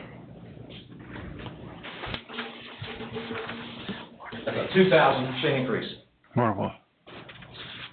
This is where our CID folks spend the majority of their time. Child sex offenses, rapes, those types of things. We have, because the influx is so high, that's where they have to spend their time. Have you pinpointed any reason why the increase?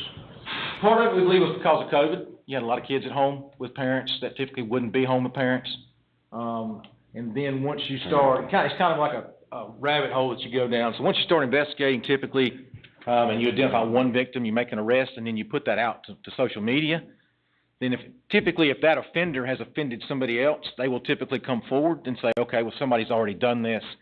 You know, I'm going to come forward too. And then theoretically, sometimes you'll end up with 4 victims for the same offender, and then you got to investigate it over and over and over again. So that's kind of sometimes what takes up a lot of time. Child exploitation tips. So in 2016, we had 13, 18, we had 23, 2020, we had 44, 2021, we had 93. I didn't have the data for 2022, but just in those numbers right there, it's a 600+ % increase. Now keep in mind that all these increases, I've not got no more detectives. I'm doing it with the same number.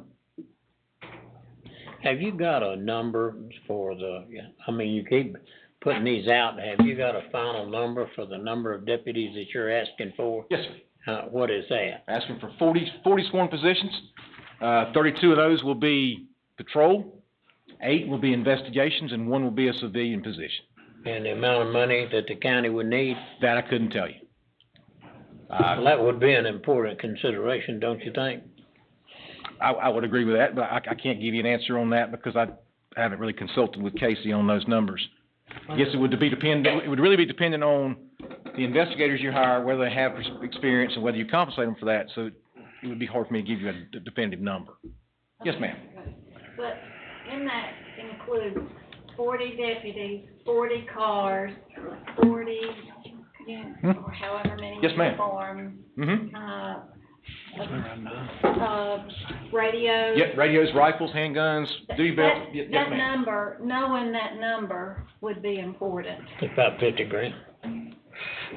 Sheriff. But it's all, the people we'll be serving deserve the service, and that's what we're trying to show, that we've got to supply that service, because the people have come, they're paying, they're building their homes in Davidson County, and we want to keep them safe and give them good service. I've got a question for you. Can you back up 2 slides maybe? And this is, I'm gonna dig a little deeper into the woods here. 2,000% increase. Can you give me the amount of arrests? How much they've increased since this time period? I cannot. I don't have that data. You know what I mean? That's what I'd like to see. How many more are we arresting? Well, and here's the issue with that is that typically the arrest, in my opinion, is not really that relevant, because whether we arrest anybody or not, we still have to investigate it. So every report, every sex offense that comes in, whether we make an arrest, whether it's valid or not valid, it still has to be investigated. So it still takes the same amount of time whether you arrest or you don't arrest. Whenever... Or I'd still like to see if our arrest is increasing, if we've got... Yeah, I mean, I would definitely, I think I could definitely say that our arrests are increasing in regards to that based on the number that we're getting coming in. Surely, I think it'd be safe to say that those are some validated. When we looked at our budget, if you divided our social program, our education, and our public safety, you were about a third, a third, a third. And it's been that way since I've been a commissioner. But if you put all of this in there, it's gonna be lopsided for sure. And I understand I that. mean, big time. And I understand that, and I, you know, it's unfortunate. But as a taxpayer myself, it's time. Can't kick the can down the road anymore. I got a People question. in this county deserve more deputies on the roads than they've got. I got a question for you. I did a little checking, and so High Point Police Department, they got 130,000 people in High Point. They got 22 officers on each squad. So that's something. But then I've also heard, I've talked to some people. I haven't got a chance to talk with Chief Rummage yet, but there are times where the Lexington City Department has more people on patrol than we do. There's times that the Thomasville Police Department has more people on patrol than supposed to be the premier agency of Davidson County in the Sheriff's Department. And it's hard for me, even though we get complaints, you know, this doesn't get handled in a prompt time, or this doesn't get right there. You know, it's a little harder to blame the sheriff or you or anybody else when y'all don't have the manpower to hardly get by right now. You can't drive down any main road in this county right now and not pass a house under construction. And it's been that way for how long? Yeah.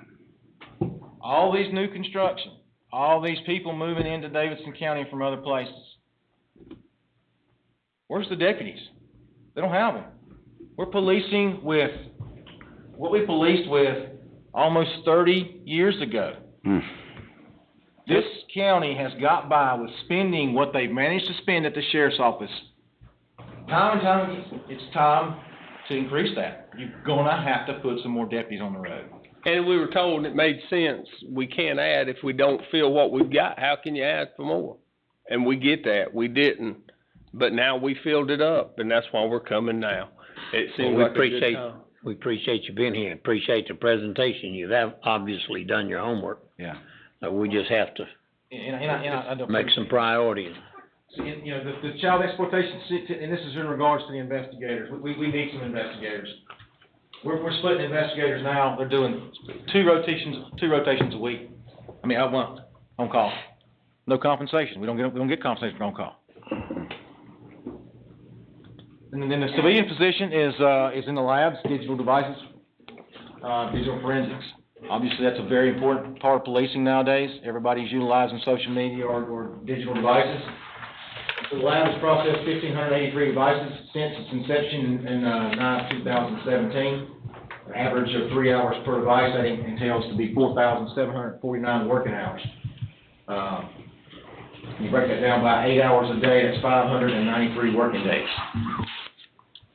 And we started to do that with part-time people. Now we have some full-time people that are focused completely on that. 2021, we processed 336 devices, 340 devices, and that was as of October 7th. 88% success rate of accessing the device and 75% success rate of extracting data from those devices. So what we're asking for is one position. We call it a digital forensic specialist in our lab, specifically for these devices. And a pay grade of 72. So that's a little on up in the pay grade, but the qualifications that we would require for such a position, I think, would justify that. Now, this is the same position that kind of broke that Murdaugh case. GPS telling everyone. Yeah, theoretically, we have been extremely successful in our lab in breaking a lot of cases. Gotcha. It's really mind blowing about what they can do in that place with a phone, a laptop. Yes, sir. And we're getting to the point where we just need another body in there. 10-4. So our projected, 2022 projected device numbers, or our actual device numbers, were 410. 2023 is projected at 500. So 500 devices equate to 1,500 working hours. Okay. And that's more than any lab tech can do. That's kind of what we've got at this point. All I ask is that we've got to have some deputies, if nothing more than for officer safety reasons. Obviously, we've had some close calls with some deputies, and officer safety is the most important thing. Not Out of these 40, how many do you plan to put on the beat? What I call the beat is So 32 of those. 32? 32 of those, so that'll be 8 per patrol squad. So that's an additional 8 per shift? Yes. So we'll have 14 on every night? That's correct. And we think that is reasonable at this point. Then you could have a deputy in each zone, you could have a north filling car, south filling car, and then 2 supervisors could remain available to help out. And we weren't prepared, Commissioner Yates, we just were coming asking for the numbers. We'll get you the arrest results and everything. Our percentage is down with the SBI. We're 5% lower on violent crimes for 2021. Is what their site says, is on their site. I mean, things are going good here. We weren't prepared we should have come with those numbers as well, and you're absolutely right, but we didn't. We were always told we couldn't ask for more because we didn't have, and it made great sense. Exactly. It didn't make sense, did it? It made perfect, but now it makes perfect sense, so let's add on. I know it's gonna be a hard pill to swallow, and we'll do it any way we can. We're asking. We're getting a lot done with a few people. We could get a lot more done if we had more. It's amazing what these guys and girls do every day, going out here in the time that we do it in. We also we're getting ready to expand on the detention side too, and we're full inside the detention as well, and that's unheard of. I have sheriffs call me every day, ask me how you do that. We're full. But we do need more. We're very low still, and we presented that earlier to y'all. We'll be asking for more there too. It's a tough pill to swallow, but we're a growing county. And, we may have to take more than one bite at the apple. Okay. And we've got some proposals that we'd like to send up, and just give you something to look at. But we appreciate your time. Can you give us some numbers? So theoretically, and I'm gonna touch base on the position. So, And everything that goes along with it. Absolutely, we can get you that information. We understand that. Yeah. So, and the unfortunate part we're in there right now is that we're out of positions and we have people wanting to go to work. So we need some positions now.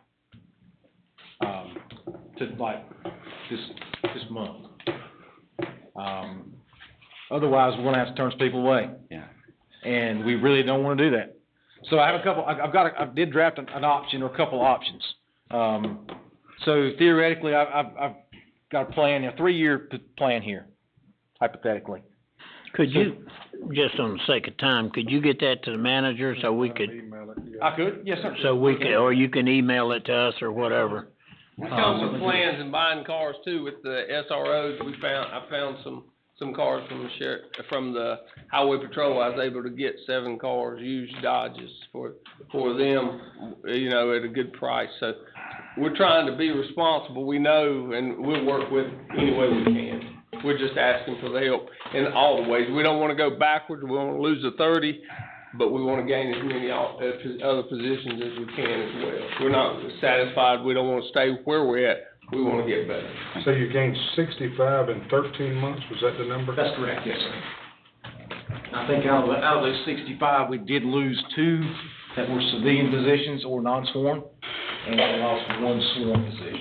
And that was the investigator that went to another agency because we couldn't compensate for his previous time.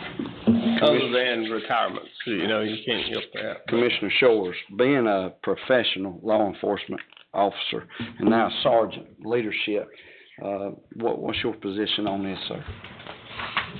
Well, I've said for a long time that our sheriff's office don't have enough people, and I understand it comes down to money.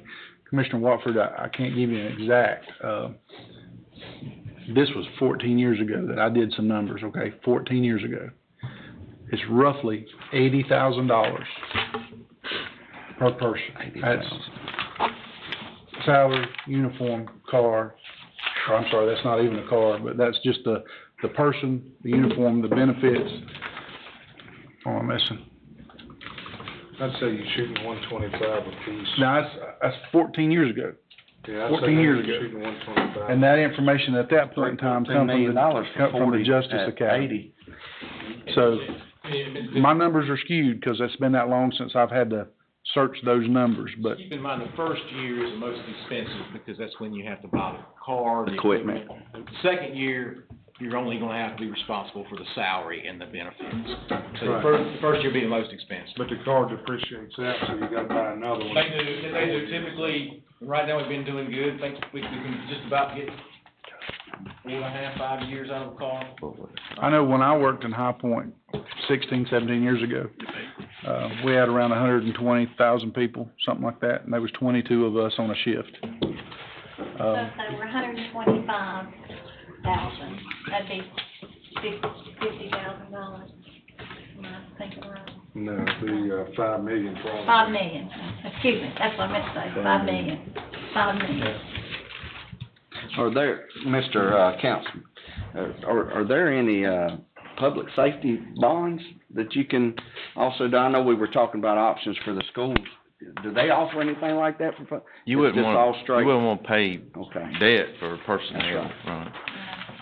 Commissioner Wofford's right, it's probably in the neighborhood of $5 million. I've been trying. Probably, in my hunch. All right, we appreciate it. We'll take the, information that you got. Thank you so much. We'll have to make a decision.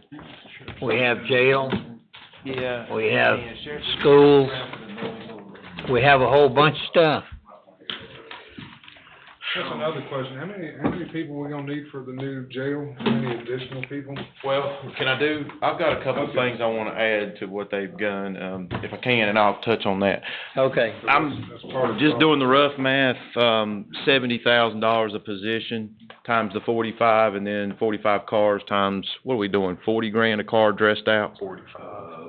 It would be 43, 44, I think, if I do. You're probably looking at 5, just And they rounding up. including radios, new radios and all that? Somewhere around 5 million for the whole thing. Somebody asked that question, so just doing it off the top of my head. Numbers I would And think. does that include the 7 SROs that we just, No, we've already taken care of that, and that's charged to the school, so that's not the I same forgot, that's the thing. reason I need to ask. Debbie, go to my slides of this, but after Richie's. After his was a set of blue ones that started over again. For the jail, Tim's revised it up because it was sitting in there as, the way we did that is an old number. We took our personnel cost at the time we started kinda talking about building a jail and divided it by the number of beds and just said that's Hold our it just a operating. second. Y'all not interested in what he's saying? Go ahead. Heard me say anything. At that time, we took the cost, divided it by the beds, and said that's our cost per bed, and we've just divided you get a total number, and you just say of that much, 70% of it's personnel or 80%. We've just used that as our basis for moving forward. We've simply taken that baseline and upped it a couple percentage points, because remember when we calculated it was several years ago. It's not gonna hold water today, so we just moved it and upped it a little bit. I'm not exactly sure. Those jails we've toured, y'all have seen them. You can gain some efficiencies, and these guys saw them too, so, I mean, it's not like, it depends on your contact with the inmate, direct or indirect. So we'll get in those conversations as we go. More direct, more expensive. Indirect, less. So Mr. Yates, I can't give you an exact number. But I do have a plug in there, because I don't believe in putting 0, because you know it ain't gonna be that, and then we get caught. I use that term flat-footed quite a bit. Mike had some numbers. We've got some too. We pulled from the FBI website that I just kind of want to touch base on that dovetails off what he had. So the total is the green line Mike's referring to. The blue here at the bottom, what you see is sworn officers, and this is a comparison with some other counties. The orange is the civilians, so that's your detention staff in these counties. And you can see the ones that are growing, those are the ones that built jails. So the total line moves when you build a jail, but you can see the bottom blue bar is not moving as much other than Randolph. So I just kind of wanted everybody to see that. Again, I'm not rendering judgment on the fact that they don't need some folks. I think we probably do need to do something, but whether we phase it in, I mean, obviously we can't do $5 million in next year's budget, but we can start working on some type of plan. But I wanted you to see this. So go back with that one there. Yeah. So the blue, the 7.1 is sworn. Sworn, right. So what is I wish we'd get a bigger TV too. Amen. And the orange bar is the detention staff and your admin staff, people that are not sworn, don't carry a gun, basically. Or they carry a gun, but they're not sworn officers. So you see the bars that jump for Alamance and Forsyth, well, they've recently built jails or added on to a jail. So you see the total number spike. I just wanted to break the total number down into its parts for you to see. Do we have the numbers of Forsyth? These come off. We've got more deputies sworn than Forsyth does. These come off the FBI's website. I don't know. I mean, I know I don't have as many sworn deputies as Forsyth, but I don't know. I mean, I'm per population, right? Per capita, right? Okay. Okay. I don't understand. For 1,000 citizens. Second thing is calls. So you got a heat map there. It kind of shows the calls, and as you can imagine, most of the calls are in the north. But I just want to kind of break the calls down a little bit. I mean, so we went into CAB, pulled out 133,000 calls total over the last, since 2020 to now. Remember COVID, so you probably had less calls. Maybe you didn't. I don't know. Maybe you had more. So we coming up with about 112 within the 1,000 within the unincorporated area. But I kind of excluded some because, again, it's running that assistance thing. And Commissioner Shores, I'm glad you brought that up because I didn't know. I'd have never known as a layman that you're going in the county as a Thomasville Police Department. So now I learned something this morning. But now it goes the other way around. Lexington also does the exact same thing, just as we will go help. So I got it. And that's kind of the point of this slide. There's about 50,000 calls where it's helping somebody else is somebody else's jurisdiction. Or you back out the animals because y'all wasn't asking for animals anyway, animal control officers. So there's 50,000 calls that I don't know, workload-wise, whatever. You got 86, that gets you down to 86,000 calls. If you just kind of back them off. In other words, if you made a decision tomorrow to not do mutual aid, which I know you can't do, but you're rendering help to somebody else, that gets you to 28,000 calls a year or 240 calls per officer. How many of those calls are homicides or deaths or something that's going to eat up, a majority of their staff? Do we know any of that? I hope very few. Yeah, probably violent crimes would probably hopefully be a lot less. You can go one crime, if we have to take somebody to Wilmington, how many hours it take to drive to Wilmington to take a... That's right. IVC, involuntary commitment. And we're the second in the state for that. And that's not generated. There are calls that go through their shop that aren't through CAD, so I didn't pull those. I will confess. This is simply out of CAD.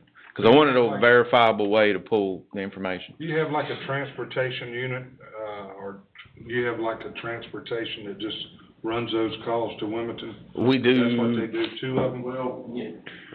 I'm gonna let Major Louis speak on that, because it's twofold. We have civil deputies that have to do that, and plus we have a transportation unit. But their primary is detention center, so they're moving inmates across the state. But during that, so I'm gonna let Major Louis. To answer your question, Commissioner, so what we're trying to do is utilize our resources to the best of our ability. And you've got the civil division that's responsible for these IVC home pickups, which we understand will take them to the first eval site. And then once a clinician determines that they need to have 24-hour care, then they're transported to the second eval site, which is the sheriff's office statutory requirement. And so our civil division will transport some of those, and then our jail transportation division will transport some of those as well. Currently, How many do you transport a year? You have any idea? well, based on my numbers that I have looked at, our jail transportation is transporting anywhere, I think it was 28.2%, their average is 28.2 a month, IVCs alone. That doesn't take in consideration writs, that doesn't take in consideration doctor's visits, appointments that we have to get inmates to because they're responsible for that as well. That doesn't take in consideration IVC home returns. If they don't have a way back home, the statute requires the county in which the respondent lives in for the sheriff's office to provide transportation for them back home. So if we have a 4-hour trip to Leland on Monday, and that individual's getting released on Friday, and they don't have a family member to pick them up, now we have to make another trip back to Leland, which is 3.5, 4 hours away, and back here. So it's eating up a lot of our resources. So what we try to do is have jail transportation, if they're going east, to make a big round trip. Can you privatize that? Not by statute. We possibly could, but the commissioners would actually, you guys would have to agree with the local crisis plan to allow some of that. But can I interrupt you 1 second, Major? Can I interrupt you 1 second? Commissioner Yates, to add to what Major Louis is saying, he's not even giving you the numbers. If Denton, Thomasville, or Lexington PD picks somebody up that's in the city and takes them to the hospital, and they wind up having to go to this secondary place that he's talking about, they are responsible for taking those as well, because city municipal police officers don't do that. Don't have to do it. So they're taking those three I as want well. to note one thing, and I'm getting tired of being interrupted, I know that. through this, we do have, luckily, no bond. Apparently he don't think so. Because they see it as an issue too, their behavioral health. They assist us through an agreement that we do have. It's small. So we do have, I won't say it's privatized, but I guess theoretically, it may be a little bit, because they're picking up the cost of it. It's not costing us, it's not costing the county. Right, it's just costing us manpower. That's right. That's what I'm So, trying to- On the initial home pickup, yes. Commissioner Shores, you had, I'm done. I got a question for you, Major, and this is just me trying to get my head around. I just finished my first term as commissioner. I don't still understand everything about sheriff operations, but, so if we do anything other than taking care of the jail and the courthouse and operating in a civil, technically by general statute, that's the only thing required of the sheriff to do. And he's required to do that. But if we do like patrol or anything else, is that a decision of the commissioners to fund? Because we're required to fund that other stuff. Now, does the onus fall back on us? Because I read a little bit about it and I don't understand it correctly. A lot of counties, Mecklenburg, for instance, he doesn't do any crime. He runs the courthouse, he runs the jail, and he runs he does civil papers. And that's by general statute. That's all you're required to do. But in this county, you better be good at law enforcement too, and that's what we do. But like I said, we do a pretty good juggling job to make sure everything's covered and covered well. Sometimes our civil guys answer calls, they have to. Mm-hmm. We'll pull to get it done. We'll get it covered. Gotcha. And the bad thing is, if we added those 41 positions we're asking for, we still really need about 135. So we're gonna be working overtime even after that. Until we get them filled up, until we get those positions filled, we're gonna work overtime after that because we still need more. There's so much stuff, and it all falls in the sheriff's lap. If it comes down, the last thing that they're doing is they're making every law enforcement officer get fingerprinted now so they can cross-reference to see if he's wanted anywhere. It's just putting it on file.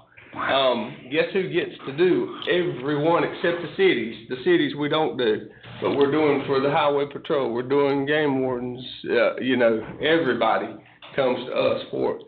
Anything that needs done, the buck stops right here.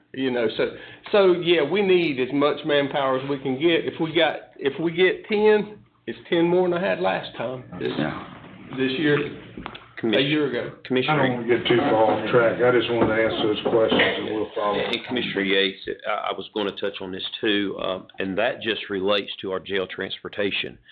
Our civil process officers, when I was lieutenant over civil process, they were averaging anywhere from 50 to 53 a month on IVC transports. The mental health, as we have discussed on the opioid board, we've seen a significant increase in mental health throughout Davidson County, and other counties have seen that too. Sometimes those mental health issues come into the jail. Sometimes they're going straight to the hospital. So we have to take in consideration there is, when you're looking at the sheriff's office responsibilities, you have the courts and you have civil process, but we're also trying to offer a service to the county for the criminal side as well. So a lot of these transports are generated on the criminal responses. When we get there, person's out of control, trying to injure themselves, they'll do an IVC. Ultimately, that If person's we let somebody out of jail, we gotta carry them back home. If they don't have a ride, is that what you're telling me? No, not out of jail, but out of the hospital. Yes, sir. Yes, sir, out of the So if hospital. they live down east, we gotta carry them home. If we're taking them down east to Leland, or Wilmington, then if they don't have a family member that come pick them up, then it's the I sheriff's never knew that. responsibility by statute to go pick them up and bring them back. But we can privatize that though, correct? I don't believe the statute will allow us to do that. They may, but I would. I would have to defer to.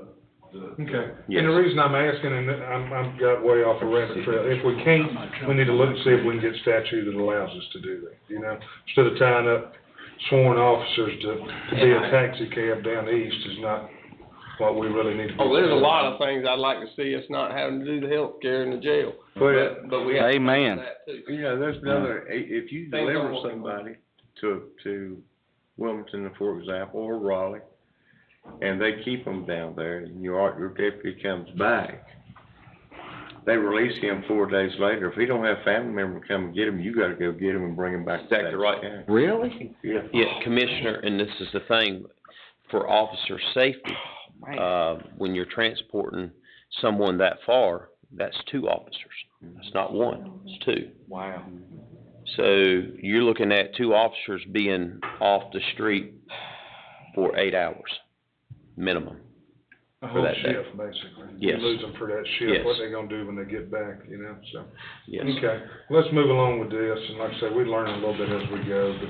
I got 2 more, real quick. Nobody has a you didn't have a question? Okay. So the heat map there just translates into, Mike's right, the calls are creeping up, but if you just look over year to year, that's kind of your average. But this one here is kind of, again, pulling it from all this together from the FBI site. What you're staring at is, I know it's a lot of colors, but stay with me, crimes per sworn officer, because I'm going to get to the arrest that you asked about. So crimes per sworn officer 10 years ago versus now. That's your blue bar and your green bar. So we have more crime than we do now per officer 10 years ago, based on the FBI's numbers. Crimes cleared 10 years ago versus now is the orange bar versus the purple bar. Well, as you can see, nobody's clearing a crime. So that gets back to Eddie's point, which is Eddie said it, so I mean, we're not even investigating property crimes. I'm not saying rendering judgment why, I'm just telling you that's what's going on, but it is going on everywhere. And then you've got the arrest per sworn officer. So what we were arresting 10 years ago per sworn officer, some jurisdictions like Alamance hadn't really moved, 14 per officer, versus what we're arresting now. So the workload piece of it, when I'm looking at it, guys, I want y'all to understand, and I'm glad we're doing this because we're going to have a budget meeting probably next week, so we're basically just having it now. I'm looking at it all sides, not just population grows, we automatically add officers. Just so y'all know, because I've never believed in that. So the day the FBI put that stat out that you should be at 2.0, that means nothing to me. What means to me is what you've got to deal with. How much crime, the index of crime, how many arrests you're making, what's the call burden on the person. So I'm going all the way around the whole officer. I don't know about these numbers though, I just don't. They're all off the FBI's website. Maybe it could be, I'm just, No, they are. It's not that they could be, they are. I mean, I got it on our computer, you know. I mean, that's where we took it. So. I don't. So this where They got the Forsyth report County to. number. They report to this, correct. Alamance is not making but 2, I don't know, well, it maybe, I don't know, I'm not gonna. Per officer, right. But the good news is nobody's careering crimes. And I know why, because they don't have and it gets back to Commissioner Elliott's point, they ain't got nobody working there. I mean, it's a big donut hole in law enforcement because everybody left the business. So that gets back to, that's not to say that we shouldn't add. And they're right. We told them, if you fill them, we'll look at it. And they've done a great job. So they've filled them. So I think we got to look at something, probably not at $5 million at a clip all at once, but something that's doing starting to make a phased-in approach, if you will. Amen. Well, if it's okay for me to do a comparison, since I'm on the DSS board and Todd is too, I mean, Trish tells us repeatedly, I mean, you've got these social workers that have 30 cases, this next one might have 14, the next one might have 18, you know, and she tells us, the state says you're only supposed to have X many cases, per social worker, but she can't get anybody to come work, so what do? We do the job. She does the job, the people do the job, they help each other do the job. That's what we're seeing you all do with your current staff, you know, and working and doing the best you can, and I realize that. I just, the 40 at one time, you know, that's a lot. And we'll send that, you know, for a 3-year plan or whatever, we'll try to help on that as well. You know, I mean, I'm just saying it could have been 135, but we thought somebody might fall out and we'll have to be doing CPR or something, you know, but. And we all know, Sheriff, the state of, you know, the United States, our borders are wide open. We've got illegal, you know, aliens coming in like crazy, and we've seen that here. And then we've got the opioid epidemic, but not only that, now fentanyl. And it's terrible, and we've got people dying of that, so. Meth and everything, I mean, it's cheap because it comes up from, but that's another day, but a lot of things we could talk about. The things that you don't see in this county are good things. You know, we're doing a good job here. We're doing the best we can with what we've got. And we'll continue to do that, whether we get it or not. We'll still get out there and do it. I'd like to save those 30. I'd like to get more officers out here especially while it's hot. The iron's hot. It's time to hit it, you know, because we're getting them, and we're getting them in here because we've got a good ship. People come where it's working. People like to be on a winning team, and Davidson County Sheriff's Office has a winning team, and that's the final thing. I'm gonna leave it with y'all. Y'all are the deciders, and y'all have helped us. Give yourself a hand for helping us get the numbers here as they are. It's a combined effort. It really is. And I appreciate everything y'all do, appreciate your time, and appreciate what everybody does in Davidson County. We appreciate y'all. Thank you, sir. Thank you, Major. Mr. Chairman, I'm gonna ask the sheriff if he can just stick around this next topic, because it's got 2 parts to it. Let's go to the teacher supply stipend and noise ordinance, if we can. So you'll follow, I think it's closer to the bottom of your pack. These last 2 are, well, let me move up. Commissioner Mizell asked me to take a look at. You want to do the noise ordinance first? Well, the stipend I think is right in front of it. It's just one. All these are small topics. Commissioner Mizell asked me what would how we fund schools are. We talked about this morning. We've got their capital stuff, and then we've got money that we do per pupil. We traditionally have not gotten in the business of necessarily a quote-unquote telling them what to do with those funds. In the past, counties got involved in, and a little bit less, you see it today, budgeting things by what they call purpose and function. And then that has to come back to the board, and it gets to be real cumbersome from the schools. So we give them a lump sum of money, and then they're able to allocate it out where they need it to go. He was kind of, if I got your question correct, what would a stipend look like per teacher of some X nominal amount, because they're having to go into their pocket to buy supplies. And not knowing any more about his question other than that, I did find a place where I could find a hocus right about how many teachers there are in each system, and he had a rate of $500. So I just wanted you to see that's what that adds up to, and I'll let him lead the discussion from there. Yeah, so just to add a little more context, I don't think there's too much more to say, but most school teachers, spend money on classroom supplies for students out of their own pockets. A lot of this occurs at the beginning of the school year, but it can, take place anytime during it. I know as a former school teacher, I often spent hundreds of dollars of my own money to, again, fill my own classroom or, buy certain supplies that were not provided. And so I just think that, it's worth discussing for the current school teachers in our county to give some kind of a classroom supply stipend at the beginning of the year The $500 just came some preliminary research I was doing. I saw it quoted in a few different articles that the average school teacher in North Carolina spends about, on average, $500. Now, I've known teachers who spend much more than that, and some who spend less than that. So this is just kind of a ballpark figure to work from and consider, and we can chat about. But that's where this is coming from. I'm sorry. Go ahead.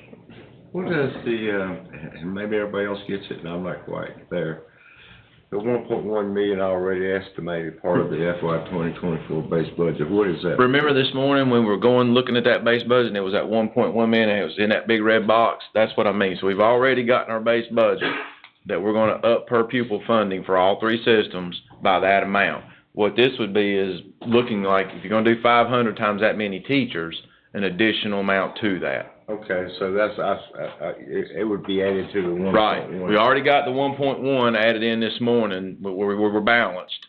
Now it'd be another $750,000. That would go directly to the school board budget. And Well, they would determine if they wanted to spend that money for that or not, wouldn't they? there are mechanisms in North Carolina, and I have to get Chuck to help me, Okay. for you all to tell them where 750 would go. And that gets into that purpose and function thing. You remember that from years ago. Yes. A lot of counties got away from that because it was so cumbersome for the schools to maneuver. Yeah. I think you probably could, if you wanted to move forward with this idea. But right now, you're right, Commissioner Shells. Essentially, we give it to them.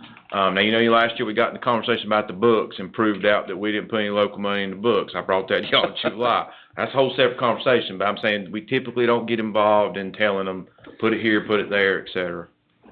Casey, just a question.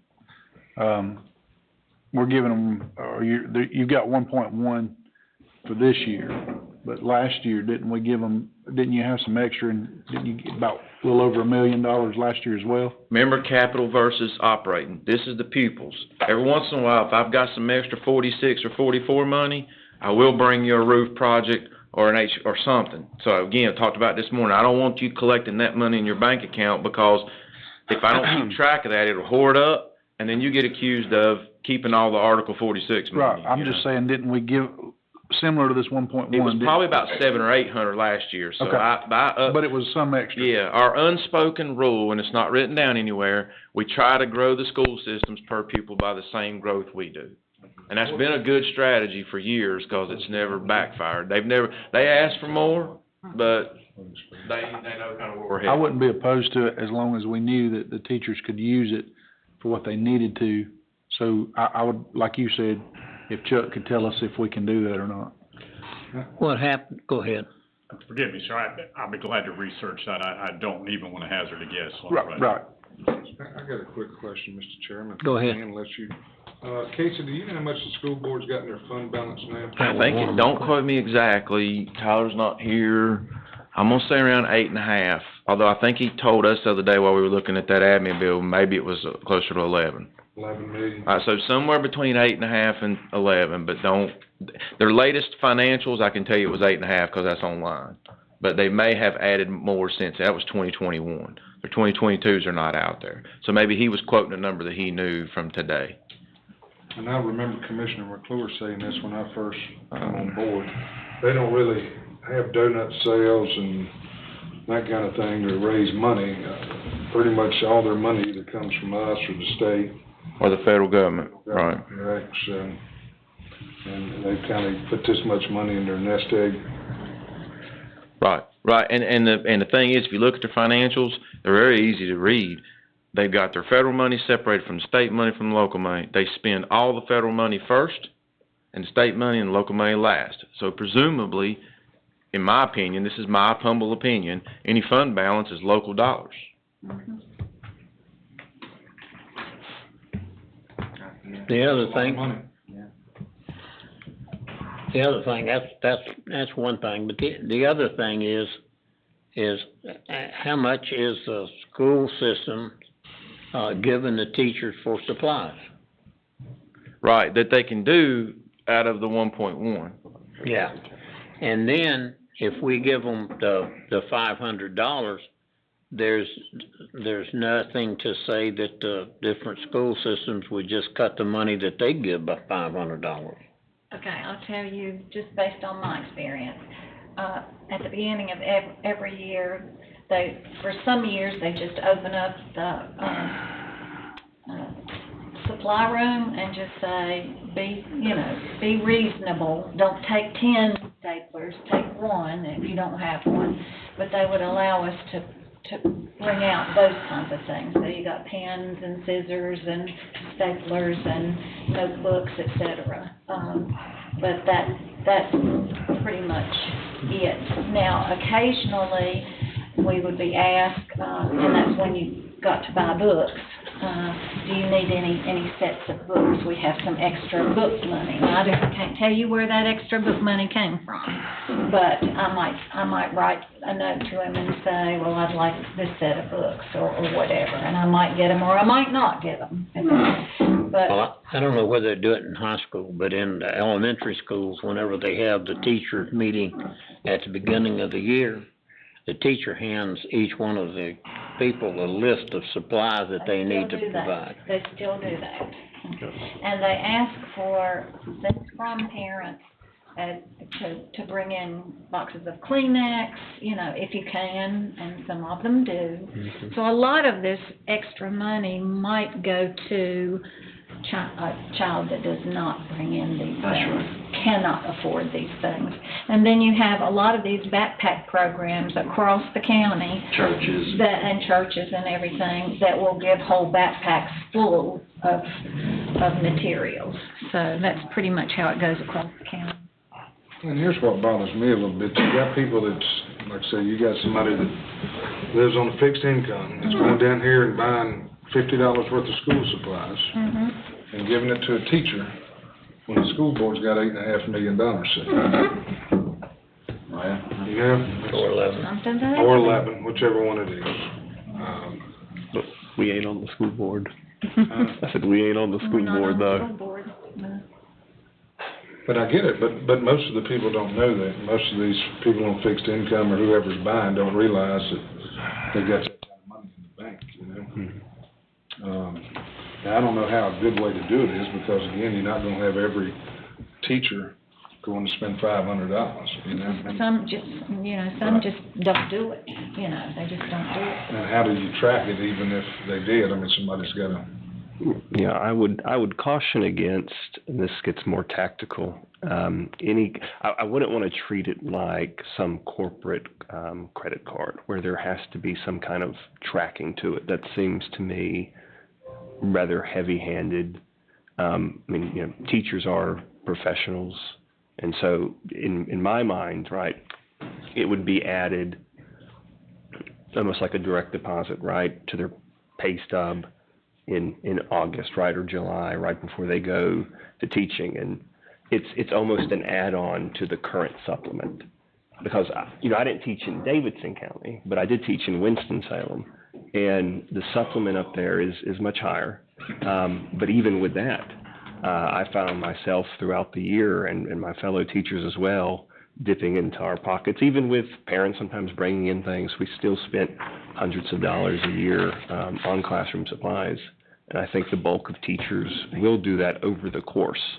Some years may be different, right? That depends on the socioeconomic makeup of the classrooms. But, so it's classroom supply, and then you can also look at it as bulking up an additional piece to the current supplement in the county. Until the school board or school administration would tell us what their $11 million is being used for, I would not be in favor of a stipend, because they could, less than $1 million of that 11 or 8, they could do all of that. I don't think teachers ought to spend anything. I think that the school board ought to furnish what the teachers need to teach, but they don't. And they could for the money. I think I told you earlier, he told us they was making $800,000 a year in interest. put 800,000 a year on the 11 million bucks or whatever it was, that would pay for this stipend here. So in other words, they could do it with the money they have already if they wanted to. Yeah. Or they could buy $400,000 worth of material and have it sitting in each school or wherever they needed to do it. The key word being if. The key word being if. Well, you gotta ask them first, I guess, the school board, if they would be willing to do that. Correct? Willing to do what? Willing to take $800,000 a year and buy. We'll be there next Tuesday, maybe that's a conversation we can You have. get into the point now where you're telling the school board how to spend their money. I didn't say tell them how, I just said you could ask them if they would be willing. And I know what the answer probably would be, but you can ask. You have to ask. But you follow what I'm saying? I know we can't tell them what to do, but I'll do whatever you guys think we ought to do. It's hard to give them more money when they got 11.5 million sitting there. We can't. But I understand what you're saying. You want to give it to the teacher. We don't have any way of getting it to the teachers. We have to get it to the school board. I don't think we can just, unless you just want to do it with cash money under the table. But I don't think we can do that. Well, that's something Chuck needs to, we'll research that out, whether or not you could. I'm not want to say no, because I don't know for sure. I ain't exactly sure. The old days, the purpose and function's gone away, and a lot of counties got away from it, so. And I don't know if you can do it for just one little part of an appropriation too. Here's why I don't like that, Matt, because there's no guarantee to me that every teacher's gonna spend the money on their students that may need it. You follow me? That's the only thing, and Karen, you speak up. I mean, you're gonna have some that's gonna maybe stick that money in their pocket, even though they still may have kids that need those materials. Where if we had a way to put them in the school, at least they would be readily accessible. Does that make sense, Karen, or no? Well, it goes back to what he said about the professional. I get it. Yeah, it goes back to that. If the next one's noisy, ethically, I couldn't spend the money in any way except for my kids. But the only difference you could if we're not all the you gotta go to the same, next one. ethically. I got 3 samples here. Can we put Carry and stipulations on the convert money, and- like this could go for, this or that? You can't tell them at all. I wouldn't want to do that. I would stay away from stipulations for the reasons I said. Like I said, if So what's the $500 for? Because I was gone in the bathroom. classroom supplies. It So we're buying school supplies? It just says it's a stipend, it doesn't say how it's gonna spend it. But I hear you about the professionalism, but like I say, I mean, I get it, people have hard times and maybe they gotta feed their family instead of spend $100 or something and they want to. Well, and the two ways I would look at it would be, the 500 lump sum, if it was to go through, right, the teacher may not need $500 immediately that month for classroom supplies. It may come later in the year. That's one part. The other part is, I think of it as an addition to the current supplement, which is, at least from what I've seen, lower than like Forsyth County. And so it's a little bit of both. But I mean, the point of it would be a classroom supply. I mean, you could label, because, perceptions are important, and how something gets labeled is important. And so, in my mind, if, on the pay stub you see a breakout for, that literally says Davidson County classroom supply stipend, right? You set it for that. Now, it is up to the teacher, to your point, to use that how they see fit. Do you know what the increase in their fund balance was for last year? I don't, sir. I mean, I'm thinking it's from the 8.5 to potentially this 11 number we've heard. Yeah. Maybe $3 million. The only way they get any money is the projects that we give them, they don't use it all, so they bank it. I've got a question. Does the school board decide on how much the supplement is? Yes. They do, don't they? Well, I think the state actually sets part of it, don't they? And if the school system wants to go above that? I don't know if the state does or not. I thought the supplements were all at the local, county maybe level. all under local It's all, control, yeah. right. All local. And that's, remember last year we bumped it up to the 800 or 900,000 that Commissioner Shores got me to say there, and that part of that was two reasons. One, they had to go up to a $15 minimum on certain non-exempt staff per state guideline or rule, and then the other one was the beginning of trying to get the supplement up to Davie County, because I think she was more, Dr. Light was more watching Davie, you know, than Forsyth, but it was a phased-in approach. So I'm hoping with this 1.1, they've done part of it, maybe they can do some more. And maybe they can earmark $100 of that Yes. per Right. teacher. Start off with 100 or something. Right. Just tell them to take it out of the fund balance. Oh, I agree. I mean, you know, at one time, years ago, they had accumulated about that much fund balance. And we took $4 million out of their fund balance and put it in capital. Right. To build a new school. We didn't spend it on anything else, but we pulled it out to put in a new school fund. That's the only time that I know that, the county commission has done anything with their fund balance. But that, you know, to tell them that they need to provide all the supplies for the teachers is kind of ambiguous, because they can say, well, we already provide what's necessary. So it's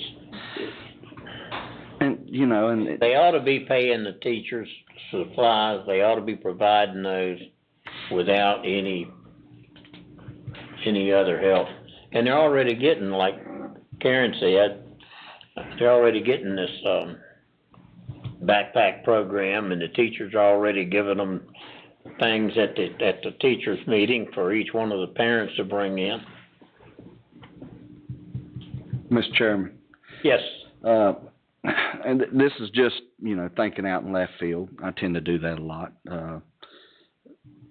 Would it be a thought that they're fiscally responsible if they're trying to keep a fund balance based off of something turning to pot? And now we realize that their administration building has.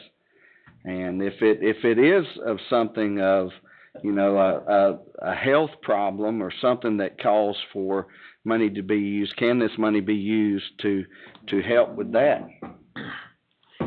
They're not required to have any fund balance. But seeing that they do have a fund balance, I mean, I'm just thinking, and I'm not a private business owner, but I'm pretty sure, you know, Mr. Yates or Mr. Shores or anybody, Mr. Shell, anybody that has a private business, Mrs. Watford, if we have a private business, we don't want our fund balance being at zero. You at least want enough money in there that if something really goes bad and you can't find funding anywhere else, you at least have money in there to continue of operations. You want to be fiscally responsible. But, so what number would this board feel like would be a fiscally responsible cap on a fund balance, for the school board? Seeing if 11 million is too much, how much would be enough for too little, you know? Let's see, they told me they'd like to have 3 months worth of payroll. Okay? Gotcha. Well, if 3 months of payroll goes by and you ain't got any more money, that's bad. there's a whole lot more problems going on than the payroll part, you know? Yeah. The economy is shot and everybody is, Well, that's true. at 3 months, And the counties that don't have a fund balance for the school, whenever the schools need anything, they go to the county commissioners, and the county commissioners fund it. Yeah.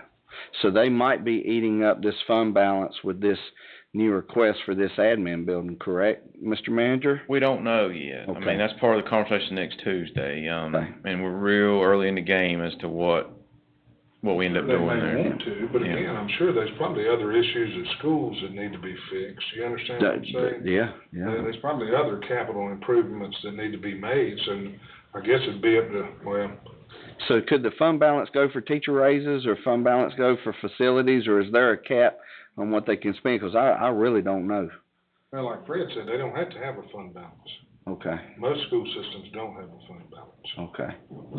We run across this, I don't know if it's still that way, but when we looked, I think it was $26 million they had the last time, wasn't it way up there? It was high, 'cause when, the lady, 23. before Dr., They had 23 million in fund balance, and we pulled some other counties' fund balances in their schools, and some of them had zero. So what happened to get it to 11? They spent it all. That's a lot, yeah, they had a lot of spending going on and stuff they'd put to Oak Grove, which was, some of it was rightful, but they spent a lot of funds that they probably shouldn't use fund balance on and got it down drastically. It went all the way down to about 3. Yeah. And so they've been able to get it back up. Dr. Mock left them in a really, pretty good spot, financially, and then it dwindled down. When they come before us, they tell us how much they spend out of their fund balance every time. Wow.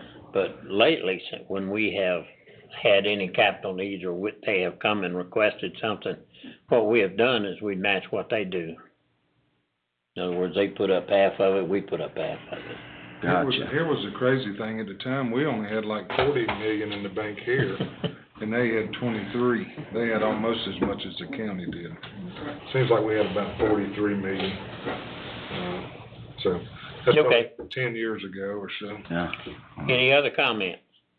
We'll leave to Chuck and the manager to work out the questions that we had and get back to us. Commissioner Mizell's next question, though, was about a noise ordinance, and I've just got the one slide here. I'm gonna get Chuck to help me. At your places, you've got what I pulled 3 sample ordinances: the town of Cary, Mecklenburg County, and Henderson County. And I liked Henderson because it was just a page barely on one side. So there's the links to their noise ordinances, but there's the general statute regulating it. And I've asked the sheriff today too. I'm sure he's got some opinions about this topic. Any questions, I'll get Chuck and these 2 gentlemen to help me. As you read through these, and I don't expect you to do it now, the law really can fit in that box, obviously, but these ordinances are very long. They regulate all different kinds of activity, from loud noises to loud speech. Some counties and cities use decibel meters to go into these places and check. Loud so it's speech? Correct. I just read that more, as it was called, ruckus speech. So I don't know how you define that. But I will turn the questions over to the sheriff and Chuck.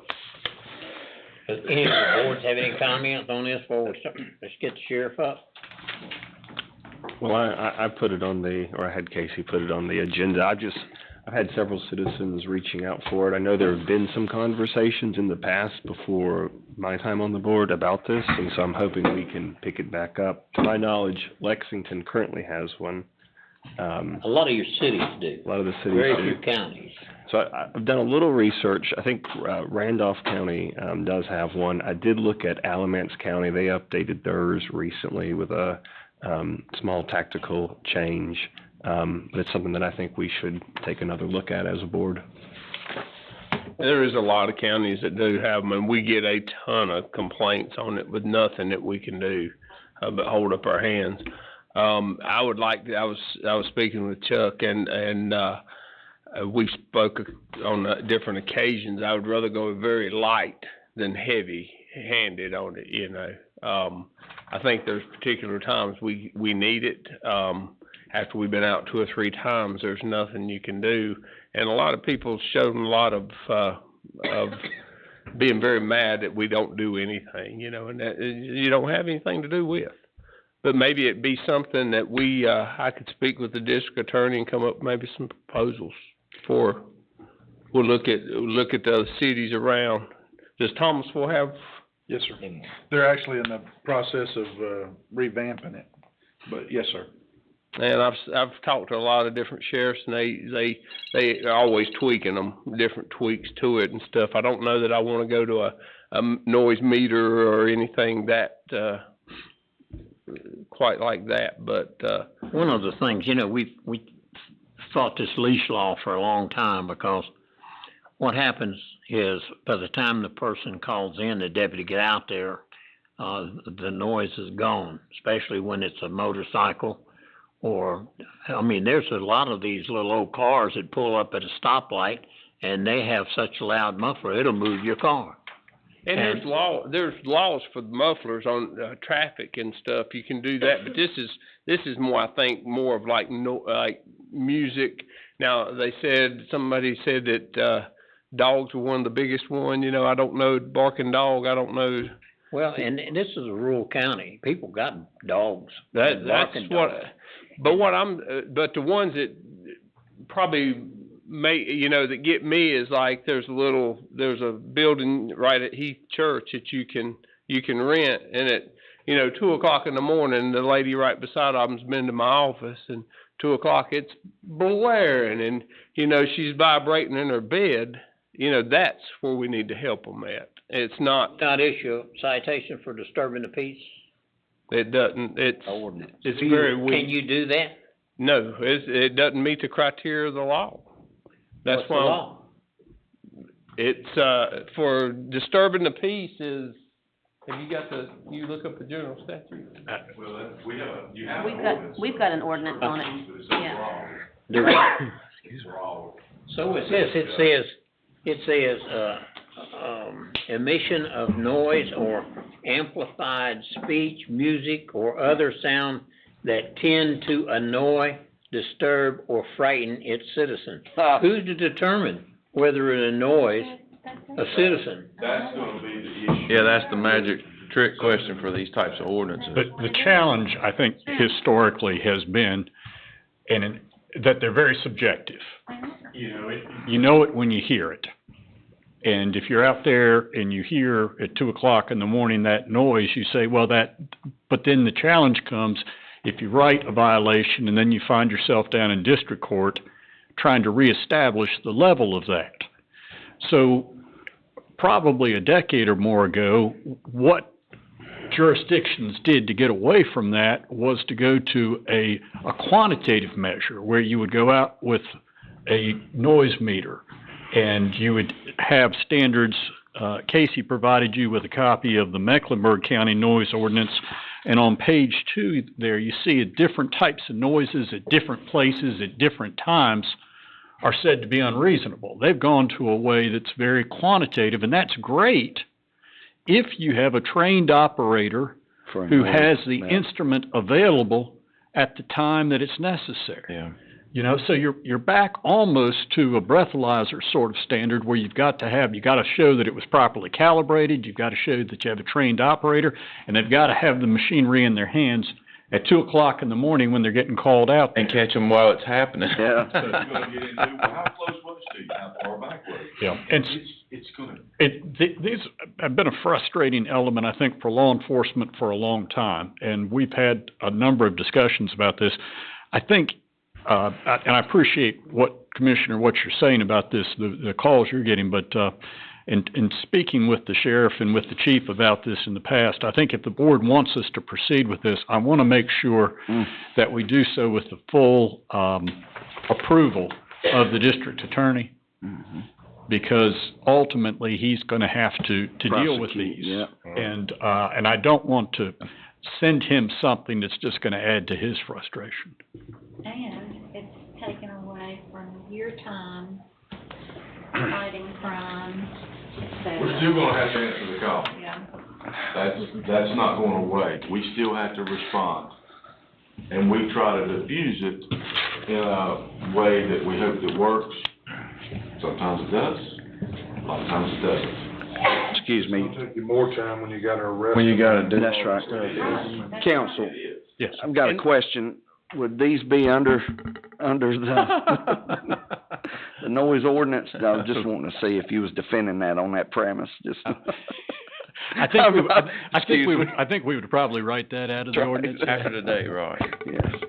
But I'll give you an example. About 4 or 5 months ago, Commissioner Trull called me out of the blue one Saturday night, and he never did that. And the sheriff actually went to this guy's call. This guy was adamant there was a full-on Lollapalooza party going on at this place right beside his house. The sheriff went out there, come back and said, well, yeah, there was some people gathering, but it's not like a lot. Totally different perception of the same situation just from being there. I mean, one person was a biker gangs and 1,000 people out there. Sheriff's like, there's just a handful of people sitting out there, you know, drinking a few beers and just hanging out. Not loud music, but this guy was adamant it was a full-on party. So And they told me they quit at 9, so they did. Right. But, it was good, but. They used to run this 4-wheel drive thing over by the highway. And that did create a lot of noise for those folks, and we got that taken care of. But, you know, it could be a birthday party, it could be anything. It just depends on two things, how much noise and who's making the complaint.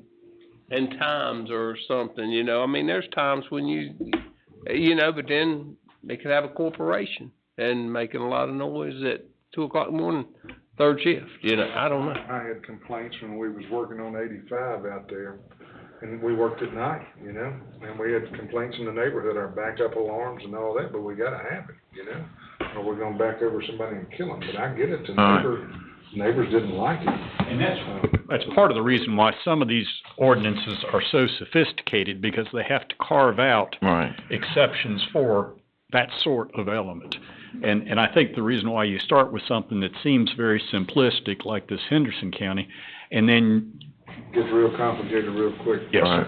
Most sheriffs will tell you they feel like they need one to help, but it doesn't need to be like so tied down that, you know, it just gets everything, you know, and maybe I could meet with the district attorney and come up with some ideas for you guys to look at. See, I didn't know we didn't have anything for a long time. We do. Well, yeah, other than disturbing the peace, Here's what I we have. guess. We have, this is what we have. Debbie. And then I'll pull up Thomasville. I mean, our disturbing the peace is that short. Cause I know I was at a birthday party down on the lake and the sheriff showed up and said. The thing, if you're gonna have a party with 1,000 people, right, Different, you know? right, but that's different, I mean, right. Went home. Unnecessary loud. Well, I can't read none of that. But it was like after midnight or something probably, you know? And most people will be like, yes, we don't want them in trouble, we'll take care of them, you know, there's a few, but, you know, you gotta have a little ammunition there. Number 5 seems pretty broad on like discretion of the department. So you can get them with this one, can you not? Yeah. I think the problem's been getting the DA to prosecute.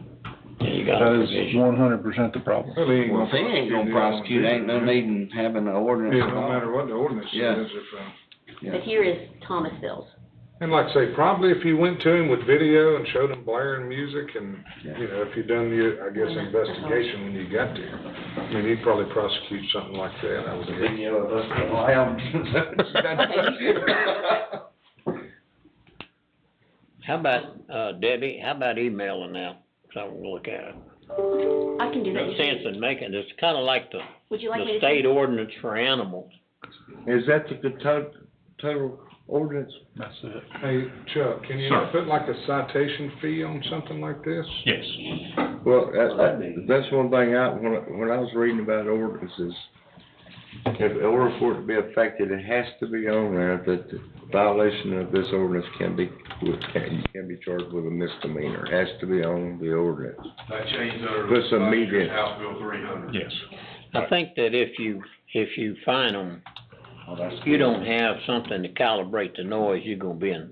Well, it could be if they wanted to fight it, or they just go pay their penalty and go, I ain't playing my music that loud again, you know? I guess they could take it to court and fight it. Verbal warning, citations, step it up. That's what we found, and that's that's why the city of Thomasville is in the process of revamping theirs, is because, and the wording the attorneys like to use is it's subjective, no offense, Chuck, but No, that's what it they is. say it's subjective. I go out there and I say, your music's too loud, turn it down, and I write them a ticket. You go out there, or you've been out there 3 times before me, and you said, it ain't too bad, and you just tell them to turn it down. So it's all subjective. So what the city of Thomasville is doing at this point is they're actually looking to see about getting an instrument where it says in the law, if it's over this decibel, that way it takes the subjective part out of See, it. it's just like Chuck said, though, if you bring that, decimal meter out to my construction site and it's going off. Sure. What are you gonna do? Absolutely. There's an argument either way. And, but then again. My property's zoned, for that type business. But then again, ultimately what it comes down to is the district attorney gonna even hear these cases in court? Yeah. Well, see, that'd be pretty tough for him because NCDOT demands that we do it at night. OSHA does for the. So you see what I'm saying? I mean, somewhere or another, somebody's gotta get it. I get it. I get it. And I see where Chuck's saying, but I'm just saying on this, you could do the disturbance of the peace, disturbing the peace.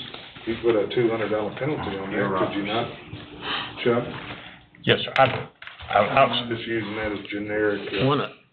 No, I was just looking for example, this carry exception, list, because it speaks specifically, it's got a full page of exceptions to the ordinance. And, one of them had to do specifically with regard to, construction and performing construction work or operating construction machinery. It sets out times and places for that. And it may also have a provision for emergency work. I think it's gonna, to anticipate those sorts of issues, it's gonna take some detail. It's gonna take some carve-outs. But those aren't typically what he's dealing with. Most of your cities have noise ordinances. And some of your counties may, but the reason the cities are able to enforce it is because they're so compact. And there are residential areas that are right next to each other.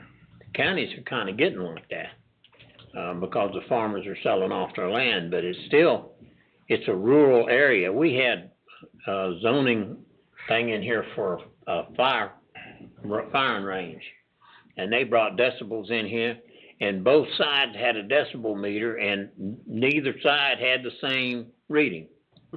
So I don't know how you do that. It's kind of like witnesses. I guess you get one to say what you want. Anyway, we look at it. I'll meet with the district attorney and see what, and Chuck and see what We got some advice on what the ordinance would look like in his perspective. If we do anything, it needs to be something that's different from the general provisions that we have. Because if it's not, there's no sense in doing it. Okay. Well, I'd be glad to talk with any of you about recommendations or experiences that you may have with this. No, we didn't. Commissioner Shores to say that you Yeah, have some familiarity with this, and I'm glad to benefit from that. Absolutely, sir. Anything I can do to help you. Okay, thank you. Thank you. Last topic, Mr. Chairman, that I have, if you go back toward the middle side of your packet, Debbie's the economic development future of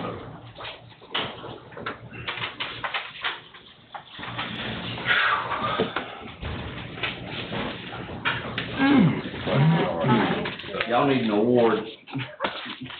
Slide number 60, David. Yeah, on the left side, yeah, there you go.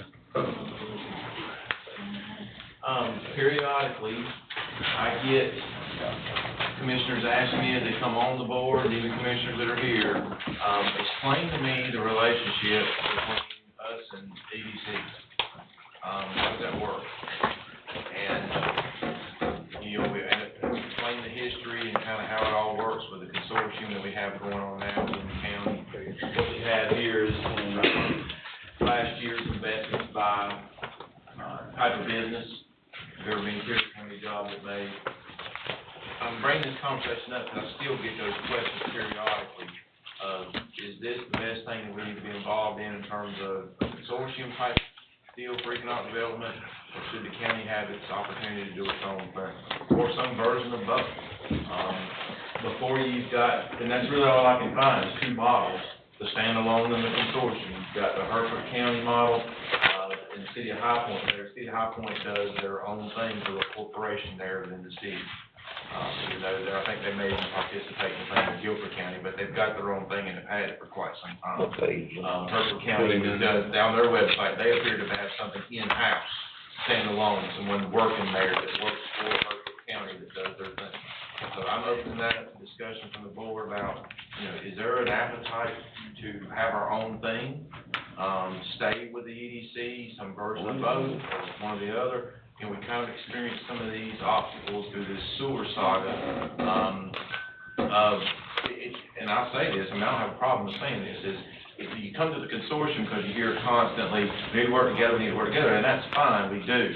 But what I'm saying is, what if there's a problem or an obstacle you have to cross where maybe your goals are incompatible at that time? That's not a bad thing. I'm not rendering judgment on it. I'm just saying it happens. It's life. does the consortium model the best way to go? So I open that up, Mr. Chairman, for the entire board discussion on this topic. Mr. Chairman, Yes. I'd like to kind of make the comment saying, you know, if I've got 3 children, those 3 children are all my children, and at some point in time, I'm not gonna pick one child over the other. I'm gonna kind of be there. Now, when I'm dealing with one child and the other one comes up, this one has my sole focus. But if I have one child, and I'm dealing with my child, no matter what's going on around me, that's my child, and I'm solely focused to that person. I feel like at times, through some of the process that we went through, there could have been times that somebody might have been dealing with this municipality and dealing with us, and we, at times, not to discredit who's dealing with that, because that's their job, is to be sold out for whoever they're working with, but at times we might not get the full story of certain things, or we might not get the full representation that maybe we need if we were just solely represented. So that's just my opinion, 1 out of 7, but that's how I feel. I render my time, Chairman. Mr. Chairman. Go ahead. I 100% think that Davidson County should have their own, person doing EDC. Not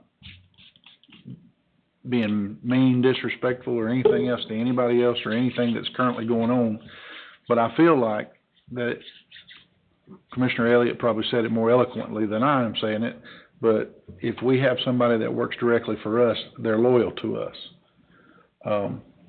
They're not loyal to anybody else. They don't have any other irons in the fire. They're going to look after Davidson County.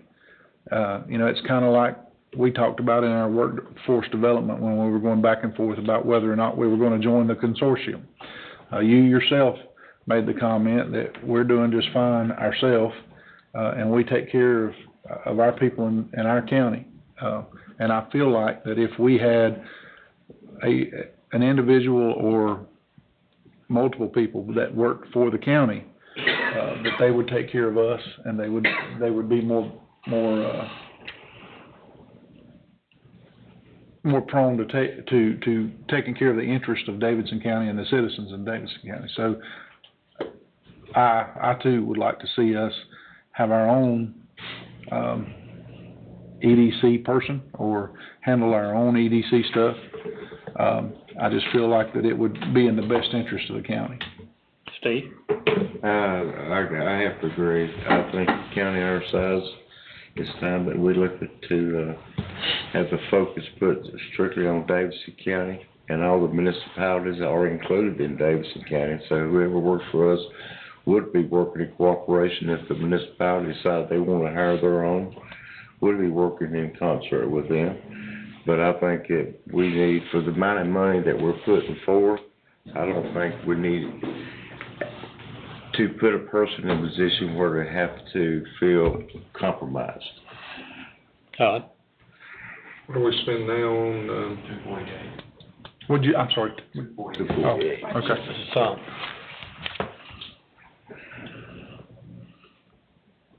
yeah, I'd say I'd have to tend to agree with, the board. You notice whenever they were talking about the home consortium this morning, they talked about getting together to decide which projects they was gonna do. So you lose your individuality for that. Karen? I agree. I guess what we would do is it would just be a new hire. I would envision a department head type, I mean, or we can research other ways that, you know, again, High Point's doing something a little bit unique to this corporation, but you could simply have a department head level person. Okay. Now, I'm gonna tell you, for somebody with a skill set that's got commerce connections, which is really Yes. the key. The key. You gotta know what businesses are snooping around wanting to do things, and you gotta be in tight with them down there. Probably everyone have to pay for that knowledge and that ability, and you need a little bit of a salesman, a marketing type mind mixed with those relationships too. That's gonna be a tough hire to find. That's what I think. But a lot of places are going to this, seems to be, what who recently around us? Thomasville. Thomasville. It was Tammy Thomasville. Joyce. Yes, and I've heard so many people say how good a choice Yes. that was. Yeah. So, I guess, that's It's similar, right? similar. Right. Okay. The, EDC that we have now, we just have, our EDC director and that's it. And I think one staff member. Right. Would, these two, either one of them be the same? Or just the consortium be different? That's up to the board. What I'm hearing is move more toward a standalone type of system. Don't we have that now? Well, you're part of a group. You're part of you pay into the EDC to be part of. Oh. Right. Well, just like he left here the other day and left early, going to a meeting Right. with Lexington. Had to take the same incentive package for Gemini. Yeah. So my whole thing is, and it's nothing against that individual personally. It's just that, if A is paying me, then I'm loyal to A. If A, B, and C are paying me, then my loyalty is spread between the three of them, because that's where my paycheck comes from. And I just feel like that, the industry that's coming here, the way that this county is growing, I think Todd said it, we're big enough, to do it, and we need it. And I think we need somebody that only has Davidson County's interest at heart, doing this. Matt?